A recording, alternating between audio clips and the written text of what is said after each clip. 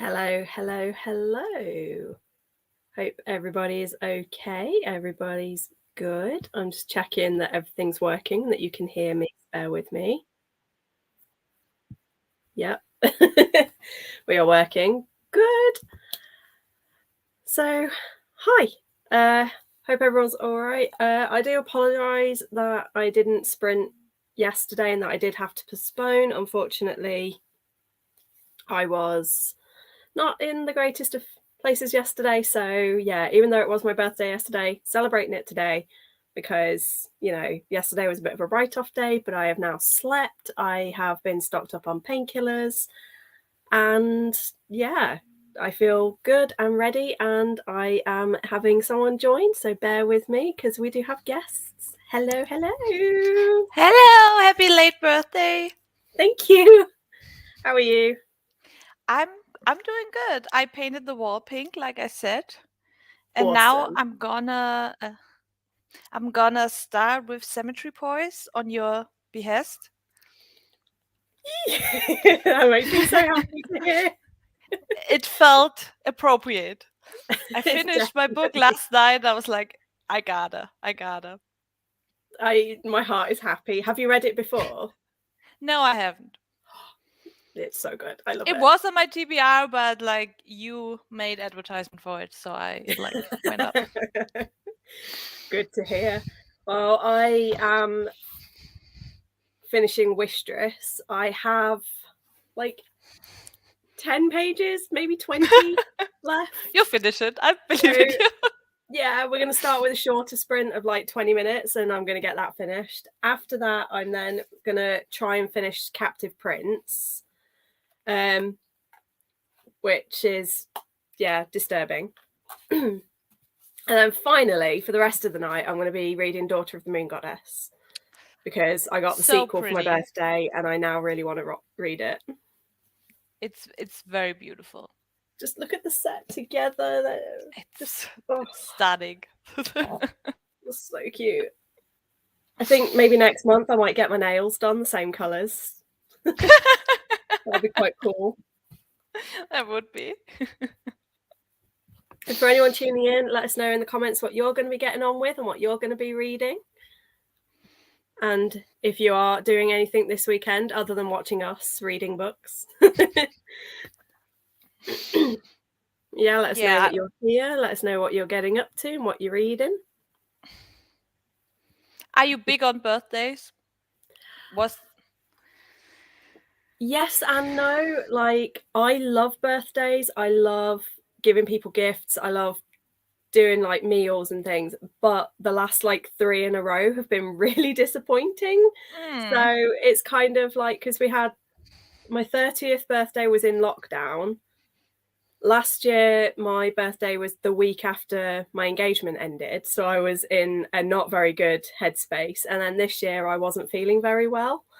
So it's just like, I love birthdays, but birthdays do not love me. It always hurts more. It's a sense of betrayal. Yeah, When a exactly. day It's you like, were looking forward to just sucks. It always, if like a mediocre day sucks, I feel like you can deal with that. But like a yeah, birthday, that hurts.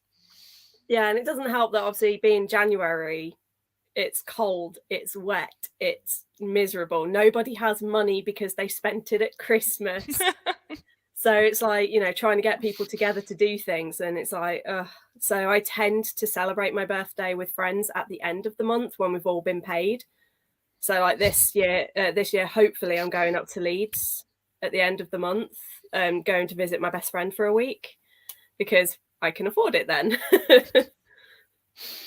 Yeah, I'm a summer vacation birthday, so no one was there either. Yeah, that's always sucky. So all the school holidays, so all the kids are away, and so you're a August baby, is that correct? Yes, 7th of August. Leo. Oh, right in the middle. Yes. Yeah, I'm a Capricorn, which apparently means that I am stubborn, hard-headed, but also really good for coming to advice, apparently. I'm like, yeah, Got that any seems about wisdom right. for us now in your new year? That's what I thought. Enjoy life, take every day as it comes, and don't stress too much about the future because you never know what's going to happen. Amen. Like, I co-sign that. yeah, because literally last year it was, on the Monday I was planning my wedding, on the Friday I was moving. So you never know what's going to happen and when, but at the time it was awful. Now I'm like, actually, I'm really glad that it happened because now I can focus on me and what I want and live some of my dreams that I put aside. So it's like, yeah. Whereas, just live every day as it comes, enjoy and read all the books. Best piece of wisdom, read. I will say last year was very much the year of reading for me. So I co-sign this piece of advice too. I thought that because I wasn't in a good headspace, I thought I wasn't going to do any reading. And instead, I read more books last year than I've ever read in any other year. So I was like, oh, okay. Oh, hang on, got another joiner. Hello. Hello. It's the first time I've had more than one person join me on a live. Oh, yay! But oh no, I've got to chair this now.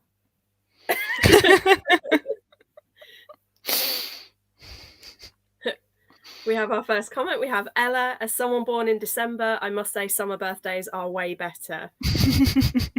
I agree in terms of weather. People are more likely to want to go out and do things.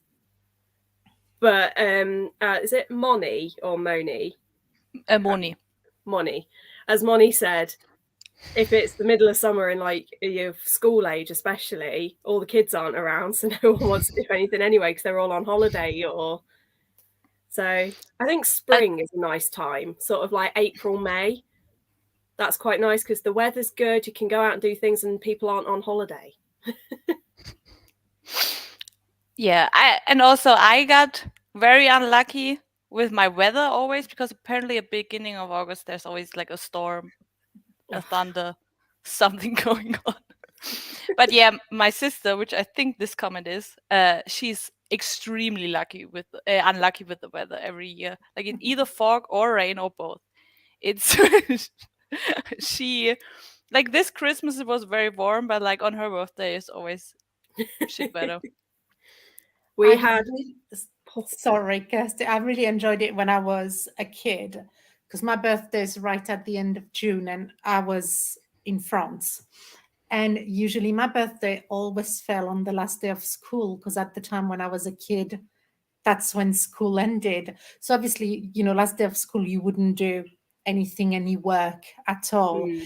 So I remember my mom always providing like cake and, a bottle of pop or something like this for me to bring to school and share with my friends. So usually for me, the last day of school was also a little day of party because it was my birthday. I've got really lovely memories of this. Oh, that's really cool. That's really, really nice, actually. Yeah. But then you must have summer holiday way earlier. Yeah, at the time you would finish at the very, very end of June, start again a bit like here now in England, like early to mid-September. So we had a good, wow, 2 months of holiday. They don't get things like where here we get half term and things. They don't get that in France, do they? So they get a much longer summer break. Yep. And they get because my friend lives in France and she was saying that her sister doesn't even get, they get a week at Easter and a week at Christmas, but then they get 2-3 months off in the summer. Exactly. You don't have, like the October half term, things like that. I don't think that has changed from when I was a kid in France. I think it's still very much the same.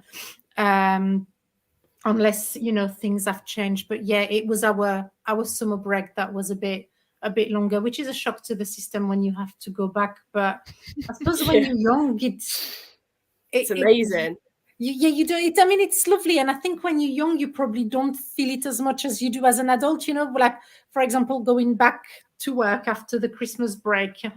That was a shock to the system, definitely. I will say, as a secondary school teacher, I am so grateful to half terms.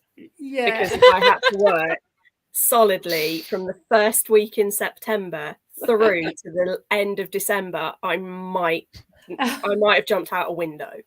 Oh, bless you. Just no. What That would have killed what me. subjects are you teaching?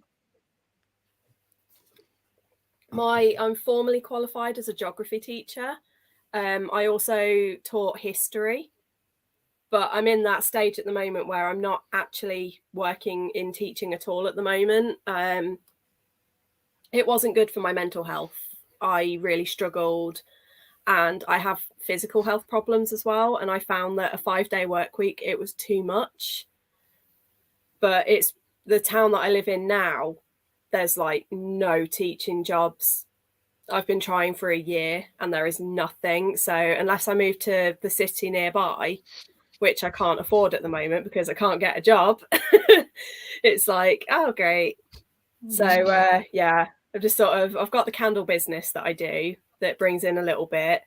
I work part-time for a local school doing like exams invigilating and just monitoring all the exams when they happen. And then Chloe yesterday asked me if I'd be willing to edit videos for her and make a bit of money doing that. Oh, so, that's you know, good. just lots of little bits, but it's all adding up. And Yeah. hopefully my plan by the end of this year is to move somewhere where I can either get a job in publishing or teaching. Or any sort of, I'd love to work in like events and marketing because I absolutely love organizing events and things. Yeah. And planning stuff. And like, you know, when publishers send out PR boxes for a arc and they sort of put together little gifts and things, I would love a job where I get to curate those and work out like what artwork can we do and what this, and I just love doing all of that. That sounds, that would be I imagine a really lovely job. And it would be perfect for someone with ADHD because it's always different. And it's one of the things that I do love about teaching is you never knew what you were going to get. And it's such a reactive job. Mm-hmm. And it's why I love doing like with YouTube and social media. I've been really enjoying that this year because if I get bored, I can change it up and do whatever I want. Yeah. And no one can say, no, you can't do that or you shouldn't do that because it's my channel, it's my content. You're the boss. You're the boss of it. Exactly. It's why I love having my own business because I get to make all of the decisions, but then it means all the responsibility is on me. And that sometimes is like, oh, God. I was about to say, I don't know if for my type of ADHD, self-employment would work because of all the things around it, like the administrative things. I think I would struggle, but you never know what life brings. But I do like going to a place and then being finished and then being able to let this place stop existing. Yeah, that was another thing that used to get me because the place that I worked at was an hour and a half away from where I lived because I don't drive. So I had to get 2 buses and a train every day. And it was like I'd leave my house at 10 to 7 in the morning.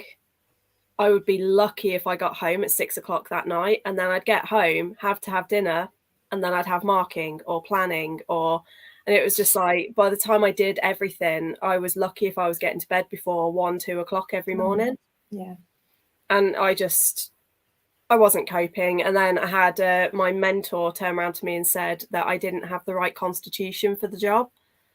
And, you know, nothing's more soul destroying and hope crushing than the person you look up to the most going, well, actually, you're a good teacher, but you're not suited for it. And I don't think you should be doing it.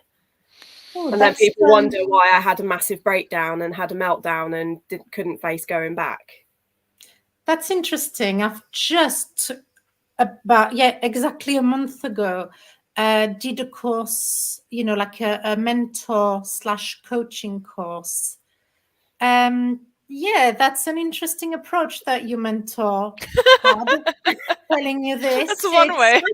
I appreciated the honesty, and I'd rather someone tell me if they don't think I'm suited for something. But I think it was more the way she sort of said it. And it was like, I'd just been admitting to her that I was really struggling and my mental health was really taking a dive. And for her to follow up with, well, maybe it means that you shouldn't be doing the job. It was like, yes, thank you. That's just what I needed to hear. Yeah. How did you know? And I think that kind of just fully broke me. Yeah. I'm not surprised when you're already feeling vulnerable, somebody just cutting you, Yeah. you know, at the knees like this. Yeah, it's an interesting approach to mentorship. That's for sure. Yeah, that's like me turning around to a student going, oh, you shouldn't pick geography because you're rubbish at it. Yeah. You're not very good. I don't. I just say, yeah, but I don't. Instead, I sort of say to them, like, oh, miss, I'm thinking of doing geography. Okay, that's fantastic. And I love that you're really passionate. Is there any other subjects that maybe you enjoy more or might be more suited to, you know, in a nice, gentle way, rather than go, well, no, you're rubbish. Or no, you shouldn't do it. And as a coach, like the first thing that I kind of did when somebody approaches me with something, we look at, you know, like knowledge gap and skills gap. You know, is there something that they can do to get where they want to be? It's not necessarily a negative from the get-go. It's okay, you may not be there yet, but can we look at ways of getting you there? And it might be that at the end, it's maybe not where they need to be, but at least we've looked at all the options. We've not said, oh no, that, you know, straight from the start. So sometimes there is this as well, you know, looking at what may be needed. You know, there might have been maybe some support that you could have access that maybe you needed, that would have helped you, because like you were saying, you know, like the kind of day you were describing, that for mental health, not having that kind of like separation from your work to your home life, and obviously, you know, like still working until 1, 2, 3 o'clock in the morning, that's definitely not good. But maybe there could have been a bit of support, you know, rather than just saying, oh well, you're not suited to the job. Oh yeah, now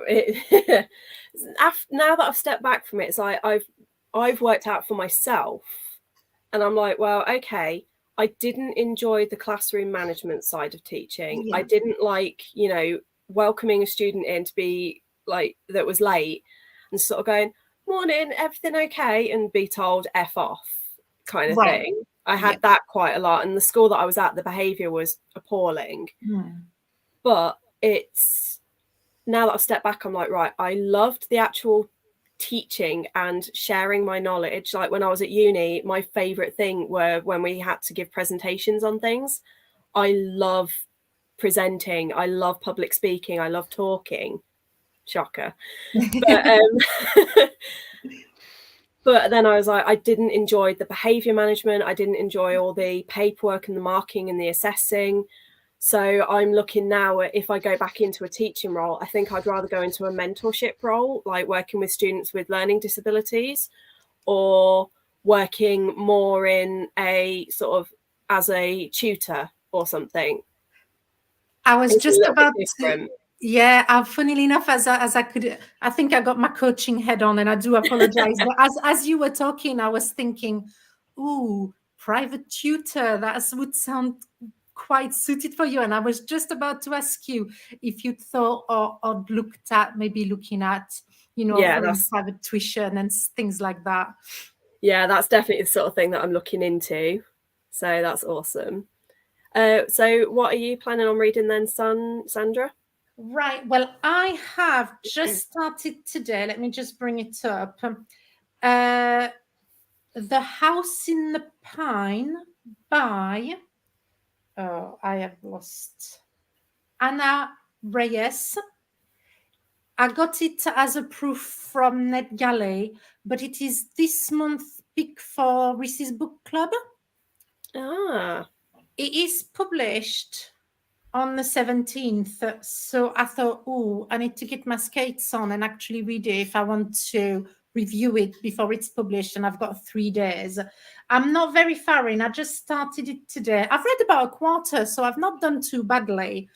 But yeah, I thought I was going to throw my TBR away. Well, not away, just put it aside just for now and concentrate on this maybe today and tomorrow. Awesome. That's actually reminded me, I've got an arc that I need to get done because I'm on the blog tour for it. So that's Yeah. another thing that I need to work on today. Is it contemporary or what genre is it? It's a thriller. At the moment, a quarter in, there's not too much, nothing too much thrillery that has happened yet. Our main character, called Maya, is quite the unreliable character for reasons.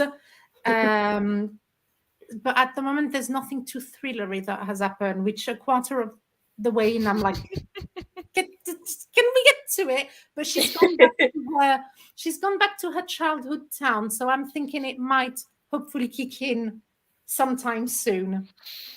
And what are you reading, you two? I'm reading Cemetery Boys Oh yeah. on the late birthday girl's behest. Are you enjoying it so far? Have you started it at all? I have not started it. I will Okay. read the first page right now. Lovely. I would What also about you, recommend, if you get audiobooks and if you can get it on Audible, I would also recommend the audio narration, because Avi Roquez is spectacular, and the narrator is also trans. So it's a trans voices book read by a trans narrator, and like his narrations had me sobbing on the bus, to the point, like, not just this book, there was another one that I read that he did as well, but it got to the point that someone actually was like, "Are you okay?" And I was like, "This book's amazing." And the guy was like, "Okay, back away." I mean, he had a gamble. You could have been like, your cat died, and what would he have done? Exactly, for all he knew. But I was just like, this book is so good. I don't know if in Germany they would have done that. They would have let you cry. To be fair, my experience of Germany, someone would have asked if I was okay, and then when I reacted like that, they would have been like, "Oh, what book are you reading?" Really fascinated. But that's my experiences when I was in Cologne. Like, everyone just was so friendly, and I was like, I was told that Germans don't like people, yet everybody's so friendly, and I want to live here now. Maybe it's. I think actually Cologne is the friendliest part of Germany. Maybe I got lucky. Right. Whereabouts? No, I like it. Yeah, I'm friendly, and I'm German, so it must be something. Yeah, I've got about, I think I've just checked, and I've got 30 pages of Wistress to go. I did have 200, but last night I went on a reading binge. So I'm going to finish that off in the first sprint and get some tea. And then instead of Captive Prince, I'm going to swap to that arc, which is a romance.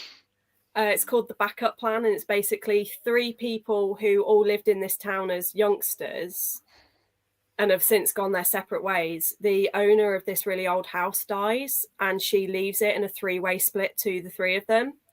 But the thing is, they're not allowed to just sell it. They have to work together to renovate it and open it as a museum, because it's been used for like filming these shows in the past. So the 3 of them now have to work together, but there's a lot of mixed relationships and things going on. But it has made me laugh, because at one point one of the characters gets given all the deceased lady's belongings, including her ashes, and she opens the box and she's going through everything, and then she picks up this lipstick and she's like, "Oh, I wonder what horrible shade of lipstick this old bat used to wear," twists it and it starts to vibrate instead. And she's like, and I will admit, I was sat there just giggling. Like, it was so funny. So it is, I'm having a good laugh out of it. The romance is a bit meh for now, but the humor is brilliant. Right, Sarah, hello. I'm trying to finish The Nothing Man this morning. Well, first of all, I'm assuming you must be America or Canada based if it's morning. So hello and welcome. And is that a thriller contemporary? let us know. And then we have Beth, who just got home and hasn't settled or is reading or anything yet, but wanted to say hi. Hi, Beth. Are you going to be building your bookshelves, Beth? I think she built it. Yeah, she's built it, didn't she? You're going to be putting it together, like putting everything on it. So cool. What I was thinking the plan is going to be, we'll start at 15:15, and I've got the timer for the first sprint set for 20 minutes, just nice short one, can settle in, get used to reading. And then the idea being that we sort of, in between sprints, we sort of talk for like 15 minutes so that we're not sat chatting for like half an hour. Because I was on a sprint, I was watching a sprint not long ago, and they chatted for an hour. And I was like, it was amazing listening, but I was like, I want to get some reading done now. There's the time and place. Sometimes I'm like, do keep on talking. I don't mind not reading. This is good. But sometimes I'm like, I have 10 pages. Can you guys get it? Thank you. But then I was watching one the other day, and literally she set herself this timer, and it was the second the timer went off, even if she was mid-sentence, she was like, right, bye. And I was like, that was the other extreme. So I was like, we'll set it for 15 minutes, see how we go. If we go over a couple of minutes, that's fine, but let's. Well, Sarah is from Canada. Ooh, hello. And a thriller.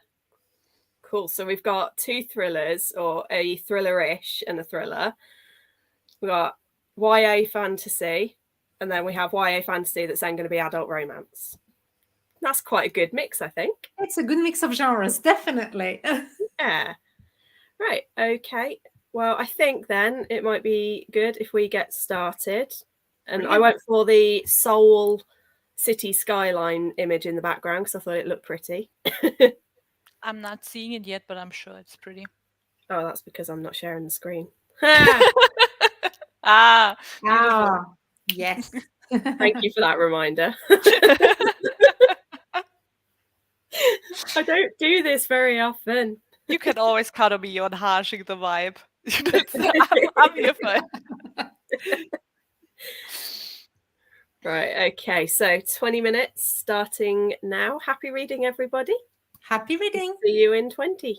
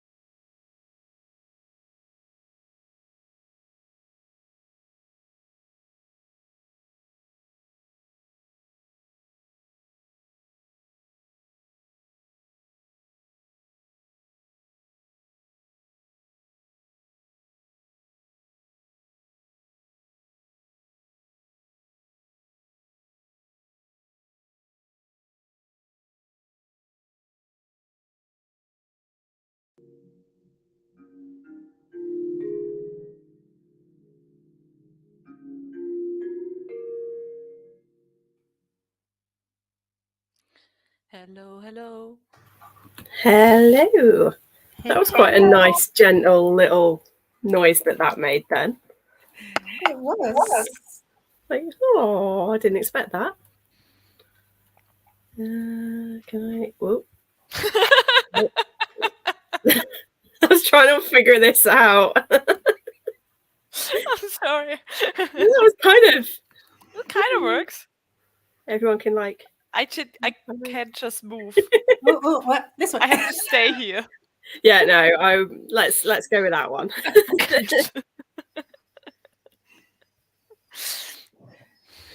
So, how did we all get on?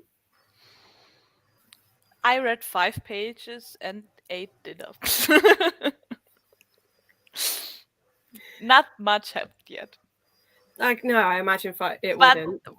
the phrase happened, which was on the first page.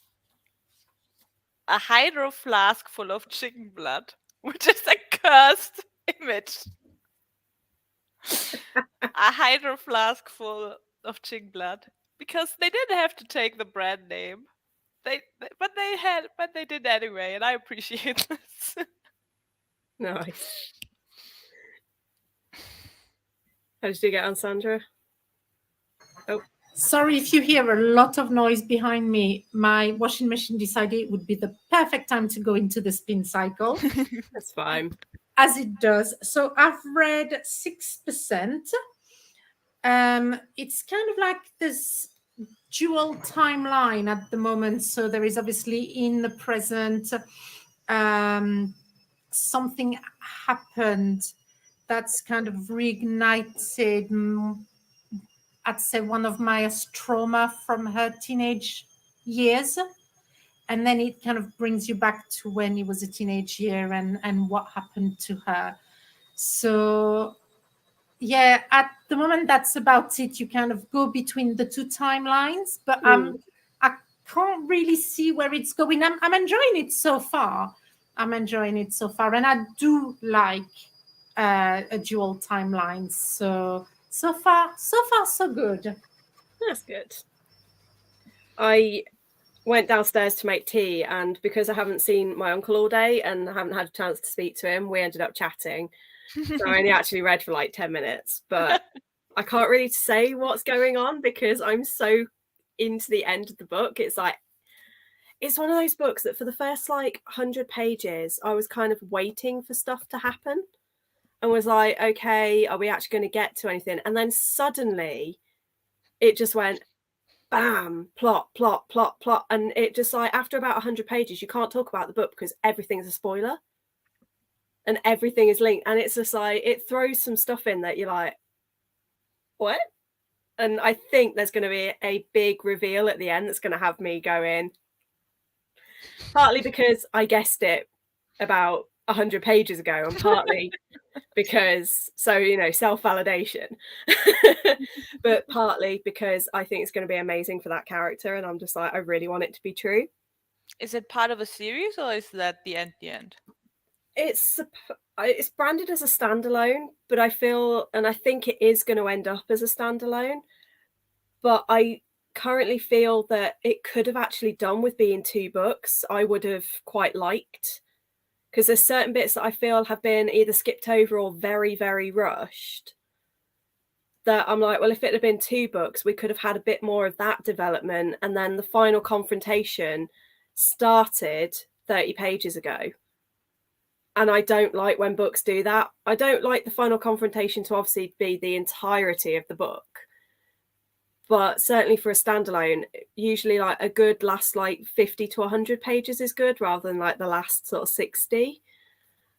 Like, it does feel a tiny bit rushed, but it's a very solid, like, if you enjoy YA fantasy, I'd say it's a very solid, very enjoyable. Is it memorable? Will I have it in my top books of the year? Probably not. But is it one that I'm having a good time, very much enjoying, and really like the characters? Yes.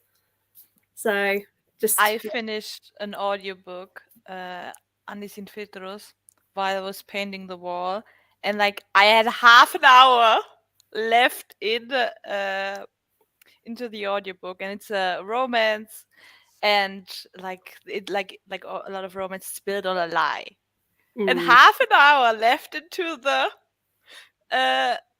audiobook, like only half an hour left, and she has not come clean yet. And I was yelling on the top of my lungs while I was painting. I was like, ma'am, because she always starts and then didn't do it. I was painting it, ma'am, would you mind?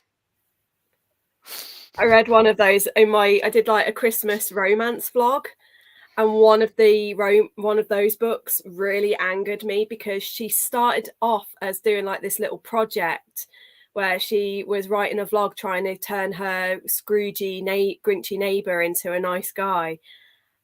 And I was like, the second it started turning more romantic, I was like, right, you need to tell him. You need to tell him. Why haven't you told him? What is wrong with you? And then eventually it came out because she got found out by a local news company. They just worked out who she was, and they sort of like grabbed her as she was entering the apartment block and they were like, hey, so we've seen this. And that's how he found out, because he overheard. And it was like, bitch, you're on your own. You set yourself up for that fallout. You deserve that. My favorite author of all time is Alexis Holt. He also does romance, and he never does that to me. I have to say, like, if he sets something up and you're like, oh, probably the last 10 pages, get yourself, nope, gotta be yourself the next 100. Thank you. Goodbye. Fantastic. He's a true hero. I think that's why I love Nalini Singh so much as well, because like her romances are the same. If one of them's hiding a secret, they usually come out and tell the other person, like, and there's only been one where they've kept a secret throughout the entire book, but it was for a very, very good reason. And it was just like, yeah, I really love, like, I struggled with the Brown Sisters trilogy by Talia Hibbert. I like them. I loved them. I loved her build-ups, but I first of all, her spicy scenes make me want to vomit. I don't think they're well written at all. But secondly, she is the master at third act breakups, and they're not necessary. Yeah. Like Jake and Eve's book, everything, it was beautiful, and then for no reason just threw it, and then they were like, it was 5 pages. Yep. The result, and I'm like, why did you even do it? Why couldn't we have just That's why I've only read the first one and not read the other 2. I do have them, and I'm planning maybe at some point on like reading them. But yeah, I did feel, first of all, the spicy scenes bit cringe, and yeah, the third act breakup just felt, I don't know, it felt forced. It didn't feel like quite natural, and it felt like it was there because it is the formulaic kind of thing that happened. And kind of it got resolved kind of so quickly and easily that you thought, well, so it was nothing in the first place then, was it? I think I gave the first one 3 stars, I think, if I remember well. I agree with that third act breakup. Yeah, I think because third act breakups 99% of the time link to my one of my least favorite tropes, the miscommunication trope. Yep. I cannot stand people and the hiding secrets, which all links into it. But miscommunication trope is, certainly in romance, is unforgivable to me. I can't, like, no, just be honest with each other, be open, because all you're going to do is lie and hide and cheat, and then when you get found out, you're going to be like, oh no, everybody's left me and everybody hates me. It's like, for a reason. Like, you are not the victim here. So I hate the author you just said, like, can you give me a recommendation of her? Oh, Nalini Singh. Oh God. On the spot. Well, no, it's because she's the pro at writing big series. Like, my all-time favorite series. Oh, nope, nothing over 400 pages. You will not find me.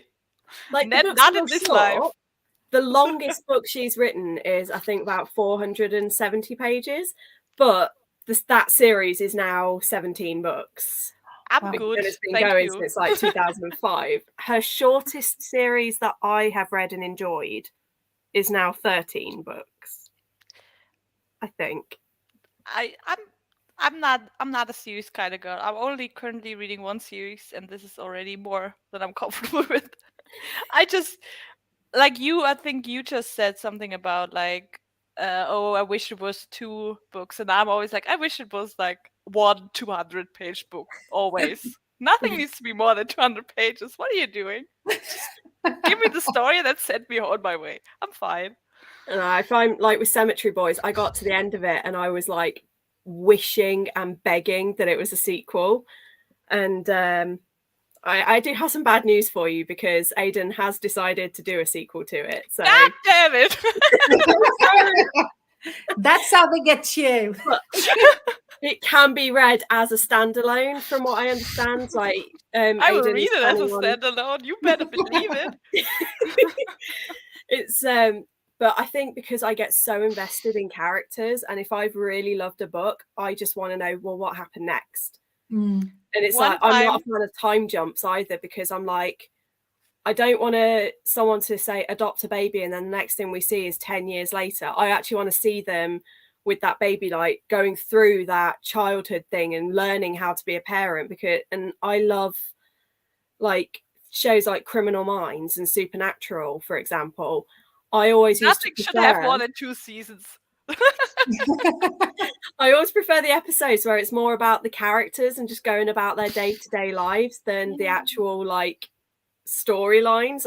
I love those little interactions and watching their relationships build. Have you seen Avatar: The Last Airbender?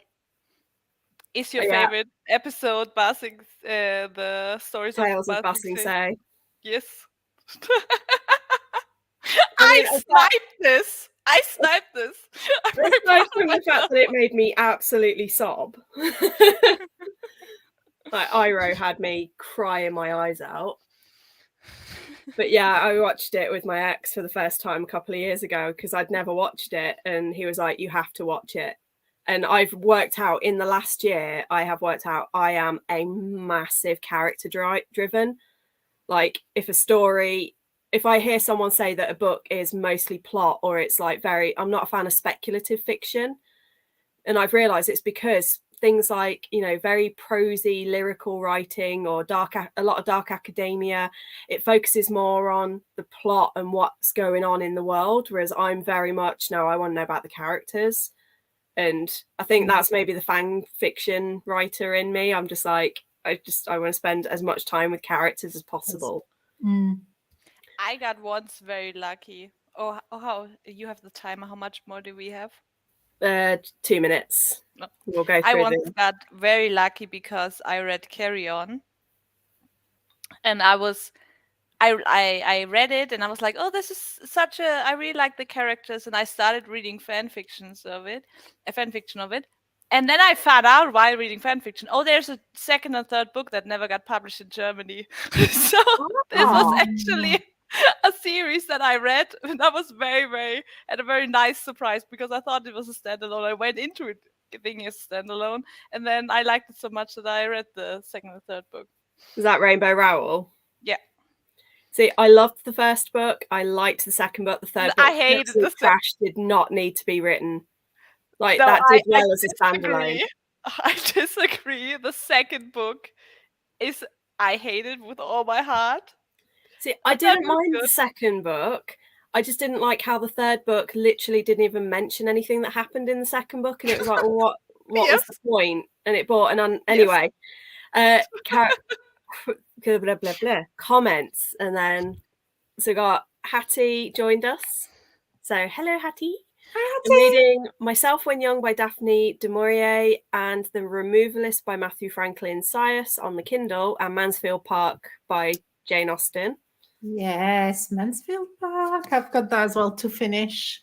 I just love how I joined the group and have no intention of reading the book that was what formed that group in the first place. Beth went back and listened back to the start and fully agrees with spring being the best for birthdays. 6th of May, so yeah, she's biased. That's my best friend's birthday too. See, the best people were born on the 6th of May. Yes, we know, Timer. But it's telling us so nicely. Yeah. I could actually just sit and listen to that. And hi. Everyone's saying hello. My sister and I went through a huge debate about how we hate generational skips in books, such as Light Between Oceans. Years later, the daughter comes back and we're like, and give us more. Yep. I definitely agree with that. I'm not a big fan of time skips. I don't really like Sandra, you were saying you quite like having split timelines. Yep. Sometimes I'm okay, depending on the book. Like the arc that I showed you guys yesterday that I got, that I'm not talking about on the channel because it's a HarperCollins. Yep. If those of you tuning in have no idea, please look up the HarperCollins strike and please support those that are on strike. Because HarperCollins are treating their people a bit crappy at the moment. But that book has 3 different storylines, like 3 different timelines, and I'm just like, oh no. But I did have a very quick read of the first chapter yesterday, and I was like, I think I'm going to be okay with that one. But yeah, typically time skips, no thanks. I actually want to know what happened. But I think that's being autistic. I like to know what happens. I don't like just being given a vague, and I think maybe that's why I'm very much more character driven, because I struggle to enjoy something unless I know the person really well. Mm-hmm. So maybe that's why, and why I get on better with longer series, because then I've got more to invest and I feel like I actually know them. Yeah. Okay, so next sprint will go a bit longer. Did you want to go into a sort of long sprint, do a couple of 45-minute ones, or should we do like 30-minute? What would you guys prefer? I'm down for 45. I'm down for 45 as well, if everybody's happy. Yeah, generally what I was thinking, like for New Year, I did sort of a couple of 45s, then I did a couple of 1 hour long, and just because everyone was doing stuff. And then we did like one last 45. So we'll sort of stick around about the 45 mark. And then if anyone needs to get food, they can go get food and stuff. Really cool. So let's see, what have we got? 5. I like the bell. Let's see, aesthetic cafeteria. This is a new one. Huh. Aesthetic cafeteria. You might as well just say. You might as well just say Ghibli cafeteria or anime cafe, because that looks literally like that's just come straight out of Miyazaki. Right, okay, 45 minutes then. Happy reading. And if anyone joins while we're reading, let us know in the comments what you're currently up to. See you all in 45. Can you put the time on Yep, again? yep. Sorry. Damn it. Yay. I'll get there eventually.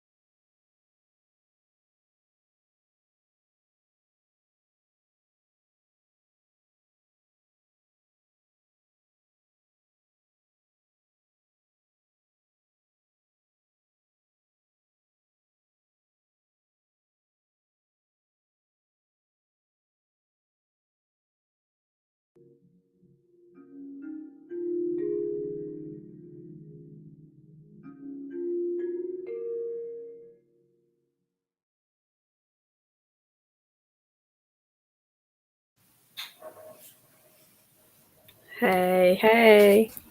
Hello. I have a lot to say about my book. You finished yours, didn't you? I finished it, yeah. I've put it through Corepile, and I'm doing my reading journal this year. I'm actually doing it like a journal. So I've started my write-up. Sorry, that was my cat. Perfect timing. It's like, wow, my writing's not that bad. He's got a lot of opinions and he will share them. Yeah. He read Wish Tree too, and he wants you to know it. Without giving spoilers, all I'm going to say is that ending, what the... Yeah. Good what the fuck or bad what the fuck? A mixture. It was like, I'm glad that I was muted, because I finished it and I was like, is that it? That can't, what? And I was like looking for the last chapter, and it was like, no. And like, even the author's note says, I know you will probably hate me for that ending. And I was like, yes, because you've not actually finished the story, but it's a standalone. Oh, hello. We have a guest. So, yeah, it's just one of those, I think they've left it very open, and it's like, we can either sort of imagine what's going to happen ourselves, or she's left it quite nicely that if in the future she goes back to, she can easily. But I just felt what I've written in my journal is, it reminded me of one of those fireworks that make a massive scream as they go up and then go into nothing. Because it had all this amazing build up, and then the last couple of chapters just felt really anticlimactic. And even the big reveal that I did guess right, even when that was revealed, it just felt very underwhelming. It was like, oh yeah, cool. And I was like, I don't know. It was a really great book, and then it just, the ending I felt was a bit not great. It's a bit... Sorry, Moni, go ahead. I just said I don't like open endings. I like it better when it's like a wrapped bow around it. That's why I said it's good and bad, because it was good that it has done it in a really good way, but at the same time it's like, no, I actually wanted more, and I either wanted this to be have a second book to address that thing that it's set up, or she shouldn't have set that up. She should have like done a time, as much as I don't like time skips, that is about the only time when I do like them, is like as an epilogue, and done like, 5 years later or something, to just wrap everything up. And it did fall into where I was concerned that maybe it had too many plot lines to try and finish. I think that was the problem. It did just try to do a bit too much for one book.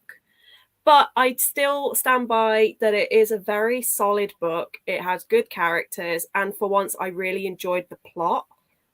It kept me very invested rather than the characters. So I have given it 4 stars. I'm just really annoyed by how that ending is what stopped it from getting a 5. It's frustrating when you're like, you're a bit let down, like in your last few pages. Yeah. Oh well. Anyway, how did you guys get on? I am 45% of the way through in my book. Oh wow. Still not much has happened. Oh no. I am enjoying it. It's very kind of atmospheric and everything. I was actually looking at the synopsis to see kind of how much I could kind of say. But yeah, a few summers ago, so when she was, I think, 16 or 17, her best friend died, just dropped dead while she was talking to somebody. And a few years later, she sees a video of a young woman in a diner talking to the same person, and all of a sudden dropping dead as well.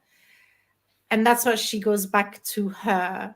She'd always felt weird about her friend's death, and that's why she's going back to her childhood home. But she's a very, very unreliable narrator for reasons. So I'm not quite sure, because of that, what's happening and what we can trust from what she's feeling and saying and feeling. So I find it for that quite interesting, because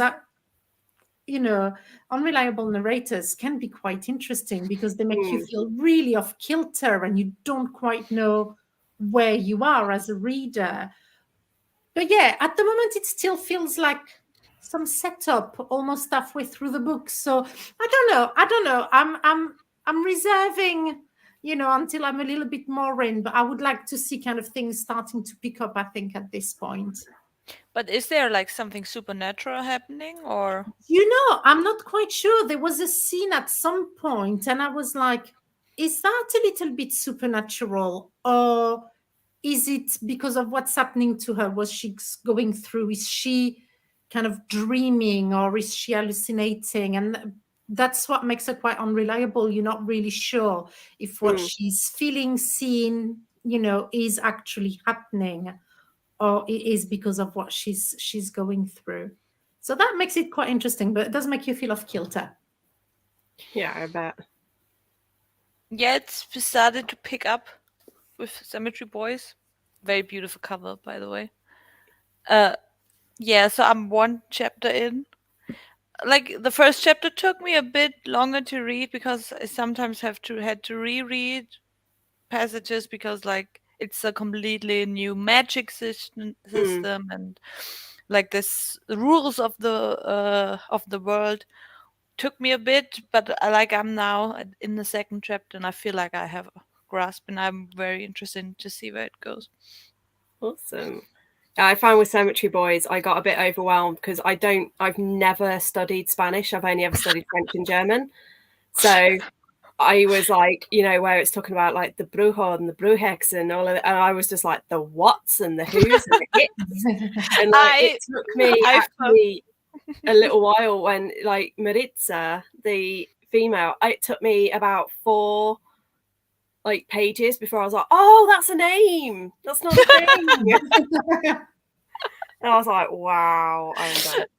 Just while like painting the wall, I finished an audiobook in Spanish, so I felt prepared. I was like, I can do it. But like there were parts where I was like, what do you do with this sentence if you don't speak Spanish? Yeah, and I think that's what I struggled with at first, because it kind of assumes that the reader already has a little bit of understanding of Spanish and Latin culture, and I was like, nope. Yeah. Like, I'm aware there's a celebration called Day of the Dead, but they call it by the Spanish name from the offset in the book, and I'm like, that's what that is in Spanish. And it took me a minute, but once I got there I was fine, and by the end of the book I was like, I'm a pro at this. I actually once was at the Day of the Dead celebration when I was living in Madrid, because there's like in Spain there's obviously a huge Latin population, so they had like a little celebration with like all the flowers and the little autos and the food. That was really cool. Oh, lovely. Let's have a look, see what our chat are getting up to. I saw this literally as like I pressed to start reading, I was like, oh, Beth just commented, damn it. But yeah, Beth said she might actually read. Also reading Du Maurier at the moment, reading the short story collection.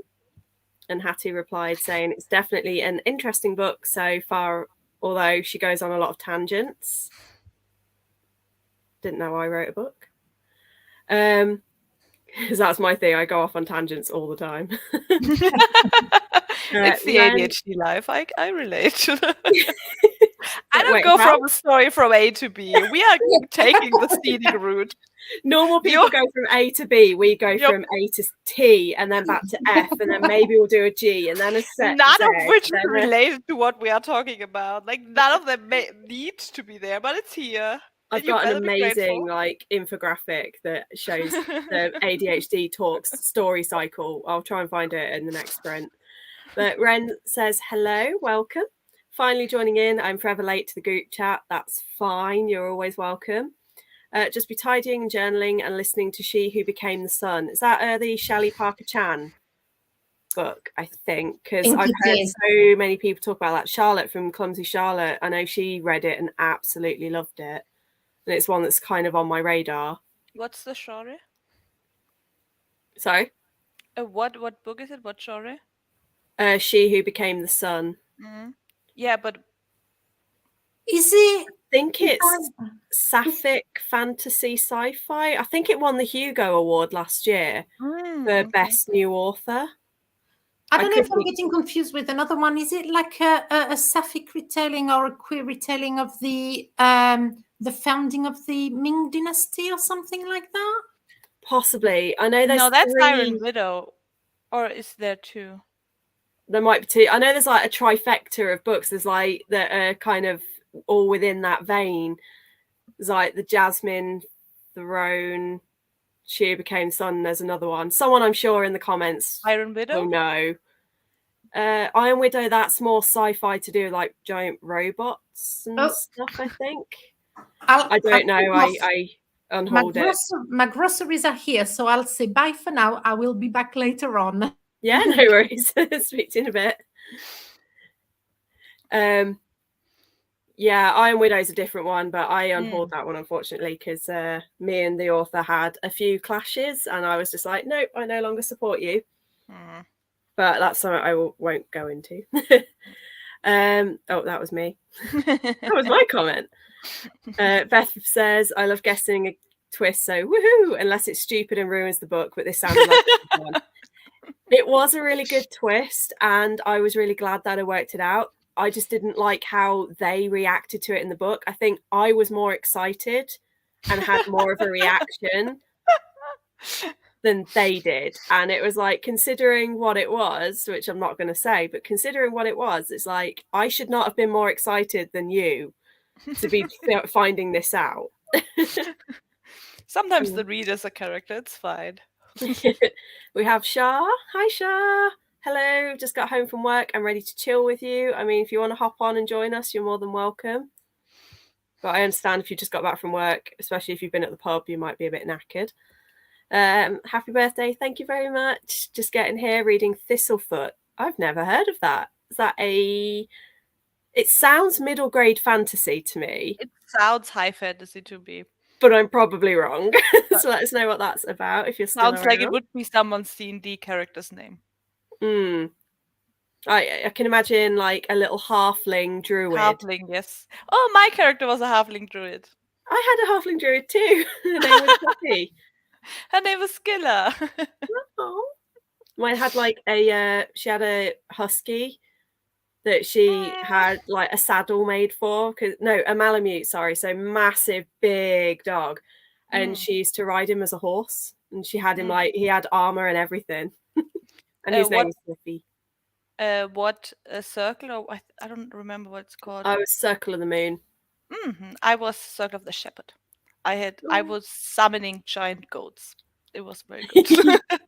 I've got a druid on standby that I really, really want to play. And I can't remember what I called her now, but she's going to be Circle of Spores.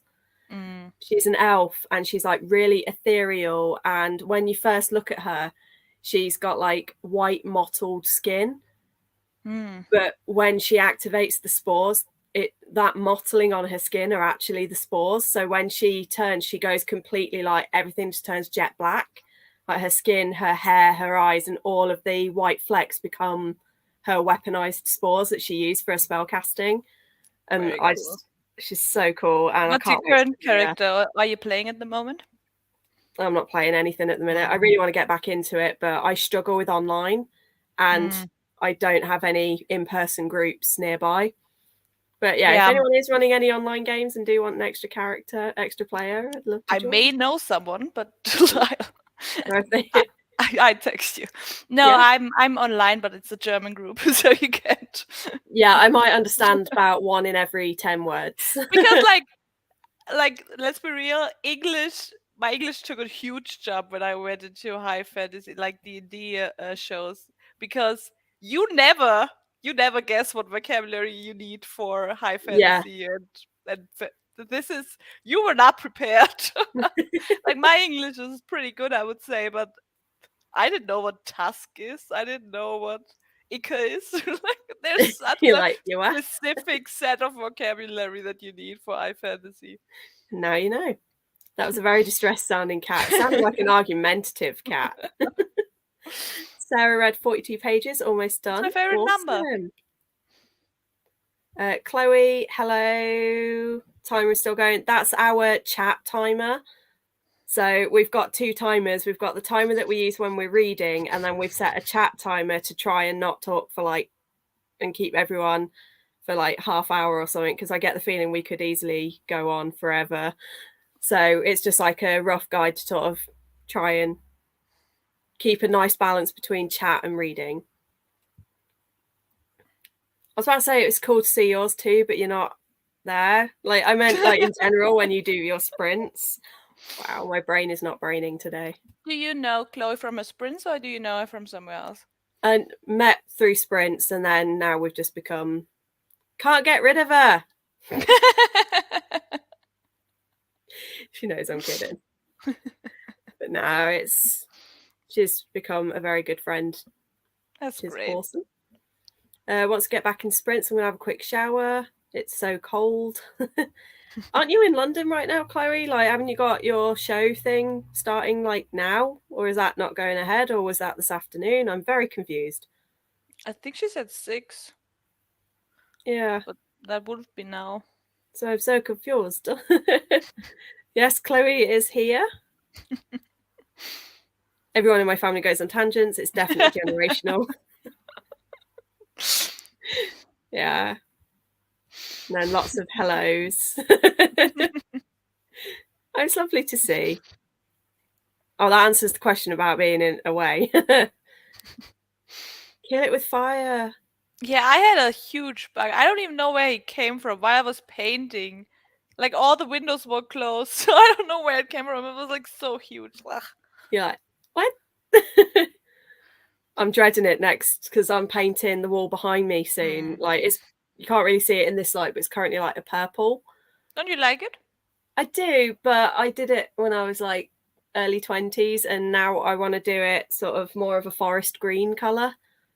So it goes nicer with the leaves, and when I've got my little, I can't really see them. Ooh. There we go. So I think a nice forest green will go much nicer with those leaves. And then I'm just going to do the rest of the room sort of this kind of creamy, nice, and just make it more autumnal. That's cool. Yeah, it's the first time in my life that I don't move somewhere without planning on moving out. So I was like, I'm gonna paint a wall because all the furniture in my bedroom is white, so white walls and white furniture I didn't like, but now I have the wall pink and everything already looks way better. It has a pink hue. That's awesome. I'm looking forward to getting my own place so I can do that, but I'll be probably renting, so I doubt I'll be able to do much. Oh no, I'm renting, but if I can get a nice landlord that will let me decorate, then I've got an entire Pinterest board of all my ideas, but sort of forest enchanted garden is what I'm going for my bedroom. You see, I already did the snake. Oh, that's cool. I remember you showing that on the chat when you were making it, Monia.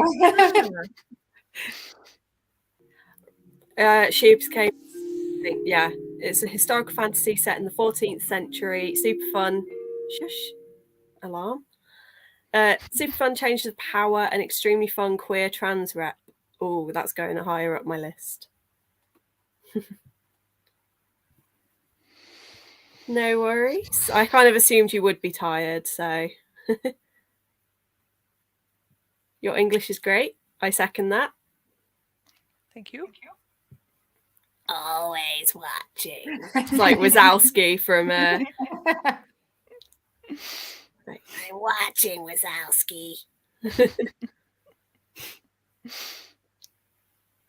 That's what I love as well. I think that's what I love the most about BookTube is watching people, there's accounts that we all probably follow, Book Roast, Becca and the Books, Gavin, all of those sort of people. Yeah. But I'm finding that I'm really loving connecting with everyone, because most of us have got smaller communities and things, and it's like, you know, a year ago I just used to watch booktube stuff and occasionally posted videos, and now, well, no, 2 years ago, forgot 2022 existed then.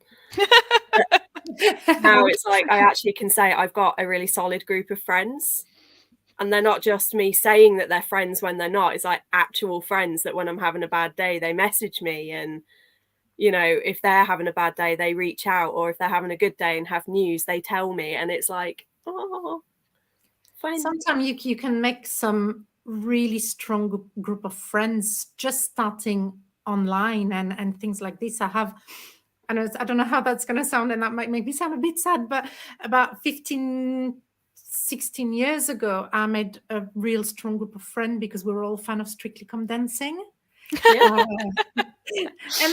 And we were all on what was it at the time? It was on Digital Spy, on the forums on Digital Spy, and we were all chatting like this. But 15, 16 years later, we're all still in touch. We're all, you know, there's still kind of that little group that has stayed, and we're from all over, a little bit like we are here. Yeah. But you can create some really strong and really lovely friendships through online communities, you know, whether it's book, whether it's Strictly Come Dancing, it doesn't matter. You find your people, don't you? Yeah, exactly. And the best part is that, like, I say to any of my friends that are like, you know, I've got Sweden, Netherlands, Germany, all that. I'm like, if you're ever in England and you want free accommodation, I'm 20 minutes away from Birmingham, which is our second biggest city, I think, something like that.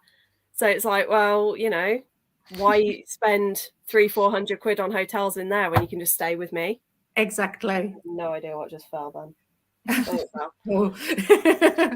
Well, I have like a book stack on, I've got my pillows and then a little gap between my pillows and my chest of drawers. So I've just got a pile of books there that I sleep on every night, and yeah, they keep falling. It is, like, I think, super interesting how you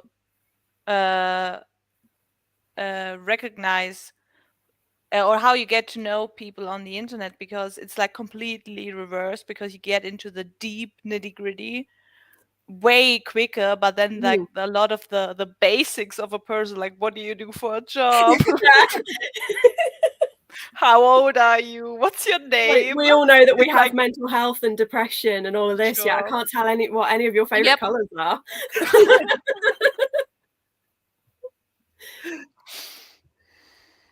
8-minute walk away. Oh, that's not too bad then. I saw it recently that talked about all white being really bad for your mental health, so I'm here for the redecorating. Gotta love a redecorating. Maybe I should do a redecorating vlog when I finally do my bedroom. Oh, yeah. It'd mostly be me falling over things because my bedroom is tiny. Like, literally, I'm here sat on my bed with the window, and then that's where my door is. Yeah. Like, I can almost reach it from my bed. But I like it. It's cozy. Moni, that snake is so cool. Yes, I second that. It shows the snake because I have 2 snake paintings I made, or like one painting and one. I don't think you can see it, but one painting and one embroidery of snakes. I'm going full snake in this room. Do you have snakes? No, I thought about it, but then you would have to have frozen red fetuses in the freezer, and I'm not. That's not gonna happen. I had one. Oh, and we kept the mice in the freezer, and we kept them in the vegetable drawer because they were in like their own tub, so they were separated from the food.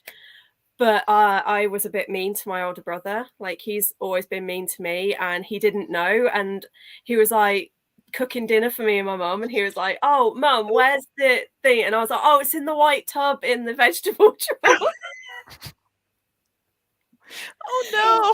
And I was just sat there listening, and my mum was sat there cracking up. And then we were just listening, and we heard the door open, the drawer, Russell Ross pot opening. Ah! What the f is that? And I was like, "Oh, sorry, did I get the wrong thing?" Oh no. only me. So that was hilarious, just having him giving my brother heart failure. So Thistlefoot is about a sister, a woodworker, a brother, a street performer and con artist that inherit a sentient house on chicken legs. I've heard, yeah, that sounds really good. I've heard about it. I've put it on my wish list as soon as I think it was Regan Peru's project. As soon as she talked about the books that she was looking forward to, and I was a house on chicken legs. Isn't that like a Russian witch awesome. thing? It is from Russian folklore, yeah, from what I understand. Yeah. I was thinking it reminds me almost of Final Fantasy VII. There's a monster that you can fight that's a sentient house. Kind of reminds me of that a bit as well. Yeah. There's also a villain called the Long Shadow Man, who I'm assuming there might be a second, who has stalked the house across continents, bearing violent secrets and memories that have been hidden in the siblings' blood for generations. That's going on my wish list straight away. That makes me think that as soon as payday arrives at the end of the month, that might be something I treat myself for February. I really fancy that. That sounds awesome. Yeah, everyone should do birthday sprints. Who needs to go out for their birthday? Good idea. Made lots of friends on the Hollyoaks Digital Spy forum about 15 years ago too. I never got onto Digital Spy, but I was on all the anime forums and all the anime, like all the like outlawstar.net was one of my big ones because it was an anime that I was obsessed with. And yeah, oh, God, I'm still in touch with a couple of them. Yeah, I have very fond memories of the Digital Spy forum from that day, from those days. Yes.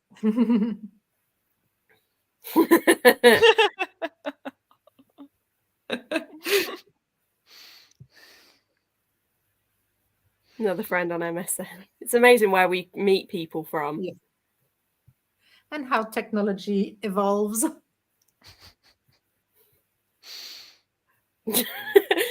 All I can promise you if I do a redecorating vlog is at some point you will see me accidentally spill paint on myself because I've never yet managed to redecorate and not. Mm-hmm. I do all the precautions. I'm very careful and then I still get covered. Yep. I mean, if I could afford the airfare.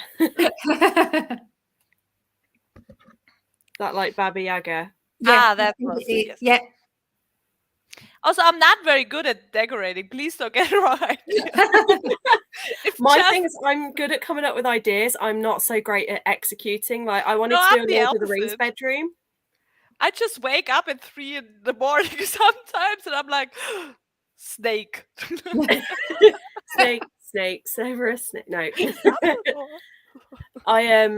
I tried to do a Lord of the Rings bedroom when I was younger, and I had this idea of doing like brown walls with like green, and like I was going to write in Elvish. And when I got the brown and green, put it on the wall, my mum looked at it and went, "That just looks like diarrhea." Oh. And I looked at it and I was like, "Yeah." Hey. It was a great idea in theory, but the colours I picked were perfect shades of various bodily fluids, and I was just like. The thing is, when someone tells you this once, you cannot unsee it. Yeah. So we went and we bought cream the next day. Shah, what are your options? I don't know. I'm trying to think of any books that I've gifted you. But we're buddy reading both of them, so I can't tell you to read that. Yesterday I finished A Lady for a Duke by Alexis Hall. It was a romance. I don't know if that's in the running. It was very good. I'm trying to think what books Shah's got that I know she hasn't read. Because we read very, very differently. The only sort of overlap that Shah and I have is like, I'm amazed actually at how we've become friends, because it's like our reading is so different usually. Like she's way more like literate than me. She reads like, you know, like the Booker Prize long list. And I'm like, gay boys magic. Woo! She's like, oh, this is about like the assassination of Lincoln or that. And I'm like, sparkles.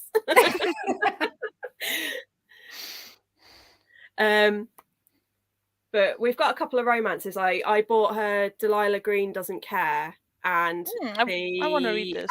one of the Ali Hazelwood ones. So romance is where we tend to overlap. Right. But no, yeah, give us some options, Shah, and then we'll pick. Yeah. A friend from MSN Spaces I dated when we were like 16, and he invited me to his wedding a few years ago. Sweet. That's cool. That's cool, yeah. Yeah. It's a snake. Right, Shah, WhatsApp me a photo of your shelves of unread or a pile of unread books, and I will pick something for you. We will be the council. Yes. Oh no. On my I think my if you're looking at my picture and it's flickering, I know mine is because of the lamp. But when I turn the lamp off, I look really weird. Oh, mysterious. Wait. Yeah, it's because I've got spotlights, so they look really funny. Yeah. Not my choice. This was my brother's room, and I inherited which it. is, I think, quite harsh, but reading lights is needed. Yeah, unfortunately with the spotlights, this was my brother's room, so he picked them. I just inherited it.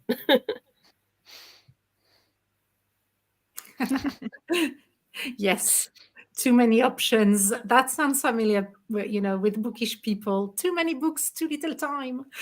Yeah, I filmed my physical TBR, and I was editing it yesterday, and I think I'm on 107 books. Just on my physical, and I've got at least the same, if not double, on my Kindle. Yeah. So I'm like, well, I'm sorted for the next 10 years. Yeah.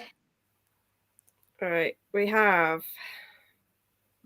Oh, bloody hell, Shah.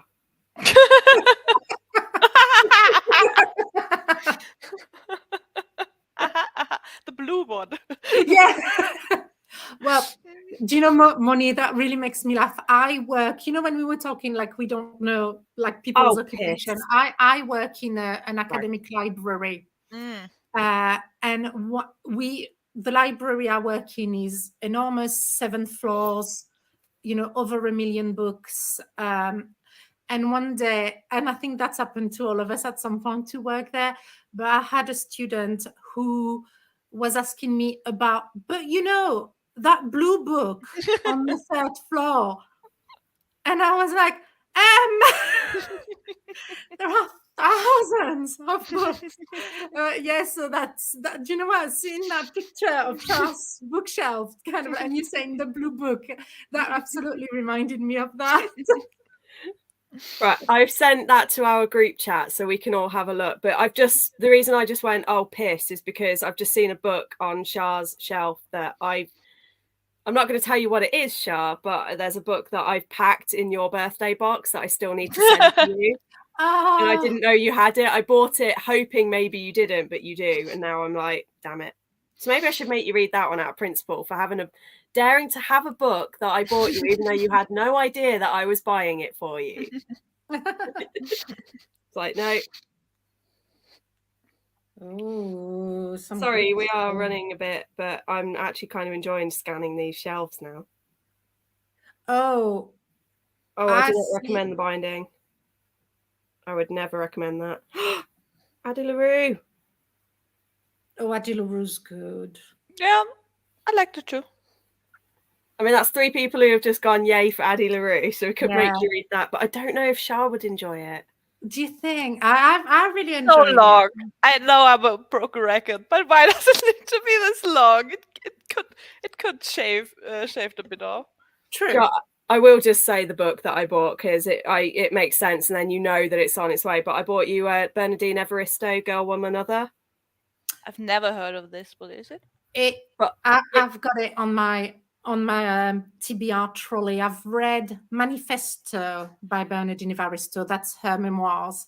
And I've read Mr. Loverman. I gave both 5 stars.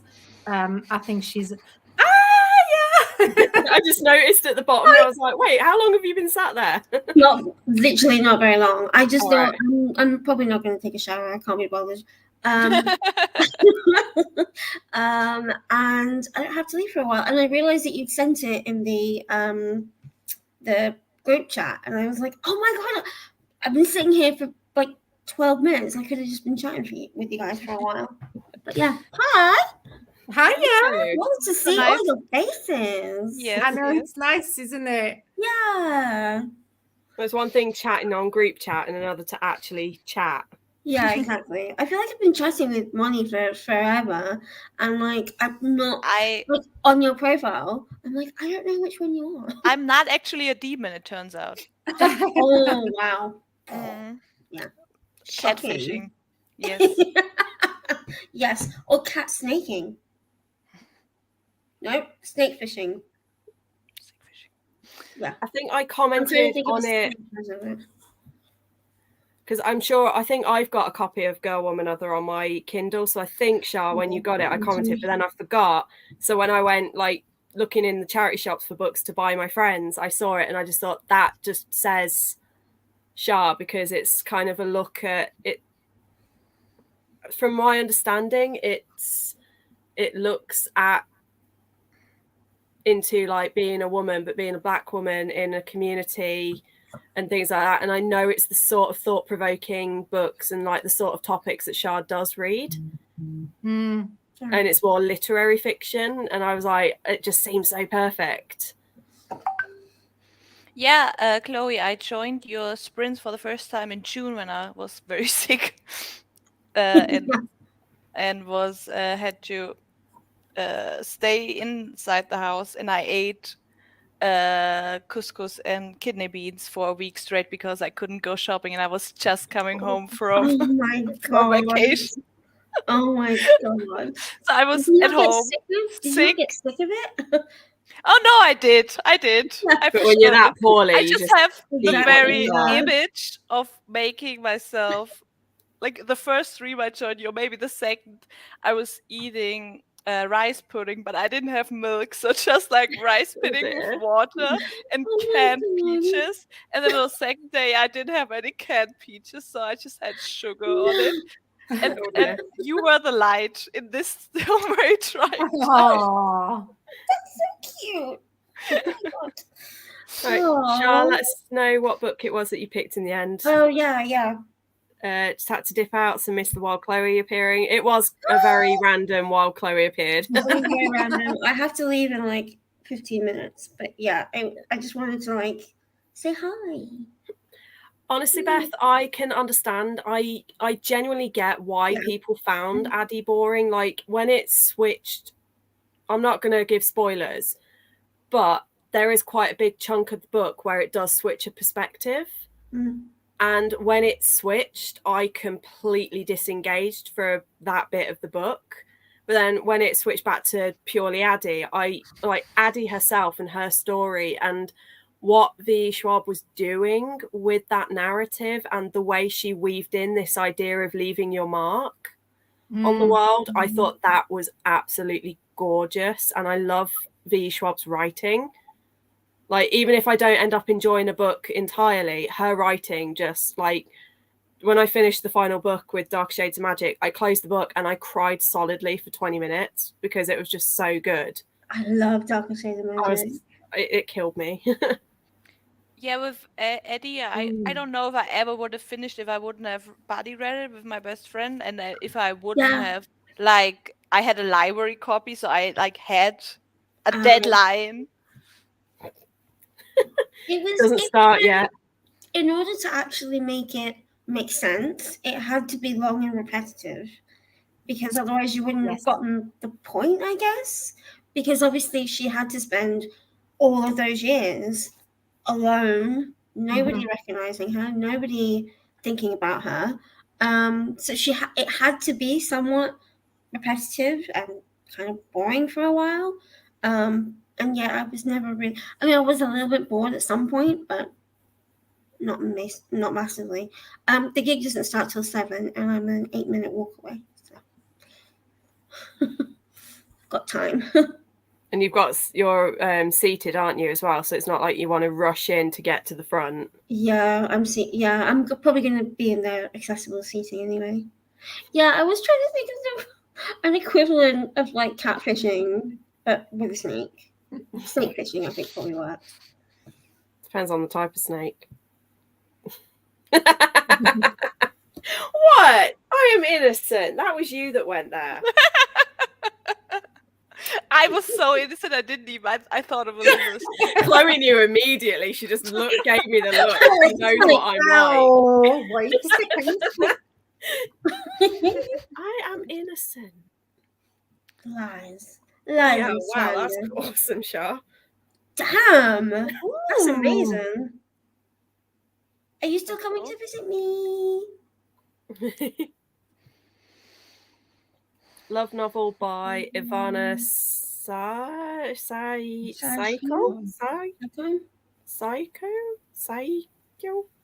Something. That person. Beginning with S. And she said you bought it in Germany. Or Yeah, is it she was in Berlin with Shannon from 155 Books in December, and they went book shopping. Yeah, another one of my like bookish kind of goals this year is to actually research how to pronounce authors' names before I talk about their books on. Like, I feel like for the most part, I tend to be okay. And like when I guess names, I get them right more often than not. Because where I think it helps where I have studied language in the past. But it's just one of those. There are like, I used to say with Girls of Paper and Fire, I used to be like Natasha Nagan. And then I realised from a friend, she was like, oh no, when it's NG, you pronounce it Nya. So it's actually Natasha Nyan, not Nagan. Yeah. So I'm like, right, okay.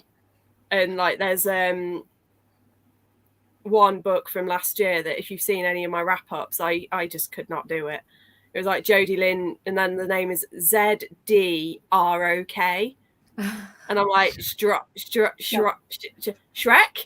I just could not get that name right. I think it's interesting because whenever booktubers talk about, introducing a book, they're like, if I get the name wrong, pronounced wrong, I'm sorry. And it's like, well, actually, it doesn't take long for you to just like look it up. The main thing for me is a lack of pre-planning, because I get the idea to record a video, I sit, I record it, and then the ADHD goes, hang on, we should have actually planned this. You're not alone. I think a lot of people who do booktube do that because like they're like, oh, I'm sorry if I've just butchered the name, and it's like if you had really planned, I mean obviously it's not just that, but I think you owe it to the author to like pronounce their name okay. So yeah, that's one of my things this year. The only time that I did sort of apologize and I'm like, I'm really sorry if I've got these names wrong, is when I was doing my TBR, like my physical TBR run through. Because if I stopped and looked up every single author that I wasn't sure on, I would have had about 3 hours of footage. And I was just like, yeah, no. So I just went through quickly. And then when I do individual talking about actual books, that's when I'll make sure that I've got it. But if I'm doing like a big batch thing where I'm just going through, here's a load of books, it'll be like, I'm really sorry if I say anything wrong. I haven't pre-checked. I think that's fair enough, isn't it? I think quite a few people, Victoria sometimes does that, doesn't she? Like, she's just kind of showing books really quickly. She said, I will learn how to say that name properly when I do it. That's good. Yeah. Also, if you repeatedly are just like, I don't know how to say it and I butchered it, but like don't make any effort to try and learn. That's fun. So Elif also found Addy way too long and boring. Beth also is on the Dark Shadow Magic team. Shah is still coming. Hey. Yes, we're gonna go to all the bookstores. Hey Ellen. Hi everyone. Are you guys printing for a bit still? No, I don't know how long you guys want to stay on for. You're happy to stay with me for as long as you want, but my kind of loose plan is to stay on till about 9-10 maybe. Like I just want to read it, but it depends on how I'm feeling as well. Like if my head at any point goes, then I might have to sign off. But at the moment, touch whatever. That's plywood, but it counts. But touch wood. Plywood still works, but what okay. Also, Ellen, I love your new profile picture. It's adorable, very cute. Yeah, I think in the next sprint I'm going to be getting for the sun. Sorry. Also, I'm very jelly that she's having summer right now. Yeah. Oh, it's I so wouldn't be too hot. jealous though. Well, it depends on, I don't really know what temperature South Africa gets, but I was on a phone call to my sister in Australia yesterday, and they are having temperatures of 40 and 42 degrees at the minute. Yeah. And I'm like, we hit 40 degrees for one day, and I thought I died. Yeah. And To I be didn't fair- move from the air. We've got a mini air conditioning unit, and I did not move from in front of it the whole day. To be fair, we are not prepared in our climate. No, that's Like no true. one has Yeah. air conditioning Yeah. and anything. Like 40 hits different in Germany than it does in Yeah, Australia. that's different. But like, if someone, like a lot of the butchers that I watch are like, sorry if I'm butchering the name, Yeah, and didn't bother to look at, and and don't bother to look it up, it's and more don't that say, they're being like, lazy than, Yeah. like I said with I don't think Natasha it's McGann. lazy. I think it's more just like the person just didn't think to look it up, and that's, you know, we're not all perfect. Yeah, but I think some, not all, but there are occasional No, bookers where that's you fine. can tell their attitude is, I know I'm saying this wrong, but I don't care. Yeah, And yeah, there that's are true. some that Yeah. have that attitude, and I'm like, Yeah. well, no, if you're going to talk about something, learn how to say it correctly. But it's different when it's like, you know, when you think you do know, like I said with Natasha Nagan, Oh. I thought it was Nagan. Yeah. But then when it was pointed out that actually, you know, in, I think it's Filipino, it's yeah. And I was like, oh, yeah. And now I've learnt that. But yeah. Let me see if it pronounces I'd love something. to hear how people pronounce my surname if I ever get published, because it's an English name, but nobody can pronounce. Isn't it Frears? Oh, That's how or is it? I'm I probably thought saying it it wrong. was yeah. Yeah, I read it as Frears. Yeah. Now she's going to be like, you're wrong. It's actually frogs.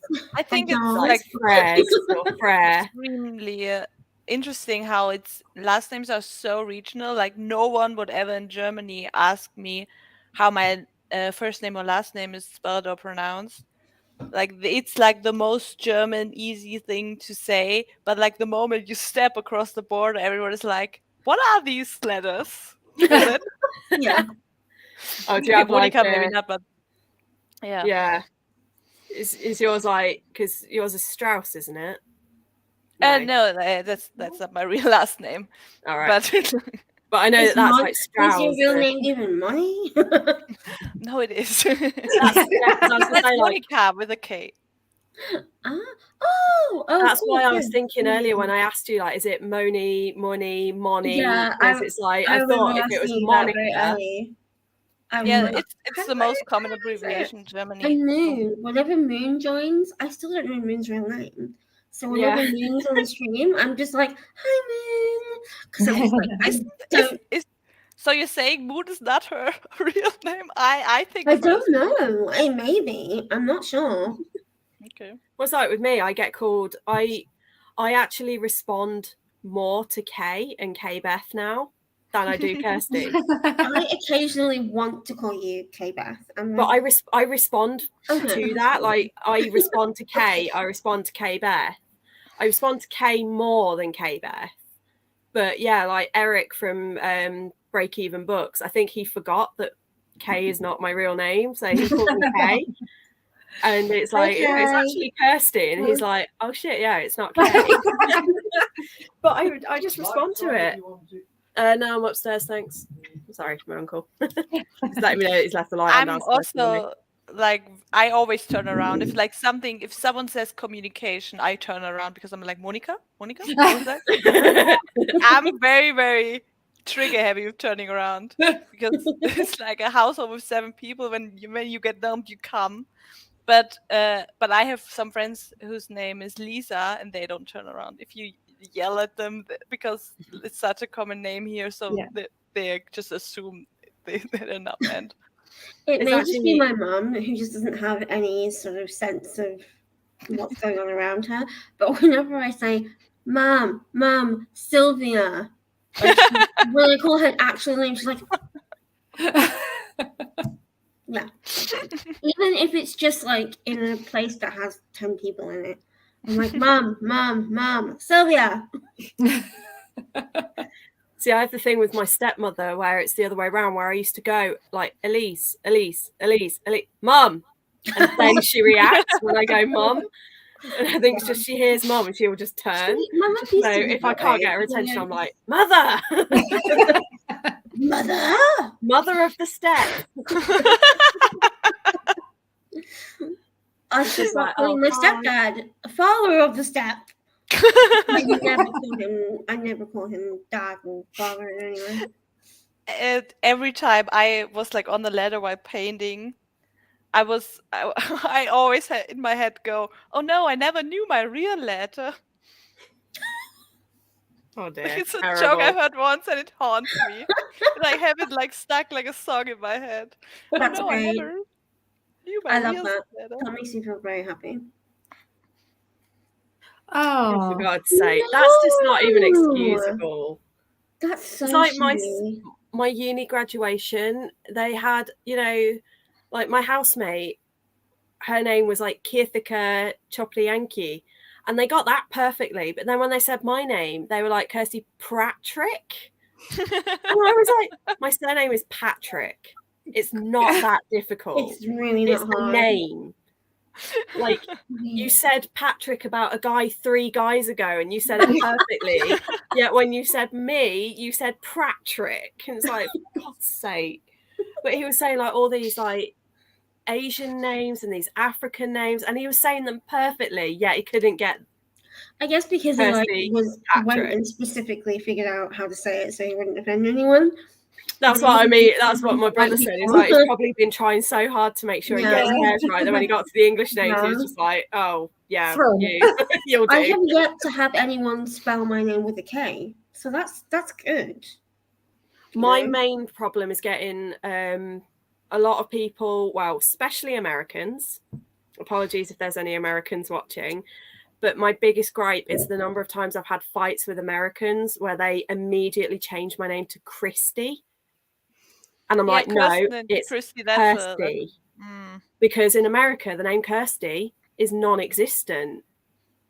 Over here, the name Kirsty, it's Scottish. It's quite a relatively common name, but the name Christy is a very American name. But I once got into a fight with someone who refused to accept, and they were like, "No, you spell your name wrong. I had that too. And I got so angry at this person because I'm like, I am Scottish. Like, I've got Scottish grandparents. It's a Scottish name. That is my name. That's just the audacity of the man. I'm sorry. But like I had that too because like Monica with a K is like the traditional German spelling. So like I normally don't have to spell it out, but I still do it every time I say Monica with a K. But like one time someone actually asked like, how else would you spell it? I'm like, you would wonder, because one time a man, when I said it's Monica with a K, he looked on his sheet of names and said, no, it's not. That's what you meant. It's when you go like, it's Monica with a K, and they go, what, Conica? And you're like, I've seen that in Starbucks a few times where it's like, oh, it's this with a this, and so they replaced the first letter, and you're like, oh, Mark. The meme one is like, it's Mark with a K with a C, and they put the C instead, so it came out Cark. And you're like, how stupid can you be?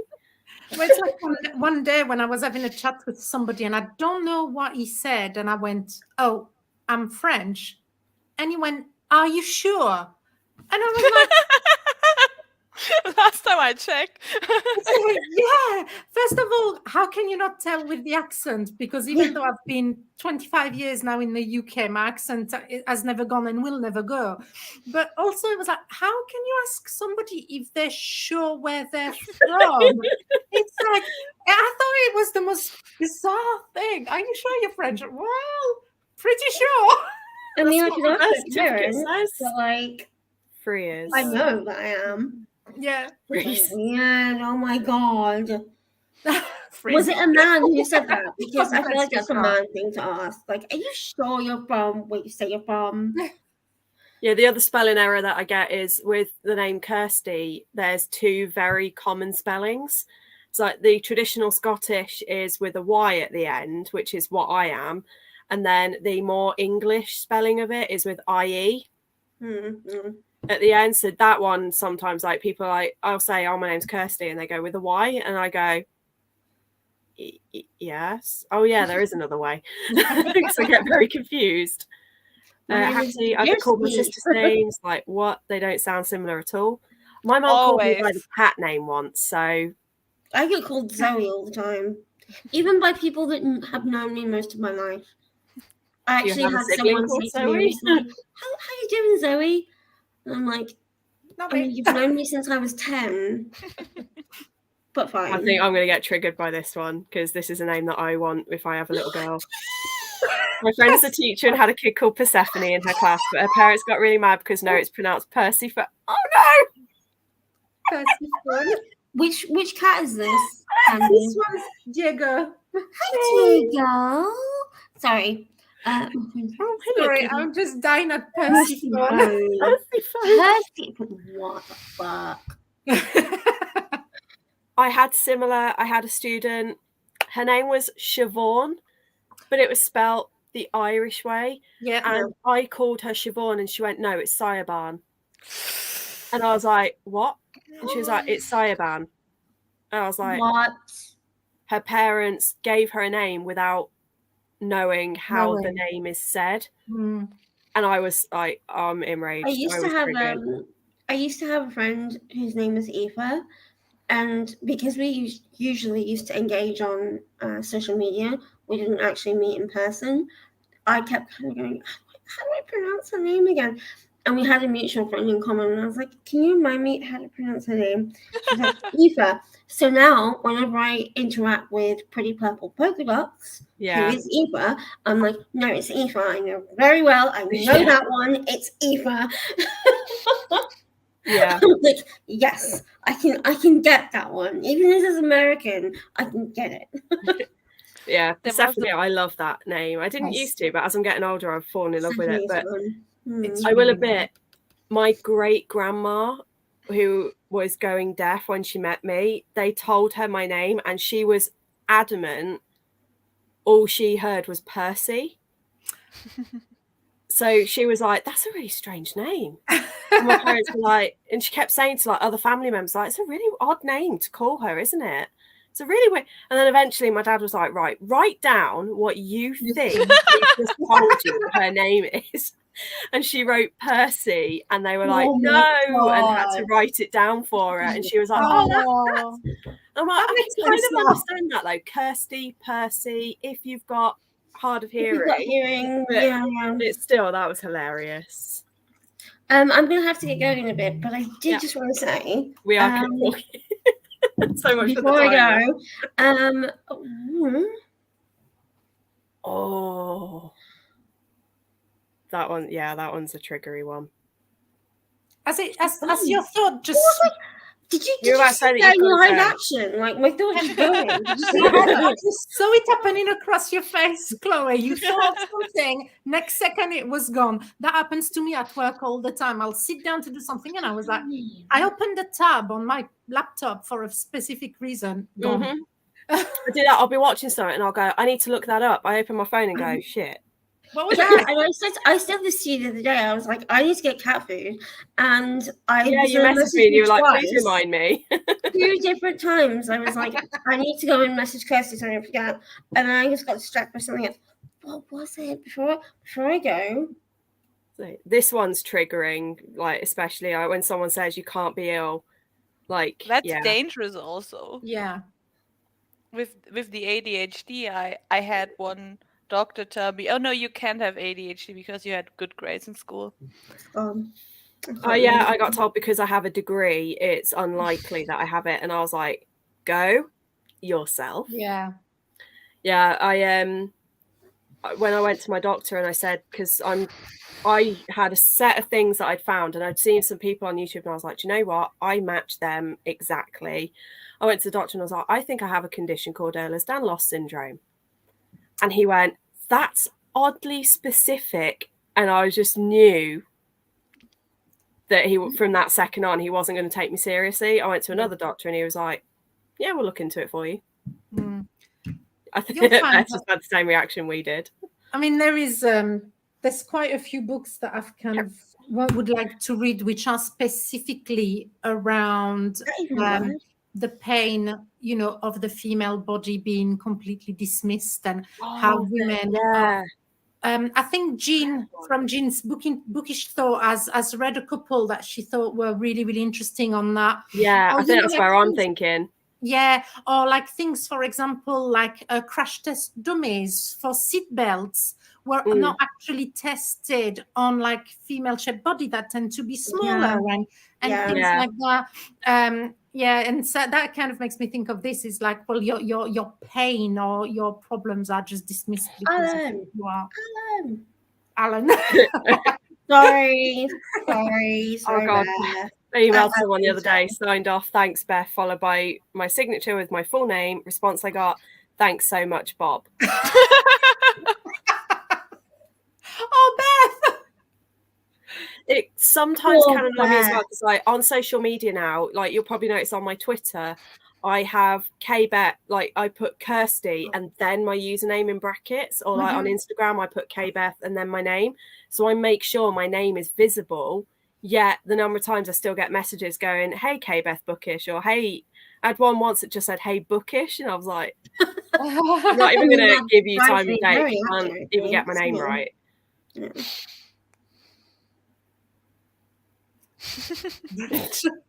That's almost offensive. Yeah. And awful and very scary. That's the book I was thinking of. Yeah, I think that might be the one. Yeah. Oh, speaking of Shah, are you streaming tomorrow morning? Probably not. Shah, let's know.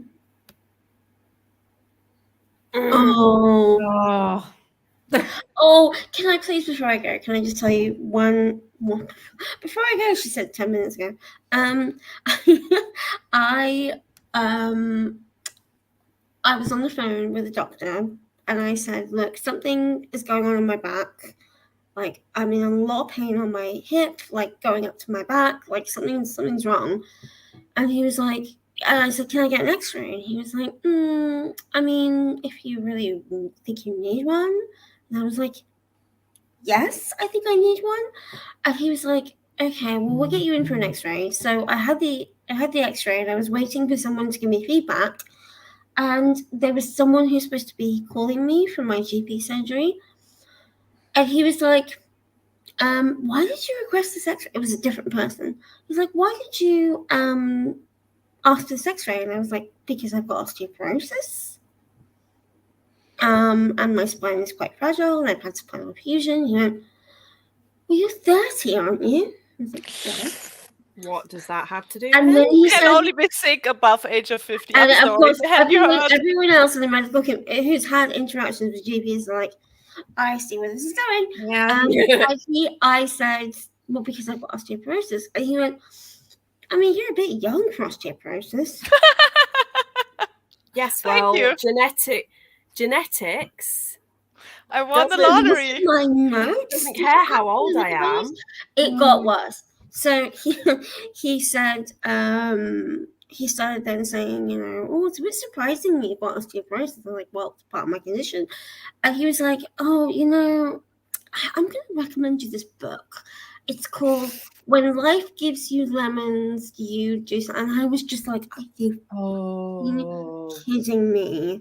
Are you actually saying this to me? That I should start to look on the bright side? Like, oh my fucking God.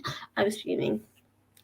I had I that would too. have Yeah. reported him if I could remember his name. I had that He told me his name at the beginning and I was like, I've already forgotten. checked out of this man. I see too many different people for my condition. Like, I don't remember. You said it and then it went out of my brain. It's like Yeah, I had that too before I got diagnosed with anxiety disorder. A doctor told me, like, you just have to think about it. I was like, oh, that's easier said than done. He's like, no, it's not. You just have to want it. And I was like, okay. Fuck all the way off. I had a dentist in London. I have complex dentistry. honestly, I will go because otherwise I'm going to be late.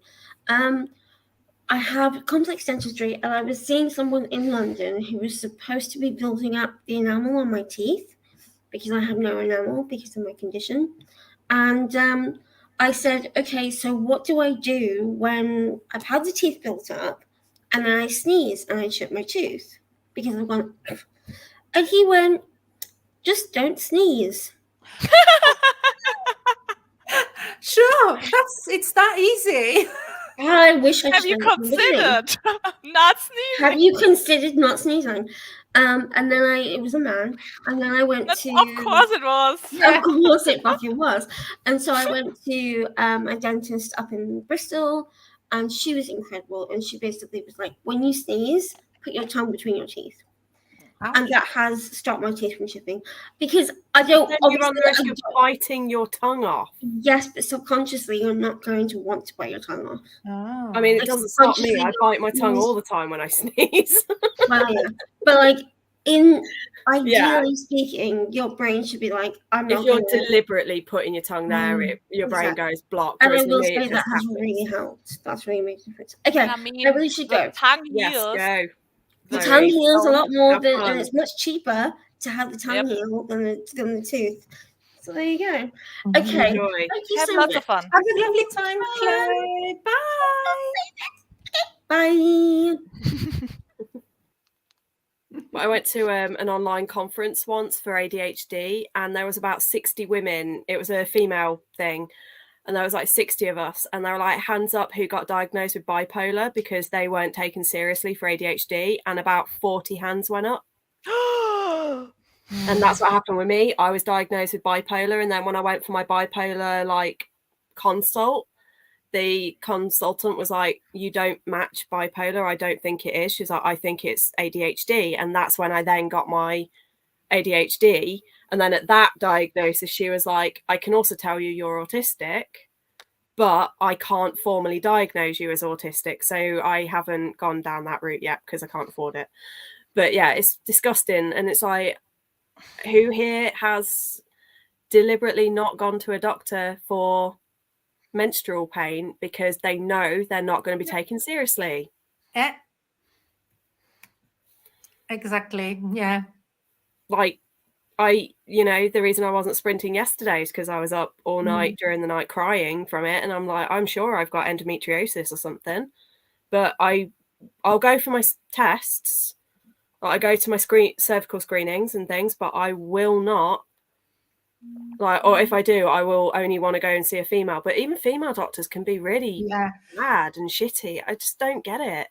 I had the same thing, and it was a case of I'm pretty sure I have polycystic ovary syndrome, but I've never managed to be diagnosed. And at the end, it was a case of, oh well, because I have like you, like terrible symptoms every time I had my period, absolutely debilitating migraines and things like this. And at the end, the solution was just put me on a pill that will stop me having my period, because I cannot live like this. I have a child to raise on my own.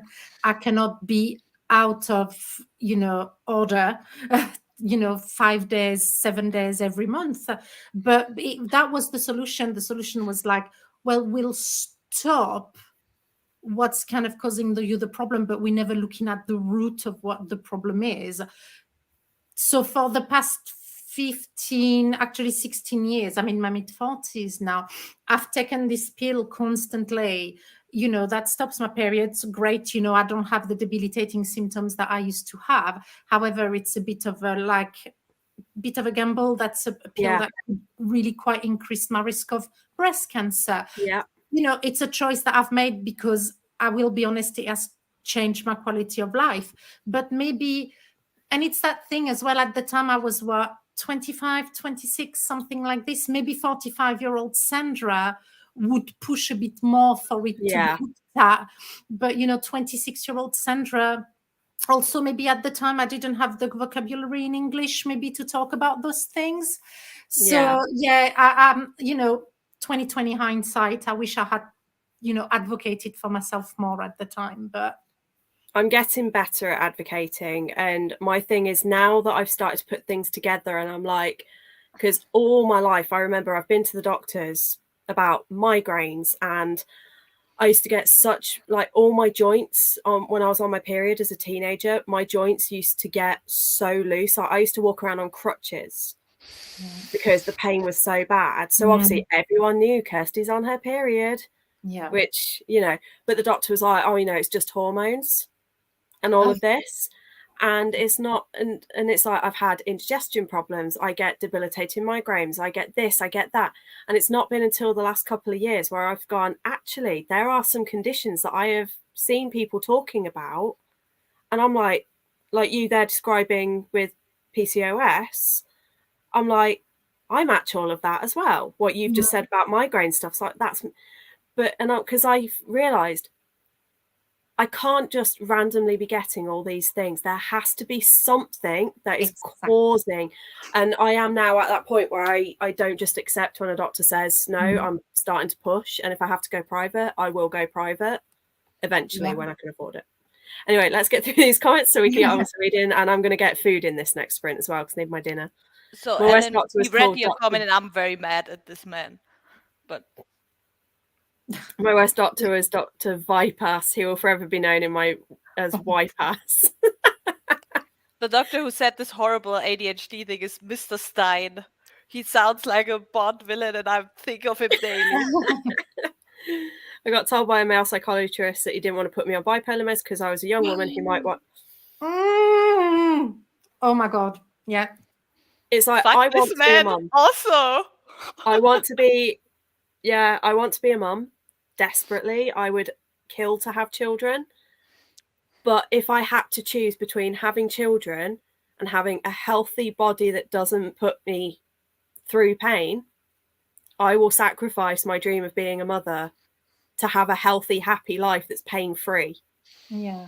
But doctors won't let me make that choice. They go, oh no, you're young, you know, and it's like, it's like my only purpose of being on this planet is to provide fertility. Obviously. And it's like, but what if because I had a miscarriage at 18 and I'm like, and I've been told that I have a hostile environment. And I'm like, so great. What you're now telling me is that I might be going through periods and all of this pain and all of these problems. And it might be that it's for no reason anyway, because I might already not be able to have. Yeah. And that is when I get so angry because it's like taken away. It's like, yeah, I need, like Shah said here, it's like, yes, it might affect my fertility, but I need it. Yeah. And it's that like, kind of like also assumption. I had my son, he's 20. It wasn't an easy pregnancy nor an easy birth, and I sustained some damage. But afterwards, I knew there was something wrong. Sometime when there is something wrong. And again, I was young, I was 25. I didn't really know how to advocate for myself. And I was left with the problem that I had after I had him for 5 years. I was told, oh, you're young, it will snap back. Yeah, it never snapped back and I needed surgery, but I was left, for 5 years with this problem. And at first it was like, oh, yeah, but if we try to do this surgery on you, this is a problem if you want to have children, more children. After I had my son, I was done. Thank you very much. One was more than enough. I wasn't going to put me and my body through this again. And I was like, no, that's fine. I don't want any more children. No, but you're only 29. It was kind of like, you can't know, can you? And I was like, no, I can know. Because it's my body, and I've said I do not want any more children. And even if you make a mistake, and if you later regret it, it was your choice. Exactly, yeah. And it was that thing. So that was when I was 29. So that was like 29. That was 4 years after I had my son. So at that point, you kind of know for 4 years, but they still left me for another year before they actually gave me that surgery. And it was that case of like, but don't tell me what I know, and don't tell me, that you know better about me, what I want to do with my life. And that kind of reminds me a little bit. But they also make out that like, to be crude, pushing a child out of your vajayjay is the only way that you can ever be a mother. And it's like, well, if I decide this and then later on I already know that I would like to adopt in the future. Like if I have biological children, great, but I would also like to adopt. But it's kind of one of those, like, you know, there are alternative options we can do. Like just exactly. Yeah. I think we've sparked a little bit of feminine rage going on in the comments here. But isn't it sad though? They're important. Yeah, but we've all had those kind of experiences. Yeah. Isn't it sad though? Like Charles just said here, one period in a year is no big deal until I try for a baby, apparently. And that's disgusting to be treated like that. And yeah, I agree with Beth. Get your smears, get your tests. Don't be an idiot like me and be too scared to go until you convince yourself you're dying. I was okay. It came back okay, but I got so scared that something was wrong that I ended up not going because I was so scared. But then finally I went and they were like, no, it's not that. We think it's something else. I decided to get the anxiety diagnosis because of an OB-GYN the appointment I was so scared of. I popped a vessel in my eye because I was just so stressed about it. I was like, you know what? I don't think that's normal. I think She didn't got a second opinion from a female doctor who 100% agreed that she should have the operation and was booked for surgery within the week. Yeah. Yeah, exactly. That's yeah.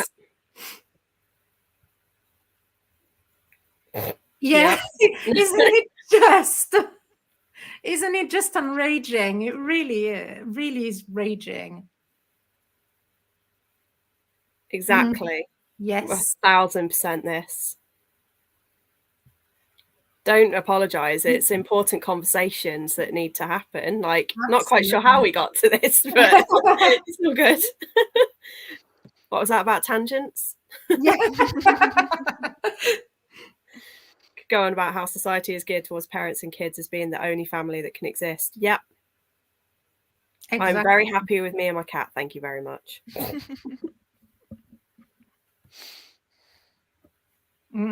All valid. Exactly. It's like, it annoys me when you get, say, like a couple that are married and it's like, oh, when are you going to start a family? It's like, but we are a family.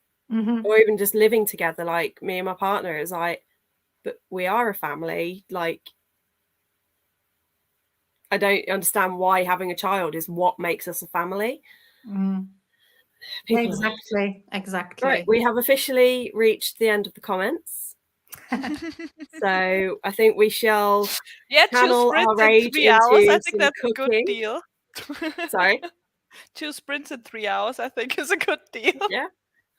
Oh, and then I say that, and then Shah popped up. Shah knows I love her. Yeah, like how you can't have Christmas like, whoa, yeah. Exactly. This is one, when I worked in care, it was literally, oh, Kirsty can work Christmas Day because she doesn't have a family. And I was like, no. But I ended up agreeing, like, with my last job, I worked in retail, and it was basically, I didn't work Christmas Eve, Boxing Day, and in return, I did work New Year's Day and New Year's Eve because everyone else wanted to go out drinking. I don't drink, so I was just like, yeah, like, if you guys let me have Christmas off, I'll work New Year. And that worked out quite well. I always have office jobs and I work between the holidays because no one else wants to work. Then I really like it because it's quiet. And like, I feel like after 3 days, I've seen enough of my family, and then I can. Yeah, this needs to be a t-shirt, like our new group slogan. Women are always on feminine rage. I definitely want that on a t-shirt for sure. I'm going to be an awesome fun auntie in the future, and that's necessary and important too. Yeah. Absolutely. All right, Hattie's popping off to FaceTime my mum, so I think that's a good time for us to pop off and do some reading or cooking or whatever anyone's doing. Yeah, have some supper for sure. So I'm still deciding between the romance arc, but there's also, I really want to read that. I've got so many books. This is why normally I sprint in the living room, because then I've only got 1 or 2 books with me, but sprinting in my bedroom, all of the books. Too much choice. I might relocate downstairs actually in this sprint, because as comfortable as it is, I imagine my uncle's probably watching TV and all he can hear is us talking because the walls here are extraordinarily thin. So I'll give him a break. I don't know, guys, help me choose. Do I go for... I'm not in the mood for that tonight. Priory of the Orange Tree. I'm just not in the mood. Right. Okay. Do I go for adult romance that is a bit funny and lighthearted? That's the one you don't want to talk about because of the strike, or was it the other one? No, that was a different one altogether. Okay. That was a different book. That was the bright pink one. I have finishing off Captive Prince, which, you know, dark, sadistic, rapey stuff. Or Daughter of the Moon Goddess. That's another YA fantasy, but this one's a Chinese mythology retelling. Which one do I do? These are the 2 options. The 3. There's the romance, the dark stuff, sadistic, romance, retelling. I've read Daughter of the Moon Goddess. I was last month. I wasn't 100% keen on it, but I don't know whether you would like it or not.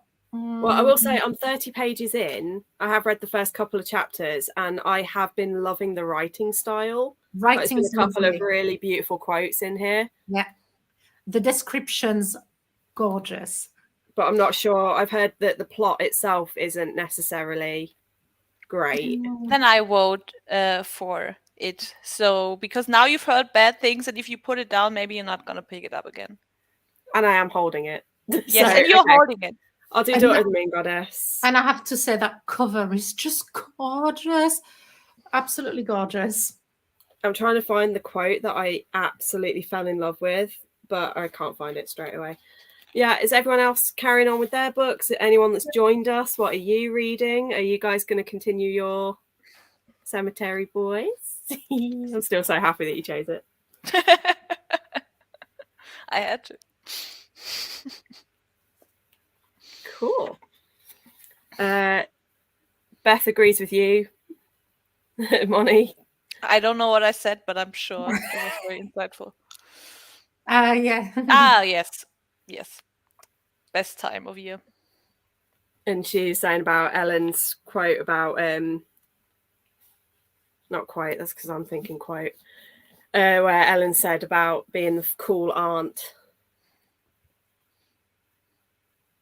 It was because I'd just finished a fantasy, so I wasn't sure if I wanted to go from a fantasy to another fantasy, but I will go for a fantasy. I'm in a bit of a fantasy mood at the minute. So, yeah, I cannot find these. Like, I've got a reading notes. Oh, hang on. Is that it? No. No. Okay. I'll find the quote in that sprint and I'll say it. But it was something to do with, like, repairing oneself and stuff. But it was, like, really early on. And I just thought, I'm going to love this book if this is what the writing style's like. But even, like, the inside art... it's just... I regret selling my Fairy Loot edition, but it sold for like £150 and I desperately needed the money. Moni's reaction was the best. I saw the dollar sign. I was like, ooh.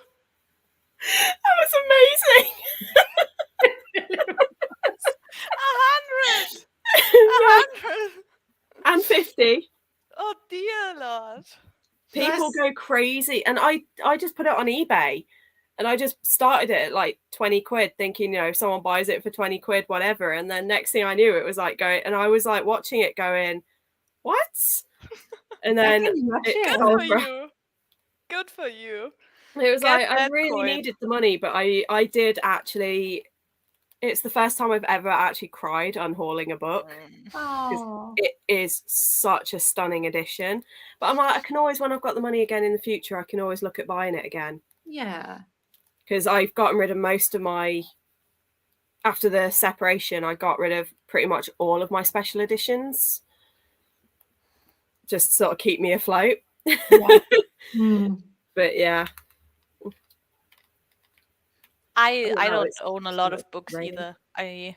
I used the apartment before that had 25 square meters, so you couldn't keep anything. You Yeah. just Yeah. had to let go of everything.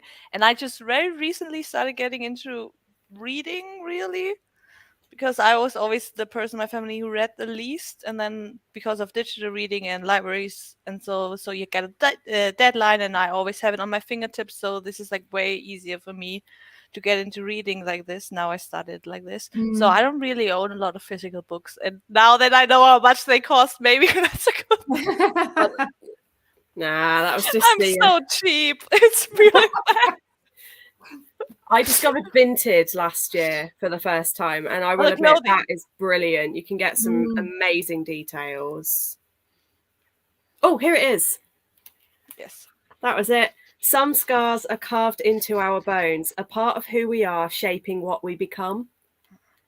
I just think that's so beautiful. Like, and that kind of stopped me for a minute, because I was like, when everyone goes on about, you know, things heal and that scars disappear over time, and it's like, I like that someone's acknowledged that no, sometimes there are those ones that will stay with you and they will change you. And I love Sometimes that. you walk into a cupboard at the age of 2 and you have to run around with a huge scar on your forehead for the rest of your life. Sometimes that stays with you. Yeah, I've been Kirsty, what you think about it. There was some of the writings I really, really liked, and there was some of the things that I'll be really, really interested to hear what you think about it. Yeah, I'll let you know. Ellen is also on my party, really happy that you're reading, not watching Cemetery Boys. Oh my god, that would make an amazing show, unless Netflix get hold of it. I'm reading The Club by Ellery Lloyd and trying to decide what takeaway to get, or what are your options? I feel like I'm going to go back and record that for my vlog. It's my ringtone. Yeah. Welcome back. We haven't gone very far. Right, okay. Pomodoro, 45. Shall we do 45, or do you want to go a bit longer, as we've talked for quite a while, or are you happy to just stick with that? I'm fine with 45. Yeah. Yep. Cool. Right. Wait.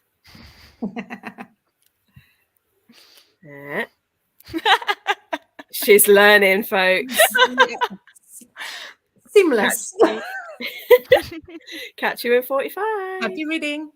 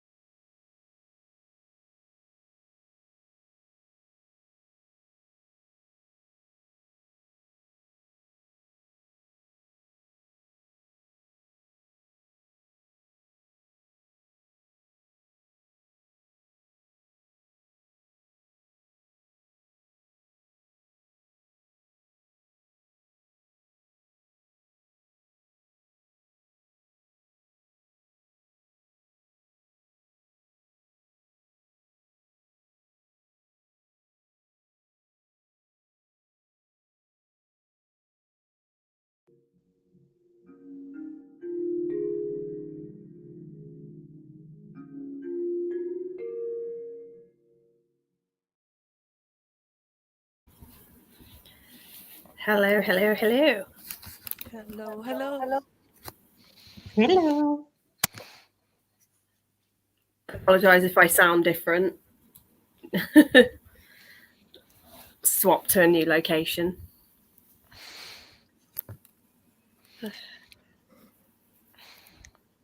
How did you get along? I had dinner. So did I. Yeah, so I had my dinner, which means that I can have my birthday cake next. So I bought myself a chocolate gatto, so can't wait. And I ended up reading The Ark, that romance book, because I was like, well, it's on my phone, so I can just sit in the kitchen, cook my food, and I can read it without worrying about damaging my book. Because you disrespect our advice, I've heard.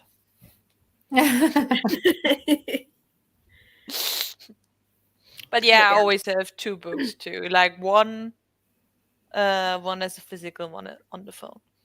I think. I have 3 to 4. I usually have 1 to 2 physical on the go, like one downstairs, one upstairs. I have my ebook, but at the minute I've got 2 ebooks on the go. I've got one upstairs, one downstairs, because I've got a Kindle upstairs. And then I always have an audiobook that when I'm video gaming, quite often I'll play on silent. Like if it's something like Fallout, I've played that so many times now. So I tend to just play that on silent and will listen to an audiobook instead of whatever the game dialogue is. There's a lot of people who really like video game music and like put it on in their free time, but I always turn it off and put my own playlists on too. Yeah.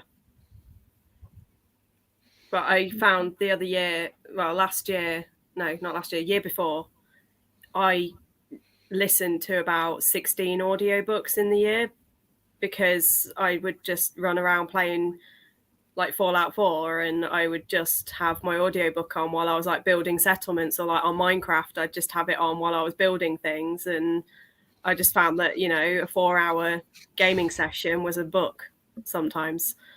So yeah, I love audiobooks. I just don't really listen to them much anymore. I used to mainly listen to them when I was commuting. So like I said, anything between 2 to 3 hours a day, I was on transport. So I couldn't mark and I couldn't read a physical book because they make me sick. So it was either music or audio. I struggle a little bit with audiobooks. I've been trying to teach myself how to listen to them a bit more. I have this thing that's why I hate telephone conversations, because if I can't see the person I'm talking to, all of a sudden it's like my comprehension in English like decreases by 50%, and it takes that much more concentration. And I have the same thing with audiobooks. So the circumstances under which I can listen to an audiobook are quite few. So for example, there are people who are kind of driving, commuting, they'll be able to listen to audiobooks, but I cannot drive and listen. Yeah. So I know that I can if I'm cooking, if I'm doing my pots, my skincare, my makeup, they're good times for me to listen to audiobooks. So yeah, I'm trying to build it up a little bit. I'm trying to build it up and try to listen to them a little bit more. Yeah, with Anne sin Filtros, I really wanted to read it because it's like a queer Anne on Green Gables retelling. But it's a Spanish book and it only ever got published in Spanish. And my Spanish is not that good. But I was like, you know what? I'd probably be fine. But like to get it, I couldn't get it as an ebook and I only could get it as a physical book. And even then I had to import it from Spain. So then I could get the ebook. So I was like, okay, I listened to the ebook. My Spanish is really not. At times I was really struggling. And one time I was super thankful for my sister who walked by and accidentally knew what carrot is in Spanish because I didn't know it. And like sometimes a word becomes super crucial to a plot point. Most of the time, if you don't know a word, it's fine. But like sometimes it's so crucial, and then you just stand there like, what is going on? Yeah. But yeah, sorry. Karen.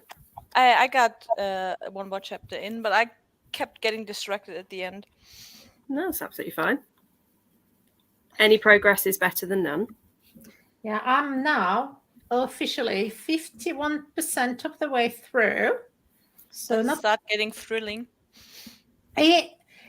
it's not yet thrilling. There are weird things happening. Again, though, you're not quite sure I'm not quite sure if there's a little bit of supernatural happening. I don't know yet, or if it is again a bit of the unreliable narration. So I'm quite enjoying it so far. It's definitely got me intrigued because I want to know now where it's going, because what the things that are happening, are they her imagination, or is she remembering it when she remembers the thing from when she was like a 17-year-old before her friend died? Is she remembering this right, or is it again because of what she's going through now? Is that actually somehow changing the way she's remembering thing? And again, is there a kind of supernatural element to it? I don't know. I am intrigued, very intrigued. Ellen, you cannot even start how badly I want to do. Because listen. In Endgame, I think it's on the back of page, so I'm not spoiling anything, but Endgame is a throuple between Anne, Diana, and Gilbert. I mean, it's perfect. It's just really, really good, and I really liked it, and like it was very funny. Again, my Spanish is not so good. I feel like if I could have understood more jokes, but like overall, I understood it. I was very glad that there wasn't a sex scene, but like more like a fade to black, because I feel like I wouldn't have the vocabulary. I don't know any of the words in Spanish for that, so I was very glad that it didn't include that. One of my kind of hopes is I really want to work on my Japanese this year, the two languages I really want to learn, and I might end up having to speak to you, Moni, because one of the languages I really want to learn is Deutsch.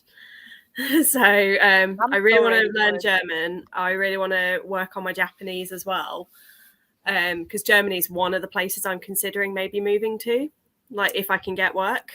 At what level are you in German? Ich habe lange blonde Haare und blaue Augen. But you don't. That's what I remember. My natural hair color is blonde. That's okay. But you understood what I said, so that's a bonus. I understand a lot more German than I can speak, if that makes sense. And then I tried Duolingo and very quickly learned that Duolingo is trash and should not be.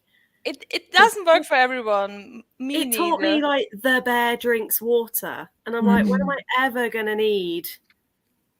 I think it like you do. I personally think you need like obviously to do homework to keep it at, but you also need like a set time where you have a teacher where you can ask things, because like Duolingo was fine for like Spanish, because I know Spanish, and so like to refresh my vocabulary, that was fine. But learning a completely new language from scratch, I like grammar is a thing, and it's not something that you can just But for Japanese, I do a course that's called Japanese Pod 101, and they are fantastic. Like, it's quite expensive, so I've had to put it on hold for now because it's like £29-30 a month, and it's just like at the moment I'm on benefits. I can't afford that. Like, that's a tenth of my budget for the month.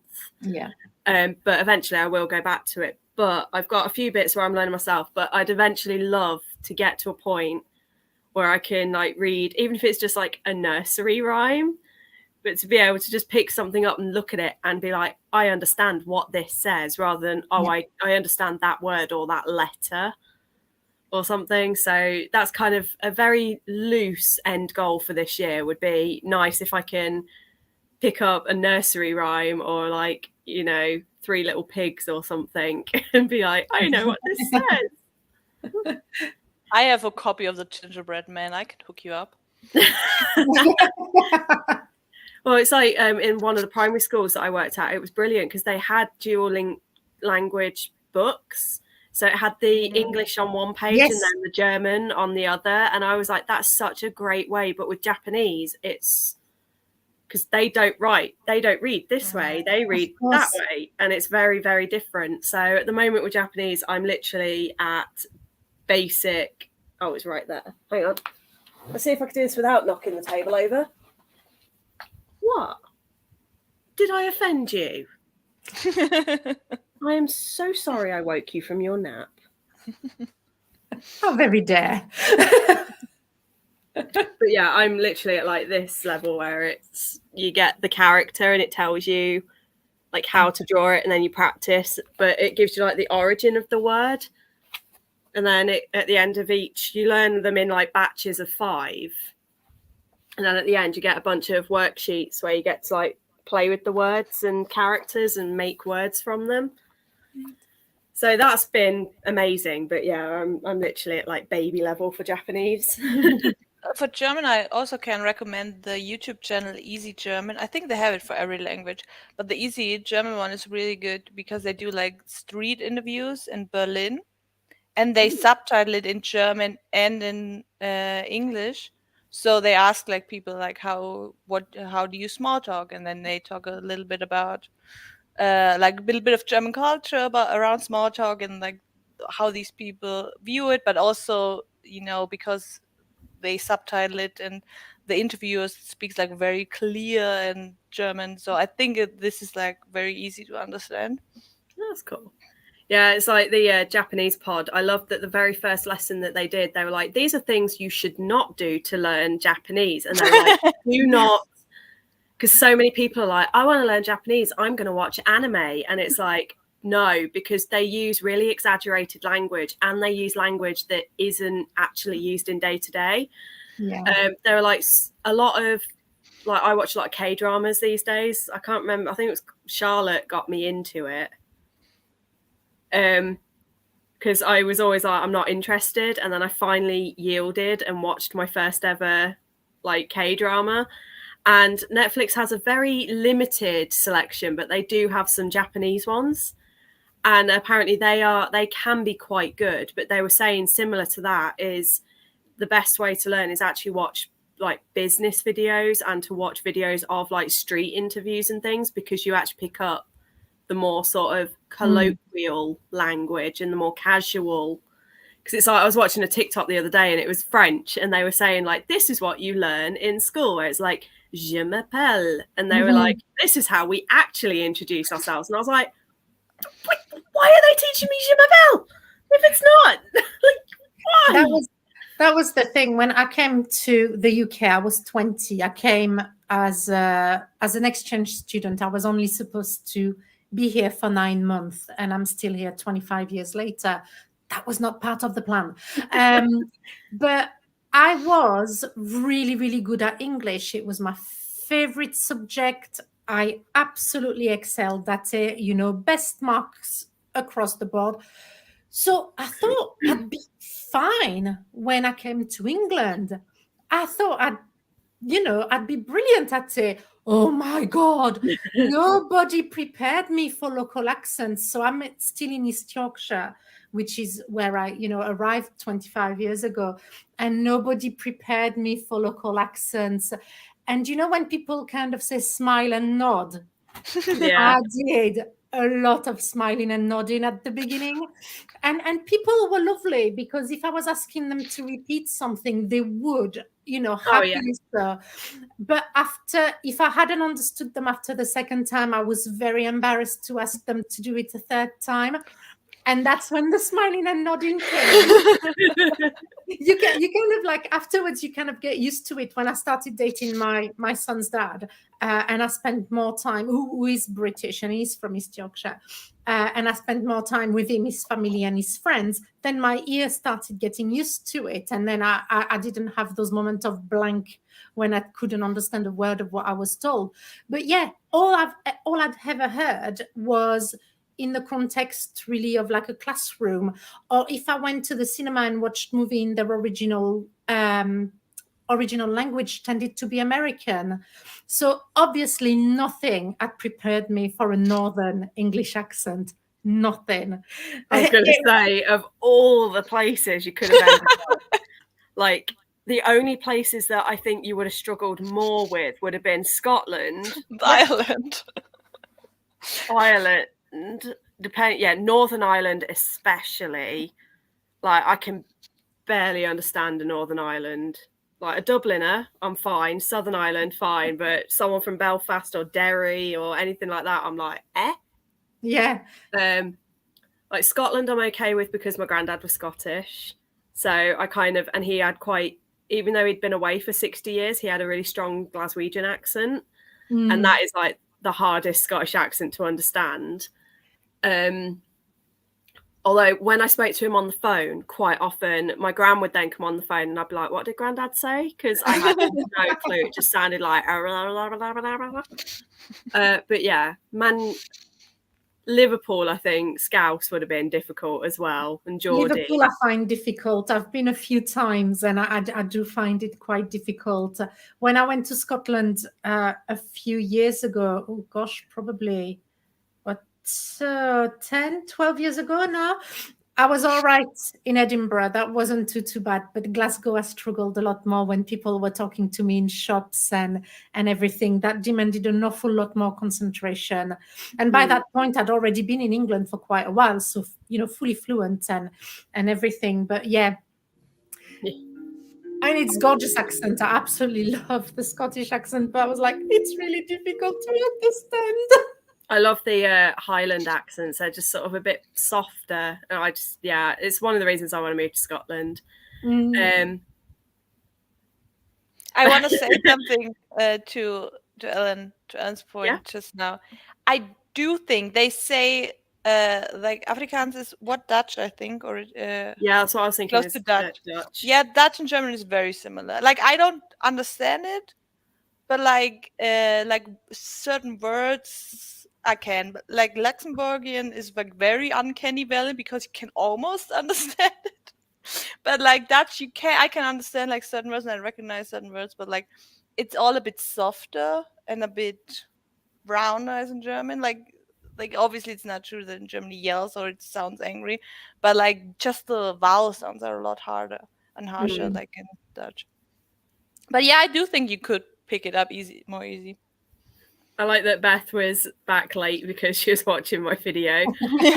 But I've just had a quick look at the comments. I've not read them properly. And it's like, yeah, she did what I was hoping because on the thumbnail, I deliberately picked books because like the title of the video is "These are books I don't want to read."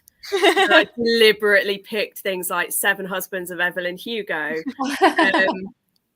The Fifth Season by N.K. Jemisin, Hunger of the Gods by John Gwynne, and Gideon the Ninth. And then like when you go into the video, I'm like, psych, it's not that I don't want to read them. It's more that I'm worried that I'm not going to enjoy them for one reason or another, or that I've bought them for the wrong reasons. But yeah, and she was saying that she clicked on it because I mentioned the 5th season. It's like, yes, the hook worked. But yeah, I will look at those properly in the next sprint. My ex was actually French, but was brought up in England and got a D in his French exam because he was speaking his accent. I've heard that happening. I feel like this would have to be German too. I have such a thick accent. A friend of mine did, they introduced Japanese at their school and he was Japanese. And he had a look at one of the exam papers and he was like, what even is this? Like he could barely understand. He was like, yeah, this is appalling. Have any of you ever looked at a case set, like the Korean, like the exam that the Korean students have to take for English. Like you cannot, like even as a native speaker, you read this and you're like, excuse me, what? Because they quiz such a specific skill, like of reading comprehension, of quick reading comprehension, of like very detailed and very like sciencey English, that even as a native speaker you would be like. But the problem there is you get like a lot of Koreans have fantastic business English, so they can come over and get a job quite easily, but their day-to-day English is appalling. Yeah. And it's like, I get that you want to do the business, but that's why most languages, they start you off with the basic day-to-day, like, hello, how are you? How you doing? And then they go further into it. But yeah, Korea is intense. I once met a tourist from Korea, and he was in Germany, and I asked him, "Oh, are you here for vacation?" And he was like, "Excuse me," and I was like, "Oh, are you here for holiday?" And he's like, "Excuse me," like, "Are you here for fun?" And he's like, "Excuse me," like his English was perfect, but he did not know the word holiday, vacation, or fun. Yeah, no, they focus on weird things. But their schooling is very intense as well. They're normally Monday to Saturday. School starts at 8 a.m. and finishes at like 4 p.m., 5 p.m. And I'm like, I've looked at teaching out there and I was like, I can't cope with English school timings. I would not cope with that. And then afterwards they go into these cram schools until like 10. Like it's insane.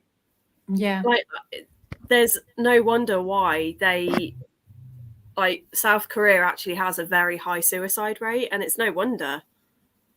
And Japan, with their businesses, they have like the way, it's the downside of Japan, because we obviously see the glamorous side and the touristy side, but then I have enough friends out there that have lived it and that are Japanese, and it's like, I would love to go, but I'm also a little bit scared of going, because it's like, I don't know if I would cope with the work ethic. Yeah. Like, I love working, don't get me wrong, and I have quite a good work ethic, but with my health, I'm just worried that I wouldn't cope. Yeah. I love that. Nothing can prepare you for a proper Cumbrian accent. Like, Shah's got a reasonably strong accent. Like, when I used to love, well, not used to, I still do. But it's like, I love listening to Shah's videos. I just love listening to that accent. But the first time I heard it, I was like, oh, wow.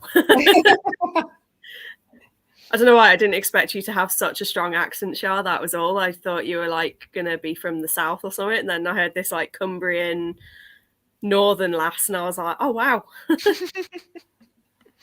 My accent's kind of a mixture, because I was raised in the Midlands. So I was born in Birmingham, but then my parents are from London, and then I lived in Kent for a very long time, right down in the south. So my accent kind of changes, and but I feel like I actually tend to pick up languages quite quickly and quite easily, and I pick up accents quite quickly. Yeah. And my sister's the same. She's fluent in like 5 languages. She studied German, and she was fluent in German by the time she was 18. She's French, Spanish, German. I think she's now conversational in Danish. Just like, she just needs to look at a language and her body goes, yeah, cool, we know it now.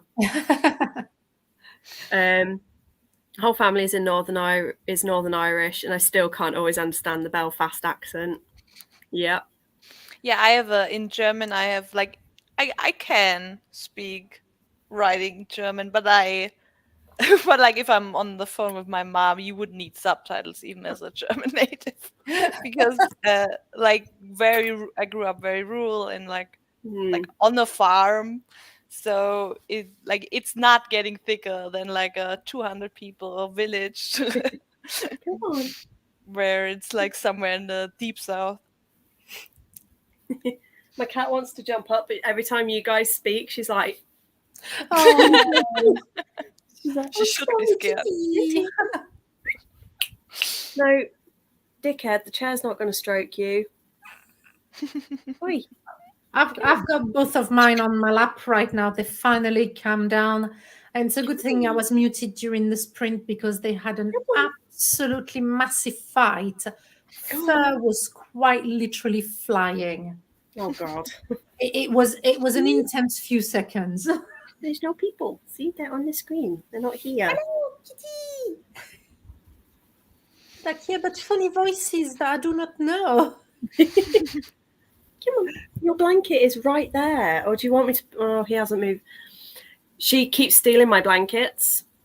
But it's gotten to the point now where, like, my uncle's gone upstairs and he hasn't put the blanket on the chair. And so she's like, where's your blanket? Oh. But I have to keep taking the blankets off her because she keeps accidentally being sick on them. Ah, yeah. Because she gets really bad hairballs.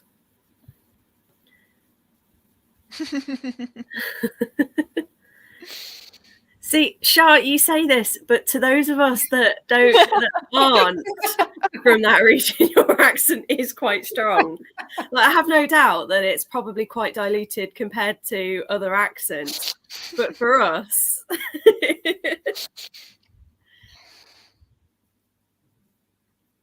no, it's like with my granddad, where I said to me he had quite a thick, strong accent, but it actually turned out, like, when I went to Glasgow, I was like, have you ever seen the TikTok video where, like, the thing where it goes like, it's all gonna be great and we're gonna have a great time. What the Jesus Christ was that? It was kind of like that going up to Glasgow, like, it's all gonna be great. I'm gonna understand them. What the Jesus Christ did you just say? It was brilliant. My cat always comes to investigate. When I'm watching Sprint, she's like, I want to boop snoots with all the friends. Oh. It's just like, stroke me, but don't stroke me too much. No, she's technically not mine. She's my uncle's. I do miss my girls that I had, that they stayed with my ex because they were technically there before I was. But I used to love it because I'd sit on the chair and they would both curl up on, like, one would be right in my lap and the other one would, like, stretch down my legs.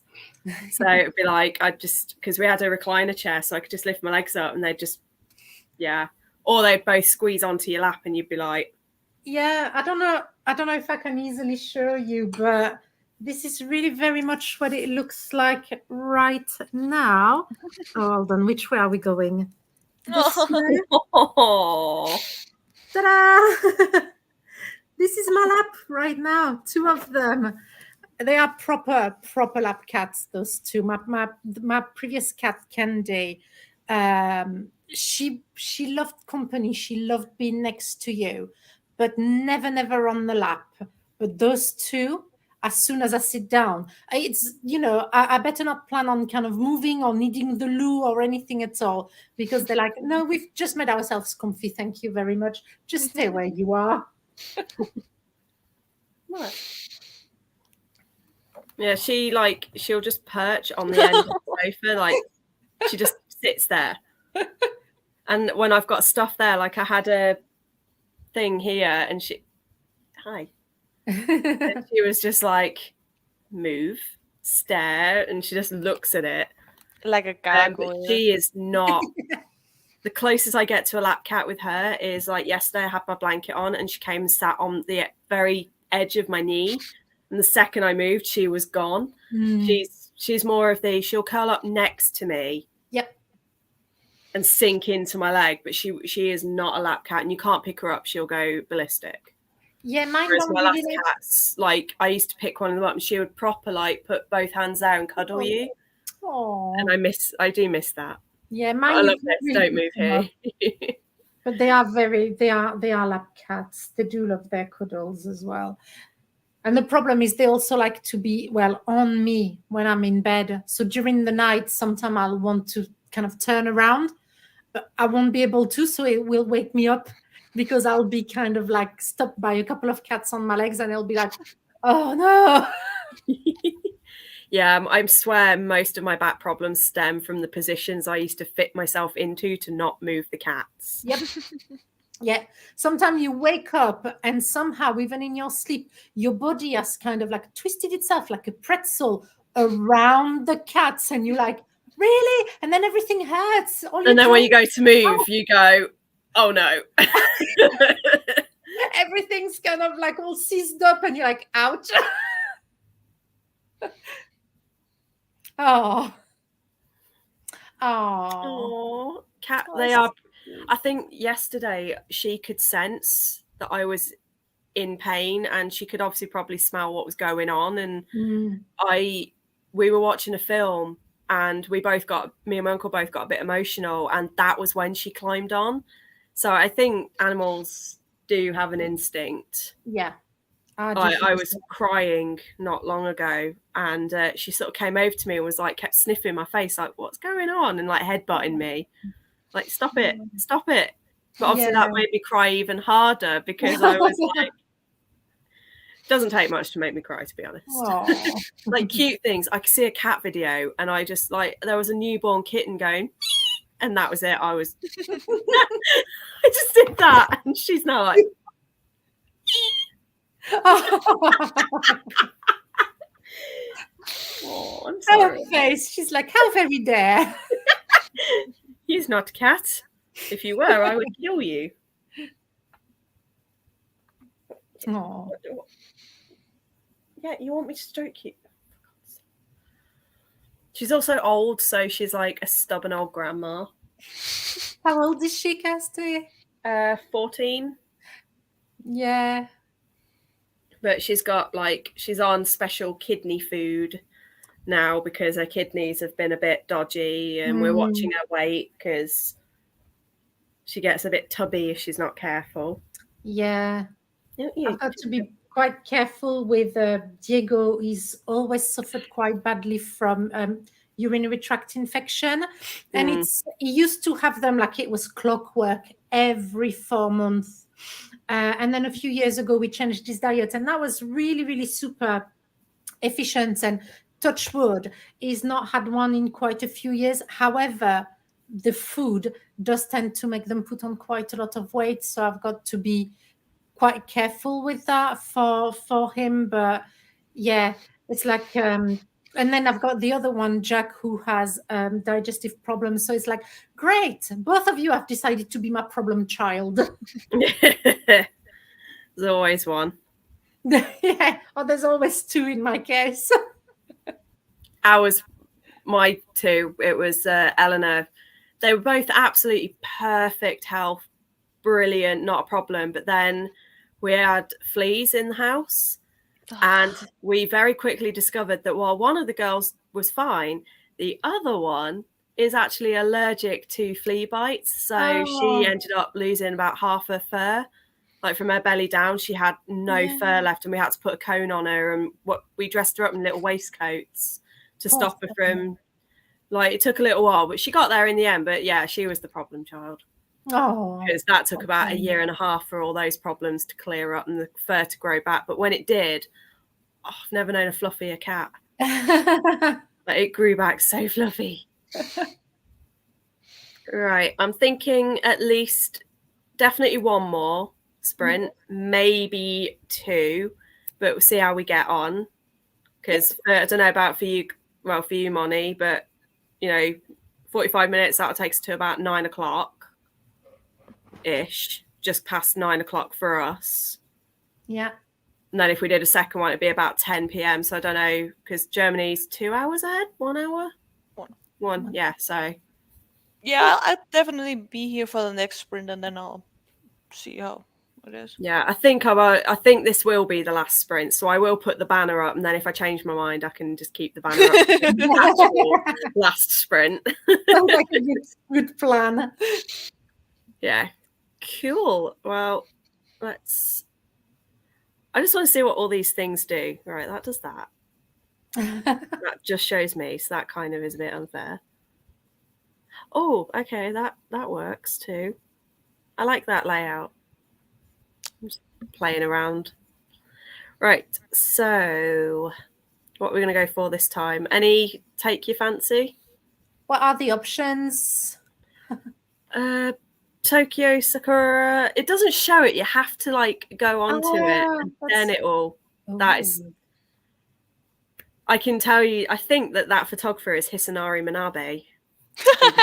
Do you Wow. know? That's if that's true, that's impressive. I was going to say that's impressive if you can identify from the photo style. Well done. Well, yes, I don't mind. Hisanori, that's it. That was it. No. Okay. Hello, man. I'm gonna have to double check his name, but there's a photographer that I absolutely idolize. Like photography is one of my big things, and his photos are all very similar to that. But yeah, it is Hisanori Manabe. I did get it right. Nori. There we go.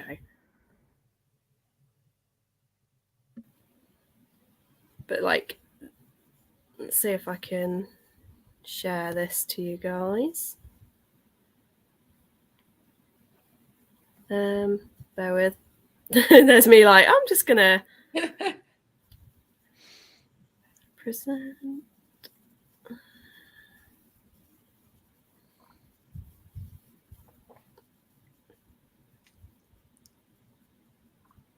Bear with.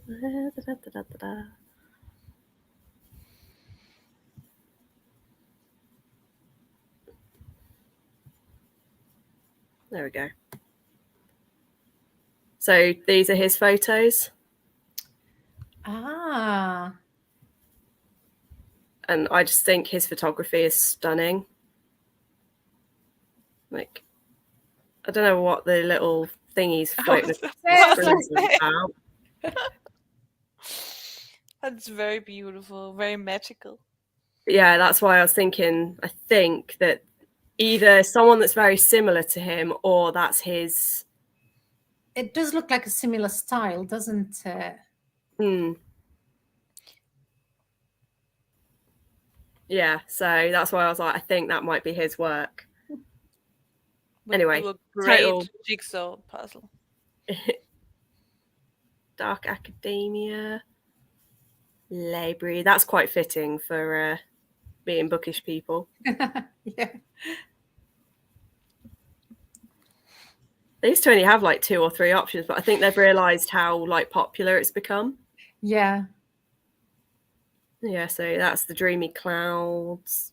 But I'm a favor of Sakura, but Yeah. but we Sakura. also can do a Dark Academia library. I'll just do Sakura for this one. Then if we do another one, we'll do Dark Academia, or I'll start off the next time I do sprints. I'll start with that one. Unless anyone in the chat has a preference. Strong aesthetics preference. Right. Okay. So 45 minutes. See you at about 9:15. Happy reading. Enjoy.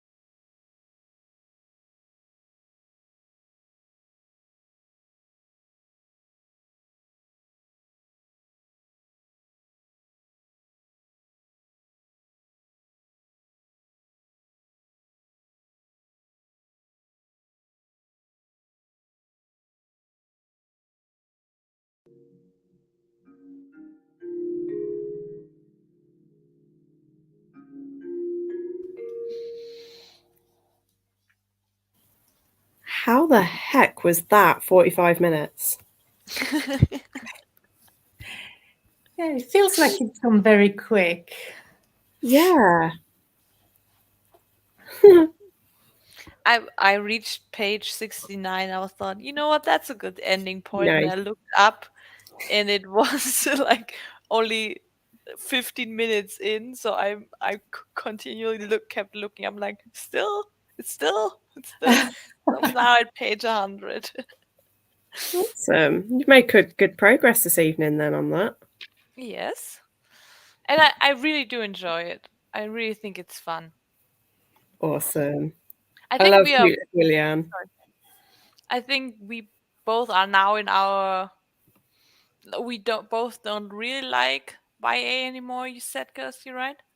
Yeah, I think I'm growing out of it. Like I spent like the last 20 minutes writing up my review for Wistress. And I've realized that a lot of the problems I have with it are things that are problematic in YA anyway. Like things just felt a bit too convenient. The romance, like I worked out they'd actually only spent about 4 days together. And most of that was either under stress, around other people, or arguing. And yet they fell in love. And I'm like, and the ending just felt so fast. But when I'm looking through reviews, everyone's like 5 stars, it was amazing, and that ending was fantastic. And I'm like, did we read the same book? So I think that's it, is like I'm just struggling. Like I've been reading way more adult books lately, so when I go back and read YA, it feels a bit too young at the minute. Yeah, I have to be really interested for me to go for YA. Because yeah, like you said, like I'm just over it. I'm not young adult anymore. Whereas with Cemetery Boys, I just felt it didn't. A little bit, it does fall into some of the YA tropey things, but I just feel it does feel very fresh. And something that you will appreciate as well, Moni, I actually asked Aidan Thomas themselves about Julian, because I noticed a few things about him, and I tweeted and I was like, hey, Aidan Thomas, does Julian have ADHD? I thought it. I've had it confirmed. The author has said, yeah, they haven't explicitly stated it in the book. I knew it. Yeah. My people.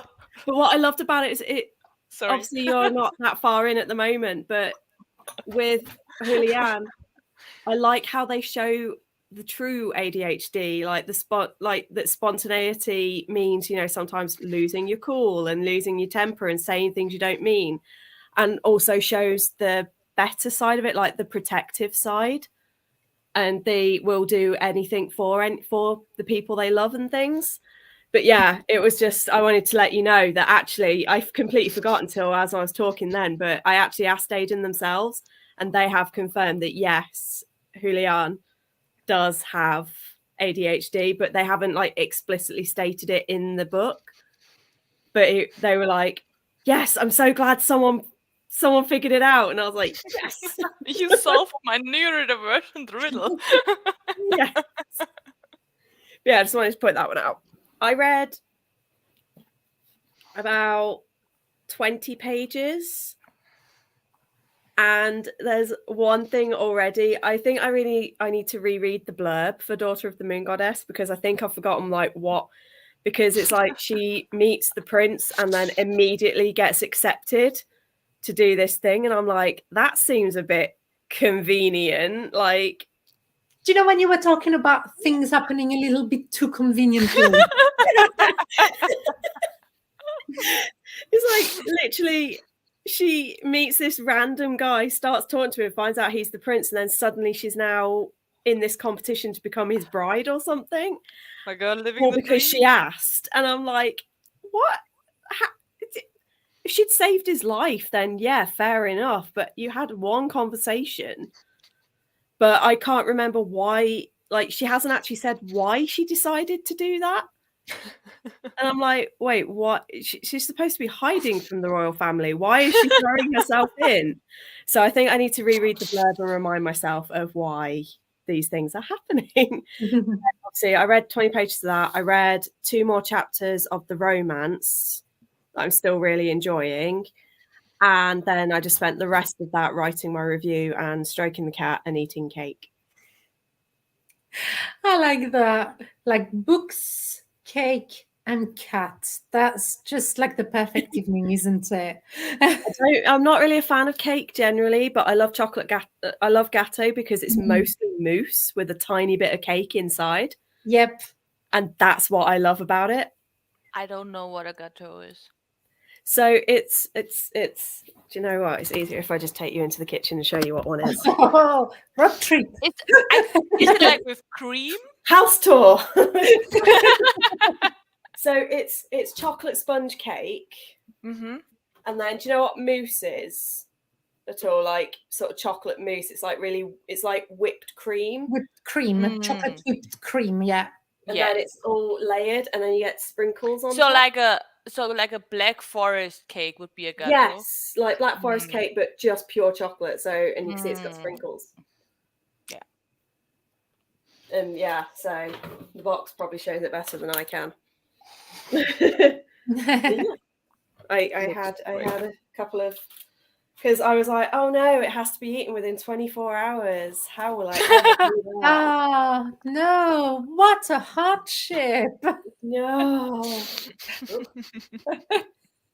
Make sure there's no cat there. But yeah, so I had that, but I'm not really a massive cake eater. The only time I've really eaten cake was when my ex used to bake, and he was incredible. He's not dead, but he is an incredible. He's dead to me, but he's not dead to life. But yeah, he is amazing at baking cakes. Like even now, I dream of his cakes. Like that's how we got engaged. Actually, was over cake. We had like this running joke of every time he made cake, I'd be like, "Oh my god, marry me!" And then one day he flipped it on me and he went, "Yeah, all right." And then he married me, and then he proposed. So, you know, it might not have worked out, but I still think it's really sweet, and I still love it. It was a perfect proposal for us. Yeah, it's nice to have a really nice memory like that. Yeah. Right. How far did you get into your book, Sandra? I am 65% of the way through. You're smashing it. You go through it quite quickly. It's really readable.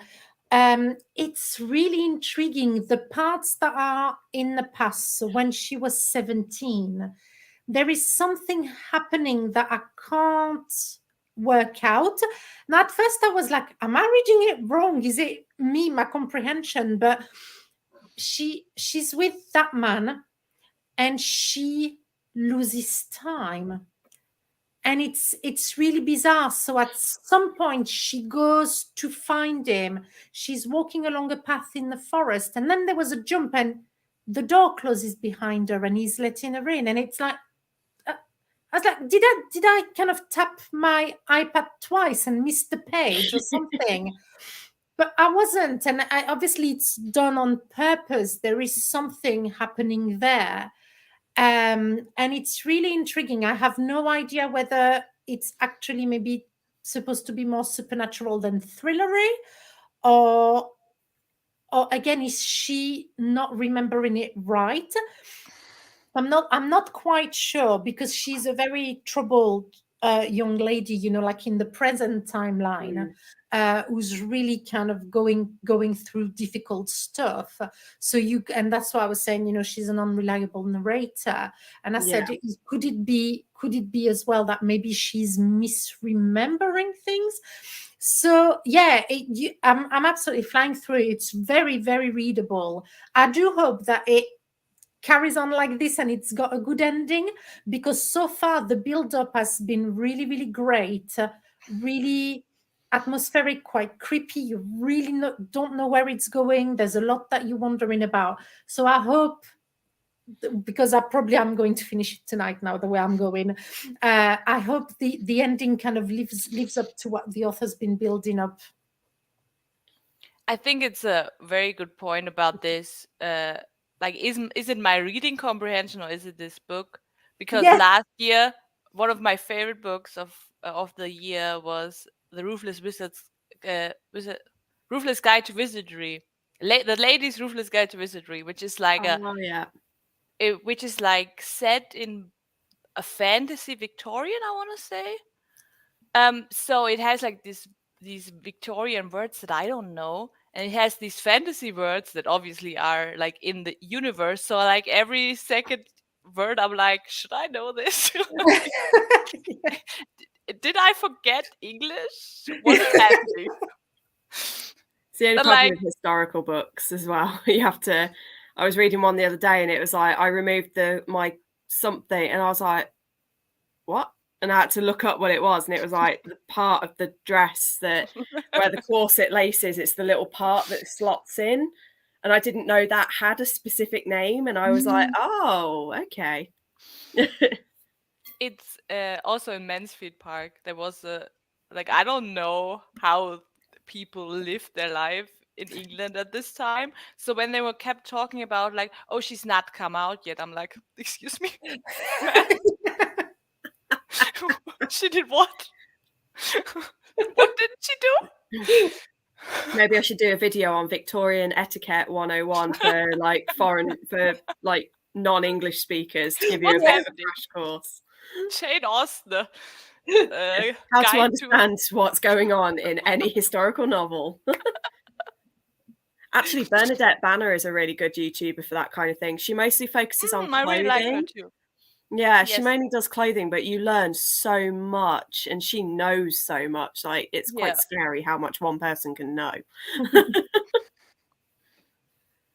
I sometimes go into the costumer tube scene too for a couple of hours. I watch an obscene amount of YouTube. I used to, at least, and I'm now cutting back because of the YouTube shorts and like because of ADHD. It's like cocaine. Like once you get into it, like I physically cannot stop watching it. So I like and you cannot disable them on the YouTube app.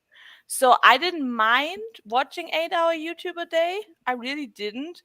But then I really minded like watching 2 hours of shorts that I don't really enjoy even, but I just can't stop. So now I have a timer where it throws me out after a couple of hours. Maybe that's why I read more books at the time. Well, Shah napped through that one. That is time well spent.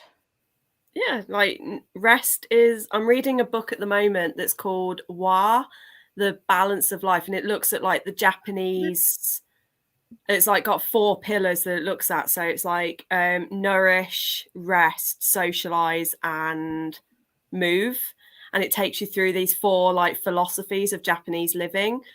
And like rest is the biggest part of the book that I've noticed. And it really does hammer in, like, you know, that the Japanese are very big on taking naps and they're very big on having rest and things. And it's like, really? But yeah, like never underestimate the value of a good nap. I'm not a napper, but like my 8 hours of sleep a day are so holy to me.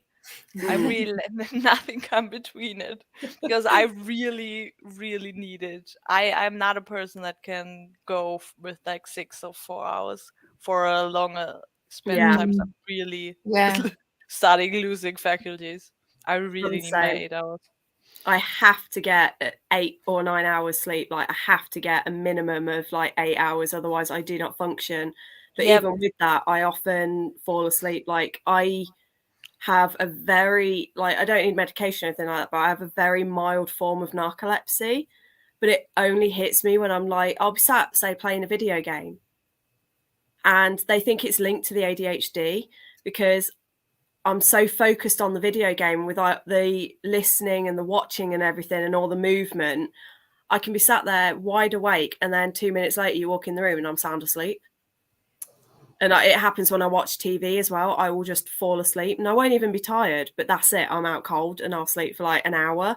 And then I wake up and I'm like raring to go. And I'm like, woo! I don't like taking poorly naps, so like when I've got a migraine or when I'm not feeling well, because I always end up feeling worse. But day naps where it's like I'm playing a game and I'm asleep, or I'm listening to a book and suddenly I'm asleep, I'm like, they are the best naps. Like with me, it's also like I very quickly go into a vicious circle, because when I'm tired, when I haven't slept much, I get more anxious and I can't sleep. And then I get more anxious and then I can't sleep. So like it goes very quickly to, oh, I only slept 4 hours, to, oh, I haven't slept a full night's of sleep in 2 weeks. So I have to so that's why my sleep is so holy to me. I really respect it. I struggle when I know I've got when I've got an alarm set, I really struggle to sleep. I think that's one of the things that I struggle with working full time, is like every night I start having anxiety, like what if I miss the bus, what if this happens, what if that, and then I can't sleep, which then will trigger a panic attack, which then as you said, it then leads to a spiral of, oh, I've only slept for, like when I was teaching, there were some nights I wasn't getting to sleep till 4 or 5 in the morning, and then I was having to be up at 6. So I'd call in and be like, I can't work today, I've had an hour's sleep, there's no way I can work. And they'd be like, well, that's not our fault. And it's like, I know it's not my fault either, but I struggle with insomnia as well. So I might get 8 to 9 hours of sleep, but it's very rare, certainly at the minute, very rare that I'm asleep before 3 in the morning. So luckily, because I'm not working at the moment, or when I am working, I'm working at home and I can do what I want when I want, it's not so bad. But again, when I'm working for someone and I have to leave the house and stuff, that really is a struggle. And then I end up getting to a point where it's like I'll fall asleep at, say, 5 in the morning, and then I'll wake up at 11 because I don't want to be asleep all day. But then after about a week, I realise, hang on, I'm actually missing about 12 hours of sleep or 15 hours of sleep this week. No wonder I'm exhausted, and then I'll just crash out. You're just like a different human when you have not slept enough. Like I don't recognize myself. I really don't. It's the concentration goes, the I find myself, like, I can tell, like, if I've not had enough sleep or a disturbed night, which I think sometimes you can have like your full kind of 8 or 9 hours per night, but if it's been a poor quality kind of sleep, that's really can affect you. And I am so short, my fuse is so short when I'm in that kind of state, and it's like, my mood really gets badly affected by either we lack started of sleep the or sprints poor with sleep. life advice, and we ended with life advice, which is all 3 sleep, guys. Sleep is great. Live every day as you can. Read all the books, but make sure you sleep. You sleep. Sorry, I cut you off. No. So we got Shah was saying about her cat. One of her cats is called Daisy, so that's what she means there by my Daisy. No, she's got Daisy and Esty. Oh, Shah, have you decided if you're going to keep the other 2, or have you decided not to? My vote is on keep. So she's got some foster cats. And Shah was saying yesterday that she's not sure, like she wants to keep them, but she's not sure. Slept through a large chunk of the first sprint because I was watching YouTube and drifted off because the YouTuber had a very calming voice. You'll have to let us know who that was. I agree wholeheartedly with this. Certainly at the moment, I find YA is either doing fantastic and making huge leaps forward, like I will give 16 Souls by Rosie Talbot as an example of YA getting it absolutely right, because it's got brilliant disability rep, brilliant LGBT rep. The plot is great. It's just a fantastic book. Or I'm finding YA is just becoming really exhaustive and just, super convenient, pretentious, and just not, it just feels like the same old formula being churned out again and again. And I feel like there's go.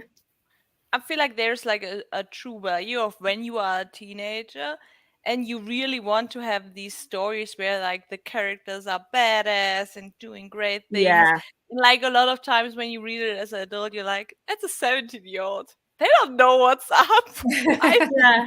So And it's like, I really love Six of Crows, but I feel like I would have adored it as a teenager because now yes. as a 20-something I'm like, okay, this man runs underground gambling den at the age of 17.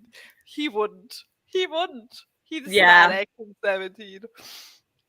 But It like is this is amazing. exactly what I would have eaten up as a so I feel like it's fine to be a little bit pretentious and a little bit of unrealistic and just cool for coolness sake, but it's not like time has moved on and I think YA needs to move on with it. Yeah, I feel like a lot of YA are saying where it's got that kind of 50-50. When it's done well, I feel like it's believable that these are teenagers and they're achieving things that teenagers would achieve. And there's been a few that I've read that have been really good. And then you sometimes get ones that take you completely by surprise. And like, I read Poison Study by Maria V. Schneider last year. And I'd been putting that off because I thought, oh, that's one that when I was younger, I would have read because I thought it's going to be like Vampire Academy, Hush Hush, Fallen, all that. And it absolutely blew me away. It was incredible. And I was like, wow, okay, I was not expecting it. And it was actually, I think, borderline adult. Some of the themes in it were very intense.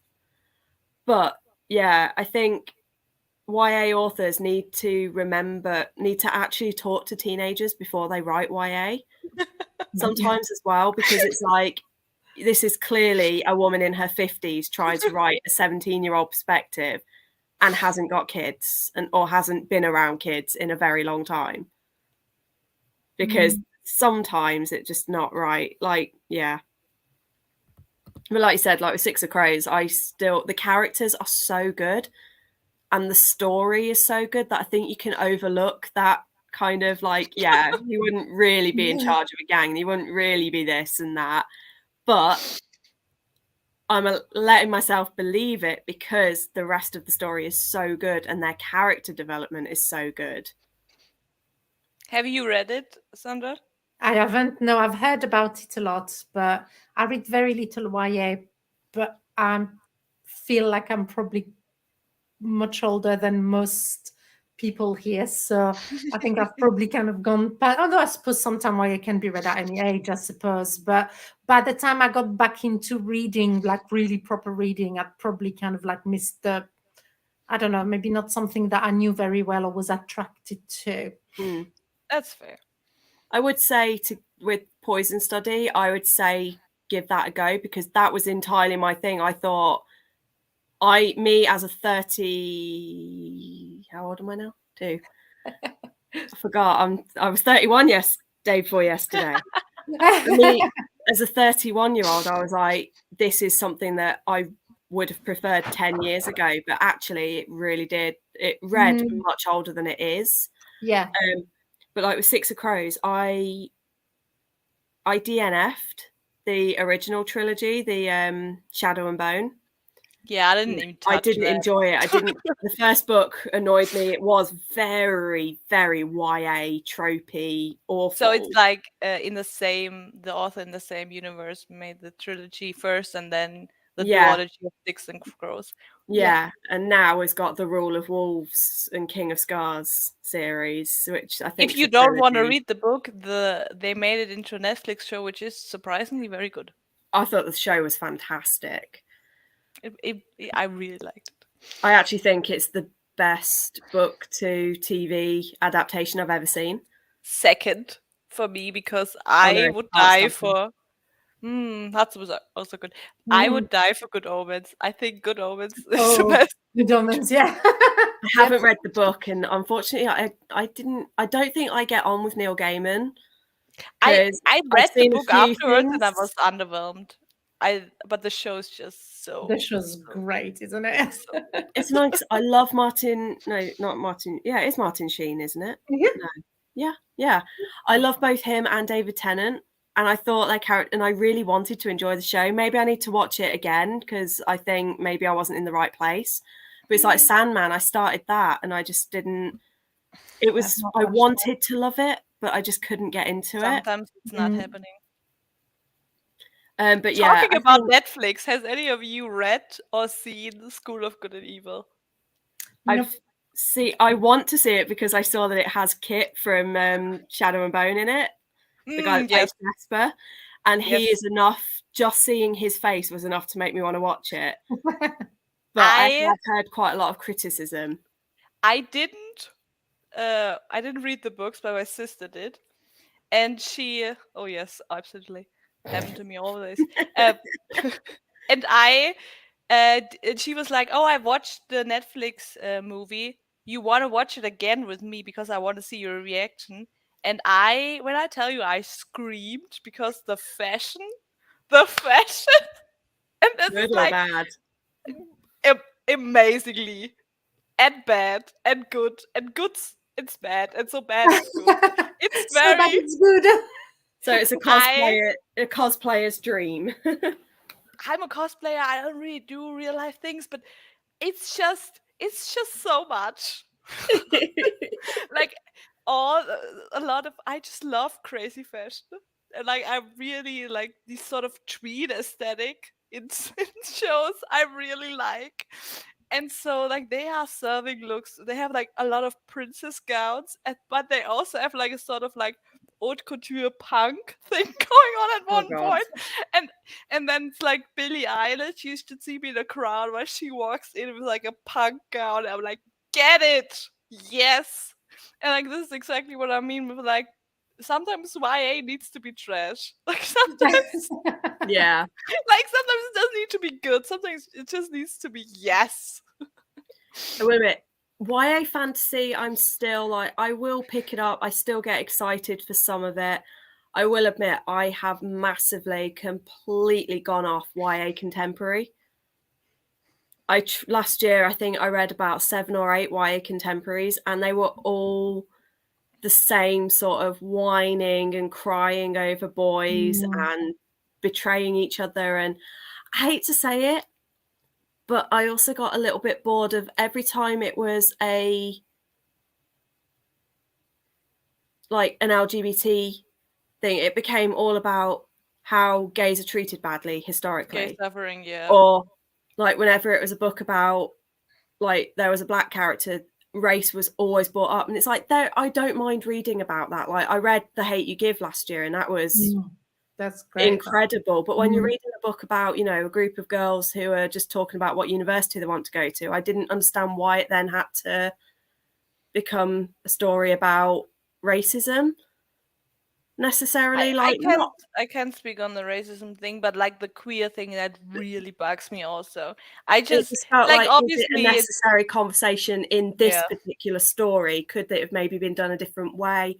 And it's like it with multiple things, but I find that in YA they just make it so whiny, whatever topic it is, whether it be like divorce or LGBT, and I'm just so sick of whiny, gripey little teenagers. But the thing is, this is what the thing that I dislike about YA the most, because when I was a teenager, I had a rough time. So when I now read teenagers going through like even a tenth of what happened to me as a teenager, I'm like, I want to die, because it's just like because when you are a teenager, everything is like 10 times as worse. Yeah. Like sometimes I have to put a book away when something bad happens to a teenager. But like, if this would happen to me, I wouldn't even remember it the next day. But because I put myself into this teenage headspace of everything is the end of the world, I just sometimes can't. And like, obviously, it's not the teenager's fault that I project, but it's sometimes a little bit too much for me. Have you read Felix Ever After? I have it. I haven't read it yet. Is that Case and Calendar? Yeah, it's on my wish list. I haven't read that one. It's good, but it took me so long to finish it, because like the audiobook, sometimes I paused it, I listened to 5 seconds, and I paused again, and I stared into a wall, because I was like, if that would be me, I would die. Oh, secondhand embarrassment. Yeah. I cannot deal with secondhand embarrassment. I really can. I think I'm just done with like first love and first romance. Like there's a book club that I'm in with Shah that she introduced me to, and we were reading, and I feel really horrible because it was my selection and the book that got voted that I picked, and it was called Full Disclosure by Cameron Garrett, and it was about a young Black girl with AIDS and living with it and stuff. But it was just, it became more about her whining and moaning about her first love and like swooning all over boys. And I just couldn't get through it because I was just like, it's a really important topic. I'm never going to dispute that.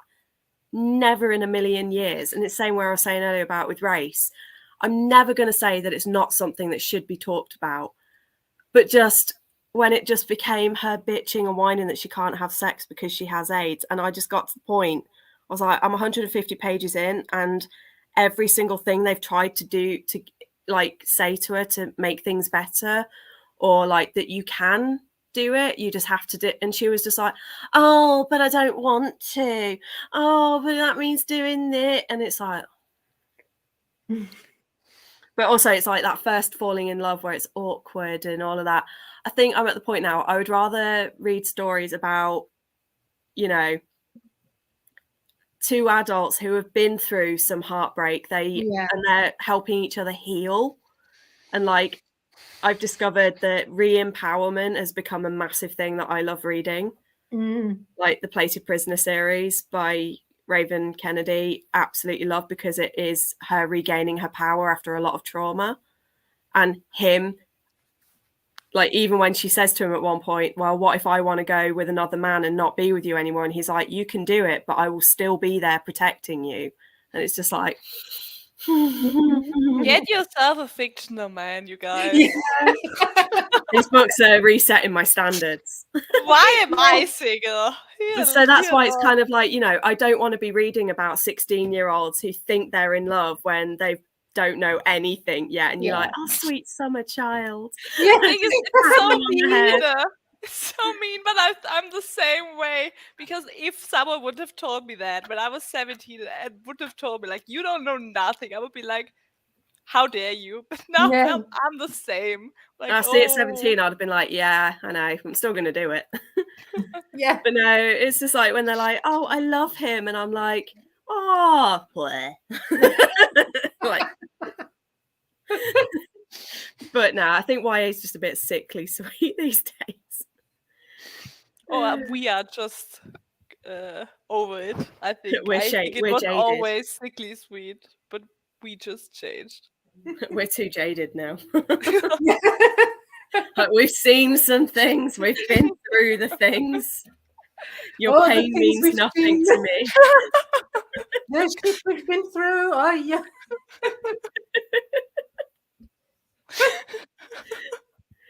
Let's see what the comments are saying, because I imagine we've got some interesting stuff. If what we're talking about is interesting. Hattie second about Bernadette Banner. Yep, absolutely. Yes, that's my favourite books, videos of hers. Yes, I really drawing like historically accurate book covers. And I also like when she does every year, she does like a rating period dramas. Although this year's one I didn't enjoy as much because it wasn't just her that did it. She got like 40 other people. But she did that last year too. Did she? I thought last year she only had like one other person. Oh, I might be going way back then to like 2021, 2020.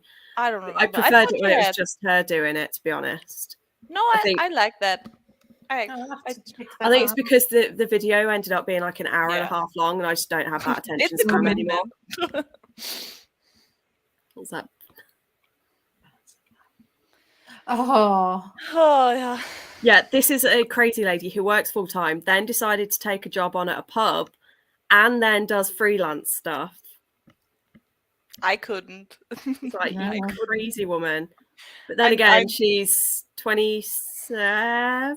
I might get yelled at for this. 27? I'm 27 and I can. And has her own house. Full of respect. Yeah, it's like all the respect. You've got your own house, and I'm 32 and living with my uncle, who's about to come in and annoy me. But My sister. Huh? Ella is my sister. Ella's your sister. Ah. Oh, I thought about her. I was like, if she's still in chat, she will speak out on that. See, I don't have to do it. Somebody's done it for me with the Jane Austen thing. Sleep, vicious cycle. Yeah. I don't have bipolar, but I feel that quite often. Like, I find that I go into really big, like, as I'm falling asleep or when I get tired, that's when I suddenly get a big burst of energy to do everything, which then obviously stops me from going to sleep, which then makes me grumpy and tired, which then makes me unproductive. So, yeah, I get the pain. Yeah. Maybe that should be, is that one of your goals this year, Ellen, to kind of get that back?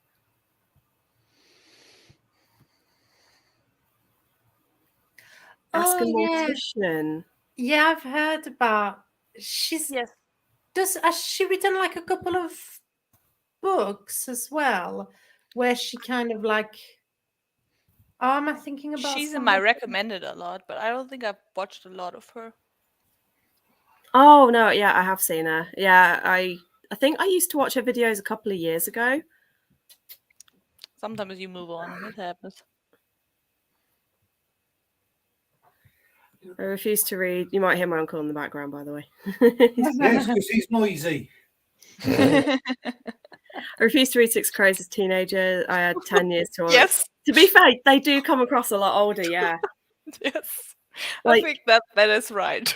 What I love, I think, though, is when you get those moments with Kaz when he shows the vulnerability and it's like suddenly you believe he's a 17-year-old boy that's terrified.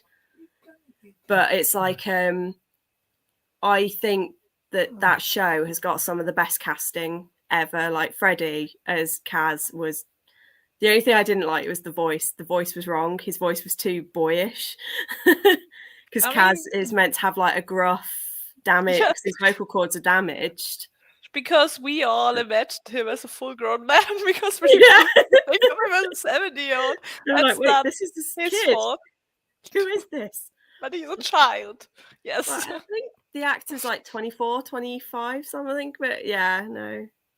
Yeah, Caitlin Doughty has written some books, and that's why I remembered it, because one of them is called Will my cat eat my eyeballs? That's how I remembered it. It's kind of like the weird things that, like, she answers like questions that people have around death and what happens to bodies and things like that. But yeah, I remember seeing that one as well, because the cat on the cover is a black cat, and I've got 2 black cats, and I'm like, yeah, you would eat me, wouldn't you? You too. That makes me think. Says I was looking up. Shah inspired me last year when she did her Booker Prize vlog series, and so I was looking up book prizes that I might be interested in, sort of reading. I've settled on the Hugo Prize for this year. When they announce the long list, I'm going to give them a read if I can. But one of the book prizes that I discovered, I can't remember the exact name of it, but it's like the odd title. And it looks for like the weirdest and most wonderful book titles. And one of the book titles that won was Is Superman Circumcised? So somewhere out there is a book titled Is Superman Circumcised? And I was like, genius. But yeah, look it up. It's so funny. Like, some of the title names were just incredible. I've never read the book or seen the show. It's not one that appeals to me, but Normal People, Sally Rooney. I didn't even know there was a show. Yeah, I didn't watch the show, and I actually read the book after the show had been shown, but I don't know why it was so hyped when I got the book here. It was one of those that you stay away from, because sometimes you gotta wait the Gardner hype cycle out. I thought it was beautifully written. I really did think it was beautifully written, But oh my God, did I want to smack them both in the.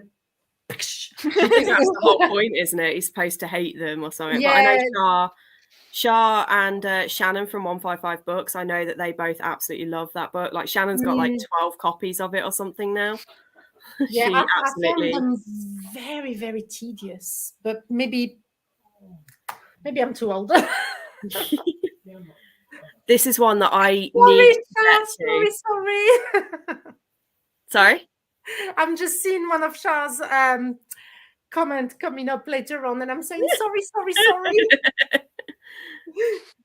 Yeah, his Dark Materials TV show. I really want to watch that, but hasn't the final series now aired? I think it's now finished. So now that it's finished, I think I will watch it. But because they were like one of the first series that I ever read as a kid that gave me like a massive thing for fantasy. So like those in the books that shall not be named were like my two biggest gateways into fantasy. And then it was Garth Nix after that with the Sabriel trilogy. Have you guys read Raybearer by Jordan Ifueko? I have that upstairs. I haven't read it yet. And I've never heard of Mason Diva. No, never heard it at all. I wish you all the best. I do recognise the book.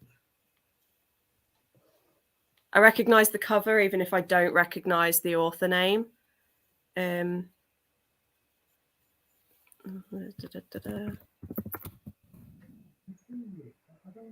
Yeah, sleeve. It's these ones. Oh, yes. Yeah, I've seen that. Yeah, because that one's, I can't remember if they come out as trans or non-binary, but they're basically like rejected by their family and end up moving in with sister, if I remember correctly. I probably got that completely wrong, but I think that's what that storyline was about. And then it's sort of like rediscovering who they are as a person and their first romance in this new identity. I think. I could be completely talking out of my arse. But I am confident in my nonsense. King and the Dragonflies by Case and Calendar, and it's criminally underrated. I've only ever heard of Felix Ever After by them, to be honest. You guys heard of that one? I haven't. No. I'm just actually having a look at it now. Yeah, that's what I'm doing. As we're talking, I'm like typing things in. Yeah, I'm doing the same. I'm like, ooh, let's have a look at this. What I tend to do is like throughout the sprints, I find things and then I just put them in a new tab, and then at the end I'll spend half an hour going through everything. Yeah, I've got quite a few tabs now open up there, plus stuff on my phone, and it's like, blimey. The Huawei book I remember enjoying is either Alice Bliss by Laura Harrington, because she was only a kid and didn't think about romance but liked baking bread. Or the Rachel Riley series by Joanna Nadine, because it was written with a very dry sense of humour, but on reflection it felt too much like an older woman pretending to be a teenager. Yeah, the best book that I've actually read where I forgot that it wasn't a teenager writing it, it was an adult writing, was Fat Chance Charlie Vega. I can't remember the author name now, but I genuinely forgot that it wasn't a teenager writing the book, because she did such a fantastic job at doing the teenage perspective. And I was like, wow, this was amazing. It felt genuine. I was like, yeah, this is someone that actually knows how teenagers work. Also, Ace is Wild. Have any of you read that? Aces. What was it called? Ace is Wild. Ace is Wild. No. It's a guy has to do like an Ocean's 11 type of heist. He's a teenager, and to help him, he asked his asexual support group to help him pull off this heist. It's very silly, but also the teenagers are very much like teenagers, but they still have this sort of like, they wouldn't actually do that as teenagers. They wouldn't be able to pull it off, but it's like still, I'm fun for the ride. I'll have a look at that. I really liked it. It's very silly, but I really liked it. Okay, at least I made you. I thought you were younger, so points for that, I guess. I didn't insult by going, "You're 29." You're like, no. And so I knew you weren't 29. I knew you weren't that close to 30 yet. Lucky bugger. Yeah, that'll do it. That's but it's still impressive that even in a cheap, deprived part of the country, it's still impressive for a 28-year-old to have a mortgage in this day and age. Like the fact that someone approved you despite that is huge. So I'm very proud and very jealous. Yeah. I think that's by Caitlin Doughty. Yeah. Yeah, that's why I apologize. That's why I was like, sorry.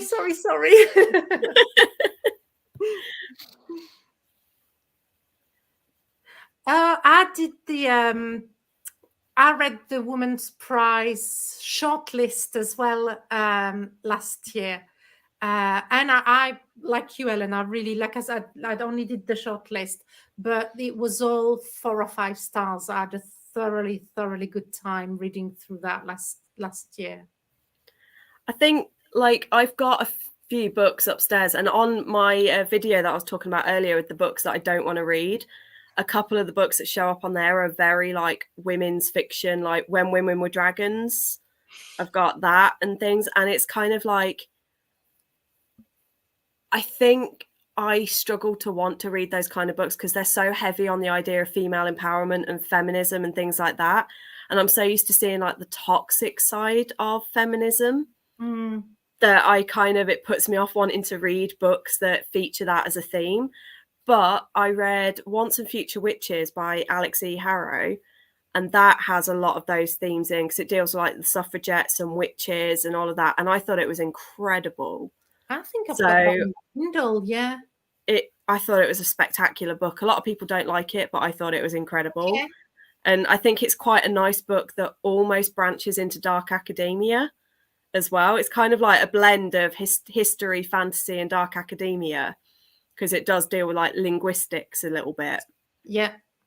But it has now made me go, okay, I think I now want to read more like female-centered books. So I think I want to do themed vlogs throughout the year as well at some point.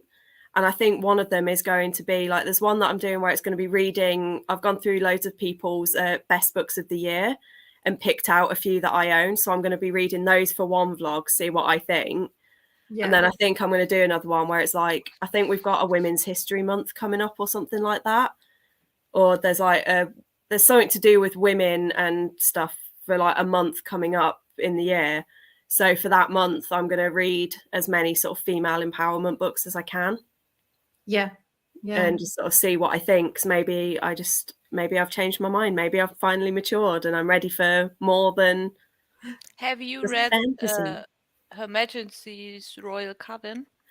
I haven't, but I started it. I read like the first chapter because I got a sampler and I thought it was the most boring thing I'd ever read. And I've heard a lot of people say that it's a very disappointing, like it's a good book for the commentary, but apparently it's quite boring and I'm a bit nervous.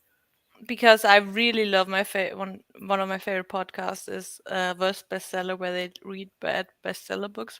It's a very good podcast, and they have like a year-end best list always. And one of the girls put this on, and I was very interested in it. And I think I'm gonna read it this year, but now I'm a bit scared when you said that. Whoops. But no, I saw Juno Dawson at Yauk last year as well, and I saw her talking about the book, and it did really make me want to pick it up and read it. Like, so I think it's very much, if you like that sort of book to begin with, then you'll probably really enjoy it. But because I'm kind of a bit not sure, I think that's why it wasn't for me personally. But again, it might be one that I might try again at some point.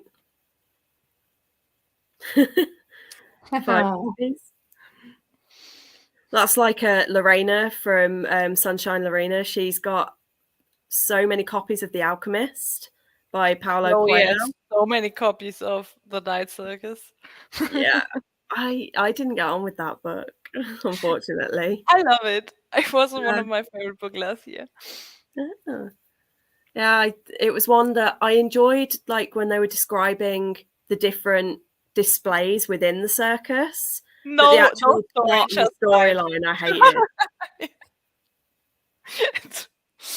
just I didn't get on with it. But things like, for me, Dark Shades of Magic, I've got a couple of editions of that and stuff, and I'm on the lookout for special editions of various books that I've got. So Yeah, I like the is it like the cloth bounds, like classic. I can't remember what. I'm sure you know which ones I mean, the really beautiful, colorful cloth bound. the Penguin classics. They're the ones, exactly. And I'm going to have to treat myself to some of those because they are so very pretty. If you've got a TK Maxx near you, they quite often appear in TK Maxx. Yeah, do you know what? I've got a colleague who's really bookish. We always have like lovely bookish, and actually, I've got quite a few books of her. When she does some on haul, she always gives me dibs. But she did mention that she had found some in TK Maxx. Absolutely. Yeah, that's where, because I saw a few just before Christmas, because Charlotte from Clumsy Charlotte, she's collecting them as well. But because she's in Sweden, it's a lot harder and a lot more expensive. So whenever I go into a TK Maxx now, I keep an eye out, and I'm going to get her to send me a list of all the ones she's got, so I can start maybe trying to get a few for her. Oh, nice. Save a little bit of money. Yeah. Oh, that's not really nice. So Charlotte said, and he said Charlotte then because I'm like Char and Charlotte. But Char might disown me if I did that. But yeah, the Women's Prize is elite. And then Ellen says that if you decide to read the Women's Prize there and you want to buddy read it, I probably will actually maybe try again. I was kind of tempted to do the shortlist for the Booker Prize as well, and I ended up not, although I did read two. Which I really enjoyed. Actually, Glory by No Violet Bulawayo ended up in my top 3 favorite books I read last year in 2022. It was really surprising. It was really tough. It took me 16 days to read that book, and normally it never takes me that long to read a book. I read it on my Kindle, and the first 5% I just could not understand. I just couldn't grasp it. So I went online and I read a few articles about the book and a couple of interviews with the author, so I could have that kind of context and understand a little bit more. And I'm so glad I persevered, because I then got into it and I started to understand what she was doing and what she was trying to say, and the story, because it's a kind of Animal Farm satire about the political history of Zimbabwe. Yeah. And I thought by the end of it, I finished it, I closed the book, and I didn't really know what to do with myself because I had all the feels. Honestly, I really didn't know what to do with myself. I thought it was absolutely phenomenal. And I read this one, and I read Oh William by Elizabeth Strout. So they're the only two of the book that I read. But yeah, I was like, oh, those books, they look like too smart for me. And Glory was much smarter than I am, but I'm so glad I persevered. It was a book that really demanded your focus and your attention. That's probably why it took me so long to read it, because I had to concentrate so hard. I found, and I don't know if all the book on the Booker Prize list were like Glory, which is kind of a little bit scary if they're all that smart. I found the Women's Prize, I don't know, maybe a little bit more approachable. I don't know if that's the right word. You know, more readable. Yeah. I know Shah DNF'd Glory. She didn't get on with it, so that's really interesting to hear, like, a different perspective, because I've seen a lot of people I've seen more reviews of people who didn't get on with Glory. But yeah, Shah read the entire long list, and like some of the books she was talking about, I was like, I know for a fact I never would pick up, because it's just too much for me. But I don't read a lot of literary fiction anyway. Yeah. I'm a basic bitch. Just give me a fantasy and I'm good. I am very literary fiction, but I must say that Glory was a challenge.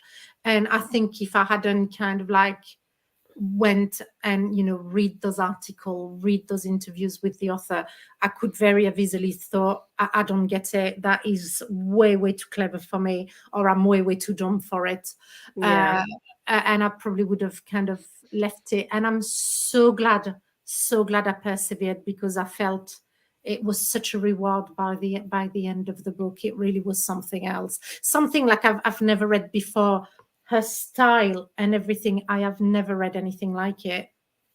Really, I'm wondering if maybe that's why it didn't win necessarily. Like, even though it was a finalist, maybe it didn't win because maybe they felt it was just a tad too complex and it wasn't going to be as digestible to as big an audiences. Because I know Shah had 7 Moons of, well, I know her favourite one to win didn't even make it to the shortlist.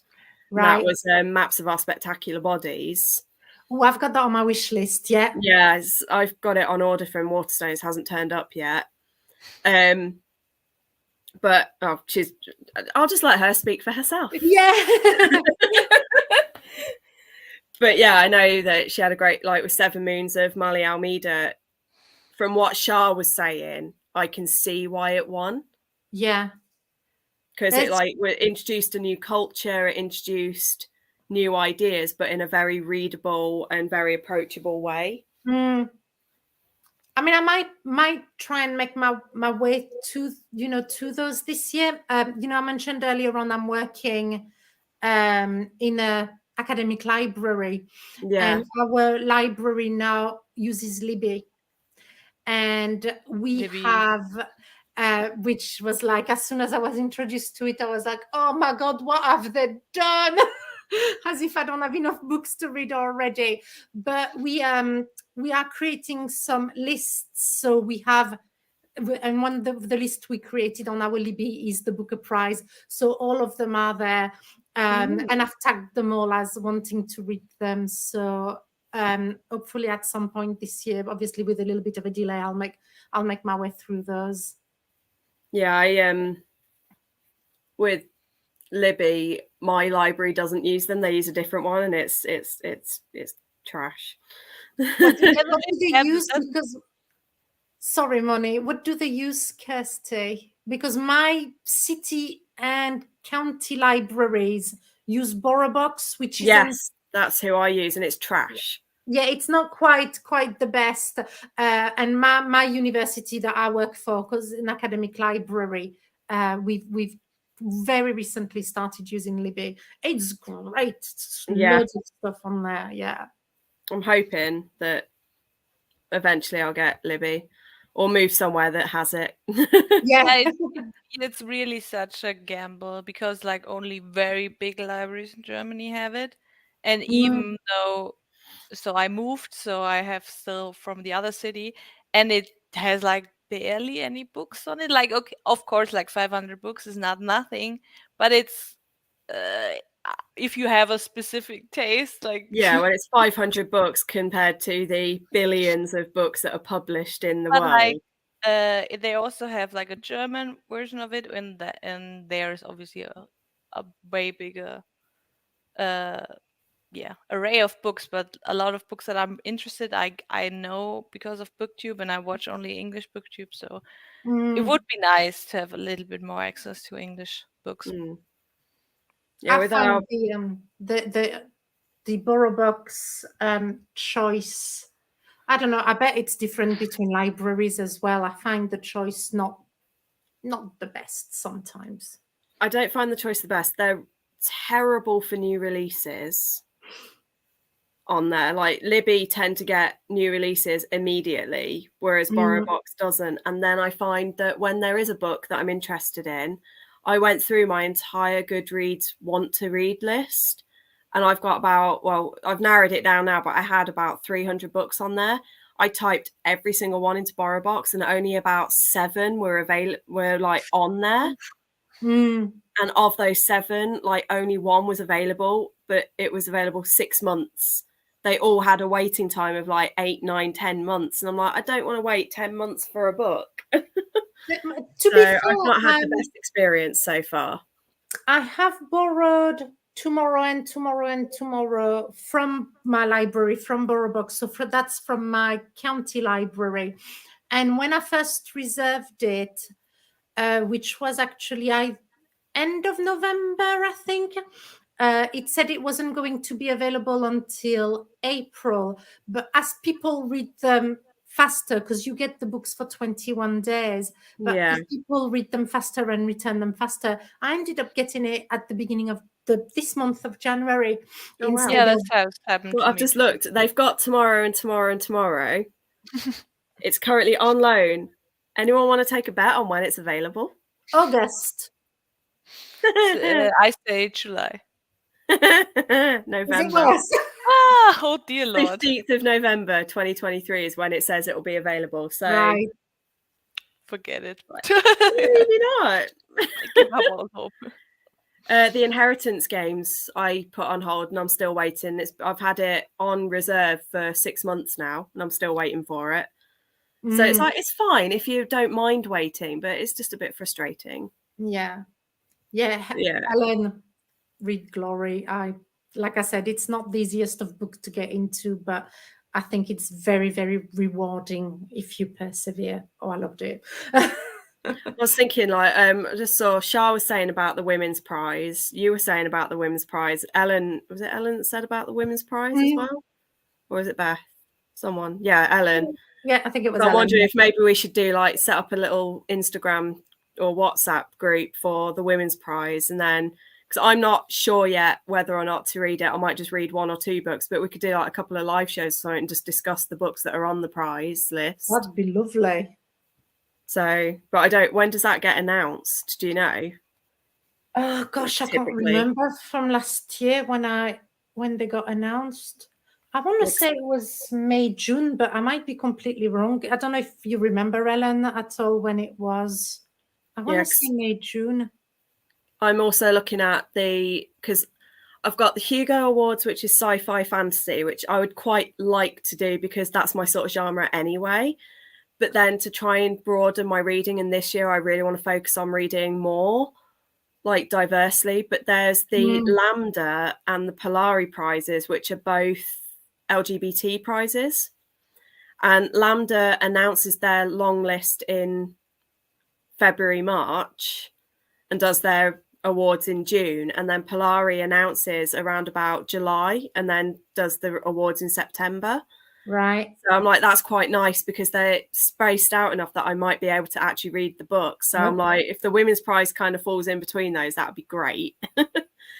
But with the Lambda one, I like it because their categories are very specific. It's like bisexual fiction, bisexual poetry, gay fiction, gay non-fiction. And I like that it's very specific. So if you're like asexual, it has an asexual category rather than it just being, here's all of the LGBT books and we've picked a small selection. They're like, here's like 100 different categories within the LGBT spectrum and a list of books for each of these categories. And I just, like, I wouldn't be able to read every single one, but I will definitely pick out a few that relate the most to me. What's the prize's name you said? It's Lambda. I'll write it in the comments. Okay. Because I could even be getting that like wrong. the Greek letter? Yeah. I'll check They're it also out. called the Lammies. Oh. Yeah, I started reading the the Women's Prize. I started reading the first book on the 10th of May, and that was The Bread the Devil Need. And then the last one I read was Great Circle. I have a feeling that was beginning of June. So yeah, I only did the shortlist for the Women's Prize last year.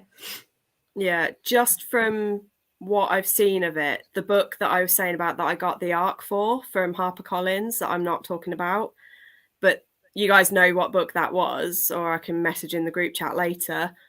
I think that one's going to, just from what I've seen so far, I think that one's going to be a strong contender in the women's prize this year.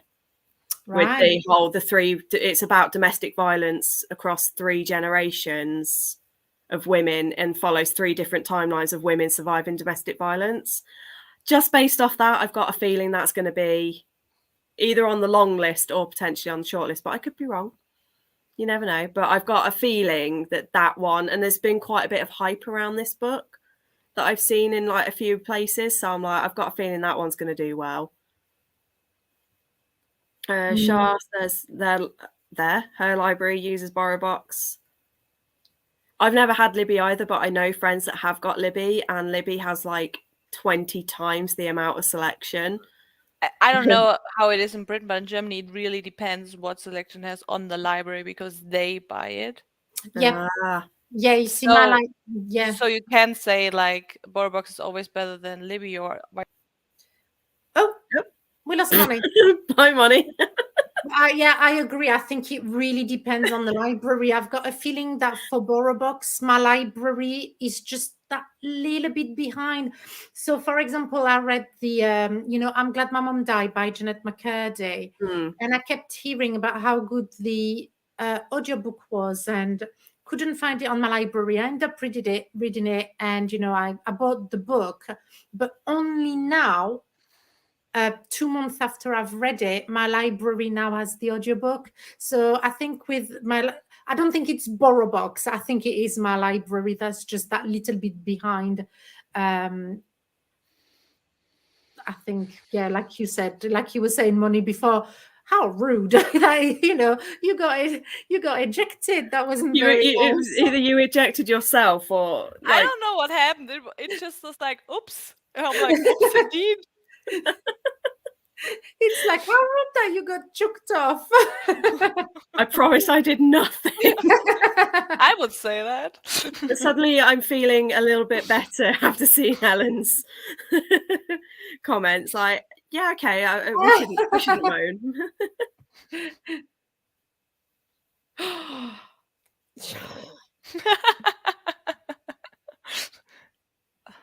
City Library of Stuttgart, eat your heart out. I'm guessing You got Shah's nothing yes on her. to the women's prize group. Yay. Cool. I'll set that up. Do people prefer WhatsApp or Instagram to set that up, and I can set something up? Because I know some people prefer to communicate on WhatsApp. Some people are fine with Instagram. I don't have any strong preferences. Oh, and we got 2 people.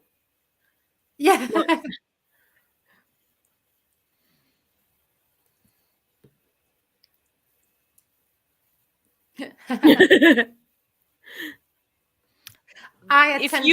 If you let me look, I would love to look. But I'm not always convinced. There was three evenings that were organized by the Women's Prize, but it was an online, I don't know if they called it a festival, I can't quite remember, but over 3 evenings there was it was for the short list, so 6 books, and over 3 evenings they concentrated on 2 books per evening, where they had reading of the books, like they had somebody, like they had Gillian Anderson, Jason Isaacs, I can't remember the other people, Alex Kingston, who were doing reading of the shortlisted books. And then they had like Q&As and conversation with the authors. And it was all online. I think for the 3 evening, it was something like £25 or something like this. And it's the first time I'd ever kind of like attended that kind of literary bookish event, and the fact that it was online meant that wherever you were, you could attend, and I thought that was absolutely wonderful. Yep.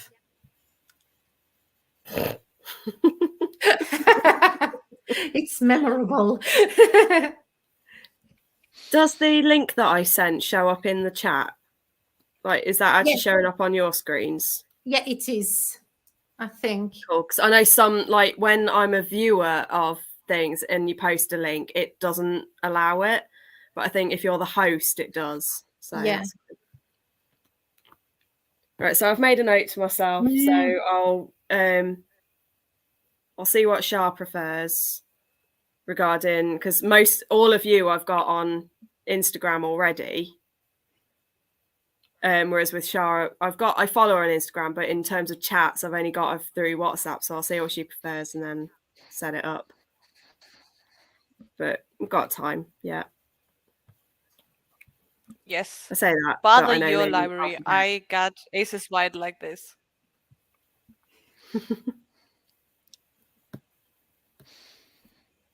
All right, Shah's not fussy, so I'll set that up on Instagram, I think, because I already know everyone's names and I've got them all, and I'd have to be like, give me your numbers.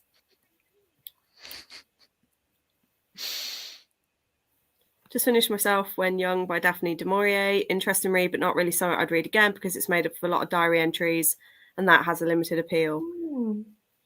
I'm kind of the same. I don't really enjoy mixed media books. I read Chosen Ones last year by Veronica Roth, and half the book is made up, well, not half, a good percentage of the book is made up of things like news reports and newspaper articles and diary entries and case files. And I'm like, that's interesting, but for me, it just didn't really do much for the story. I preferred to just read the story. It's like the Janice Hallett book, isn't it? Because I read The Appeal last year. No, the year before. I can't remember now. No, the year before. And I just recently read the proof for The Mysterious Case of the Alperton Angels, which I think is released on the 19th. And that's exactly what it is. Like The Appeal was all, text and emails and stuff like this. Yeah, the Twyford Code was audio files, I think. Yes, I haven't read the Twyford Code as well, and that's audio file. This one was all the Alperton Angel was all, again, you were kind of diving into a journalist's archive, and it was all WhatsApp messages, email, transcript of conversation, and this kind of thing. Oh, cozy on the blanket. No, I said she steals my blankets. She's in her nest. It's hers, not yours anymore. Yeah, well, it's my uncle's armchair. Like, he makes a little nest for her. Oh, sweet. You're famous. She's like, yes, I made it. As she should be. Well, female cats are queens.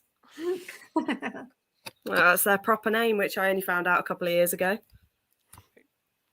I was like, oh, so male cats are Toms and female cats are queens. Yeah, true. Forgot. Sounds Yeah, about Tom right. is like Tom, I'd remembered, but yeah, queens, you're right.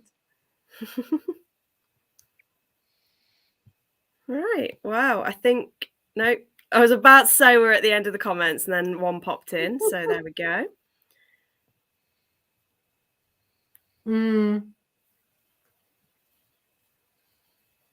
I can't speak on that one because I've not read the book, so I don't really know. No, I've never heard even about that one. But I see what you mean. Like, it is, yeah.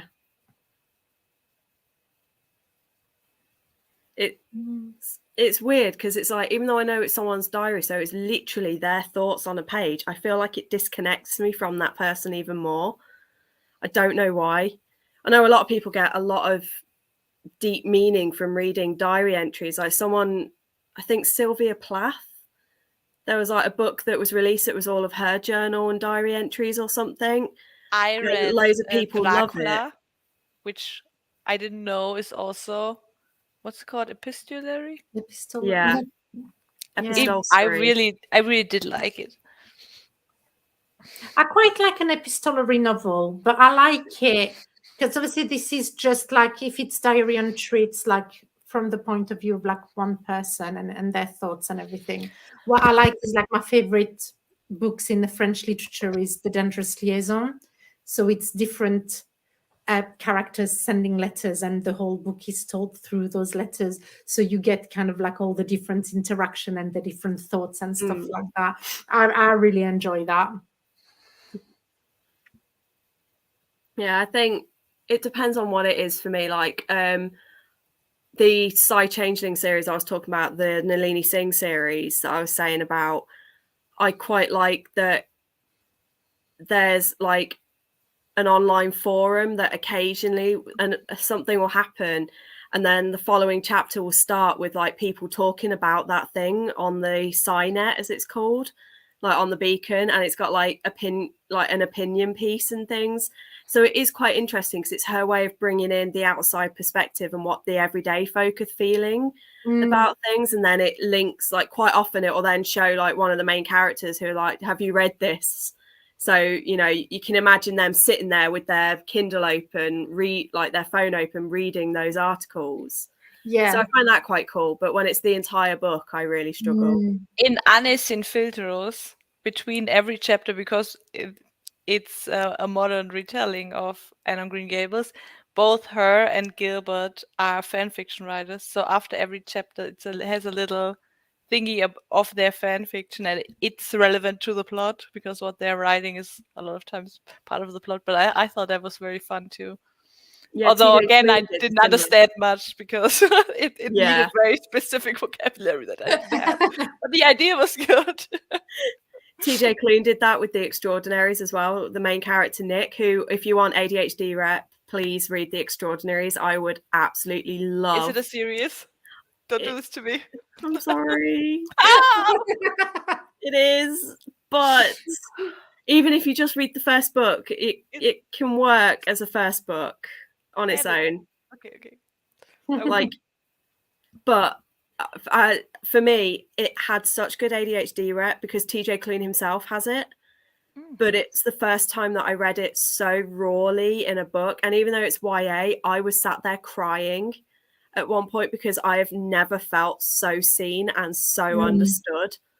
And I was just like, he's written this character, he's written all of the flaws and all of the trouble that we have with having this condition, but the character is still likable. Yeah. And it's like, oh my God, so often people with ADHD get villainized and get demonized by the media as being annoying out of control and annoying and overbearing. And it's like, we're actually really lovable. We just can't process or regulate at all.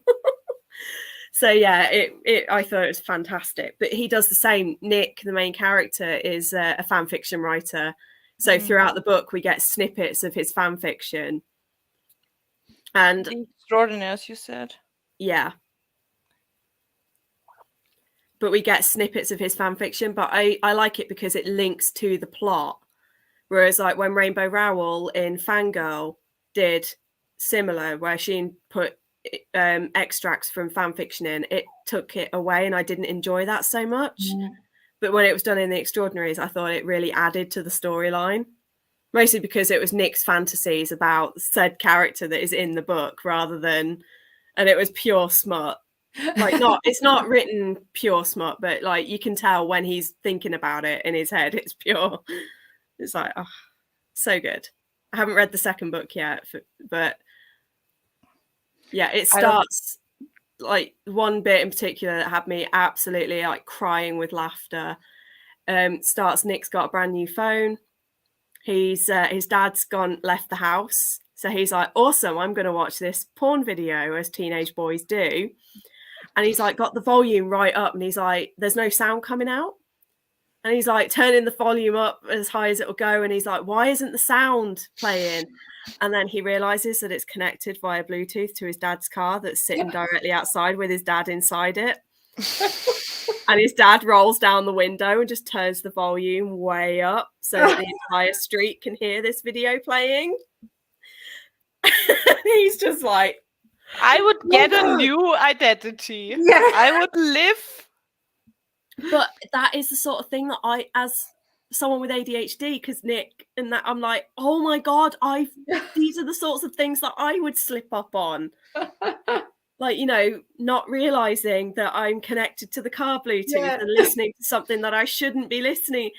Like, I've never actually done that, but I could see myself doing it. No, it was just so funny, but also so relatable. Oh. Yeah. Well, I think I'm going to call it there because chat seems to have gone very quiet on us. And Yeah, it's been absolutely fantastic. I've Been just realised we've been going for such- 6 hours and 46 minutes. We've done well. Oh, it's been such a lovely evening. Thank you, Kirsty, for organising that and for inviting us. It's been No Thank you for worries. having us. absolutely brilliant. Yeah, thank you for joining me and celebrating, even though it's a day late, but it's been really lovely. I want to do lives more regularly, like sort of once or twice a month. So I'll probably do like one on my own, but then like anytime I do stuff, I'll just send a link. And if you ever want to join, you're always welcome.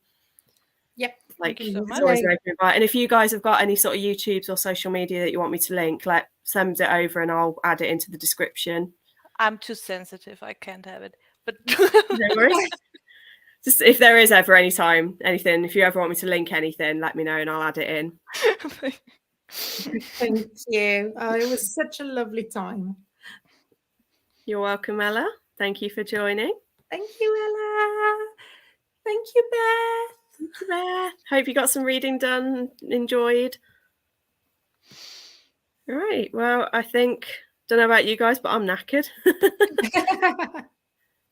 Yeah, probably in 5 minutes. Yeah, we'll all be there. That was brilliant. Well, Sandra, I hope you do get your book done. Yeah, I'll No. try. I'm going to go a little bit longer, definitely. I'm going to set myself the target. I usually go for like either 100 pages or a round chapter. So like 100 pages is chapter 7, or I'll go to chapter 10. So I'm going to aim to get to chapter 10 in this, which is about 100. So I'll have about 100 pages to read. Yeah. Or I'm just going to end up watching Good Morning Call because it's on the screen and I can phase out for a bit and just watch some Japanese. Anyway, thank you so much. have a lovely evening, not afternoon. It is not afternoon. Have a good night and hopefully we can do this again soon. Have a Speak good night, soon. everybody. Bye. Bye. Bye.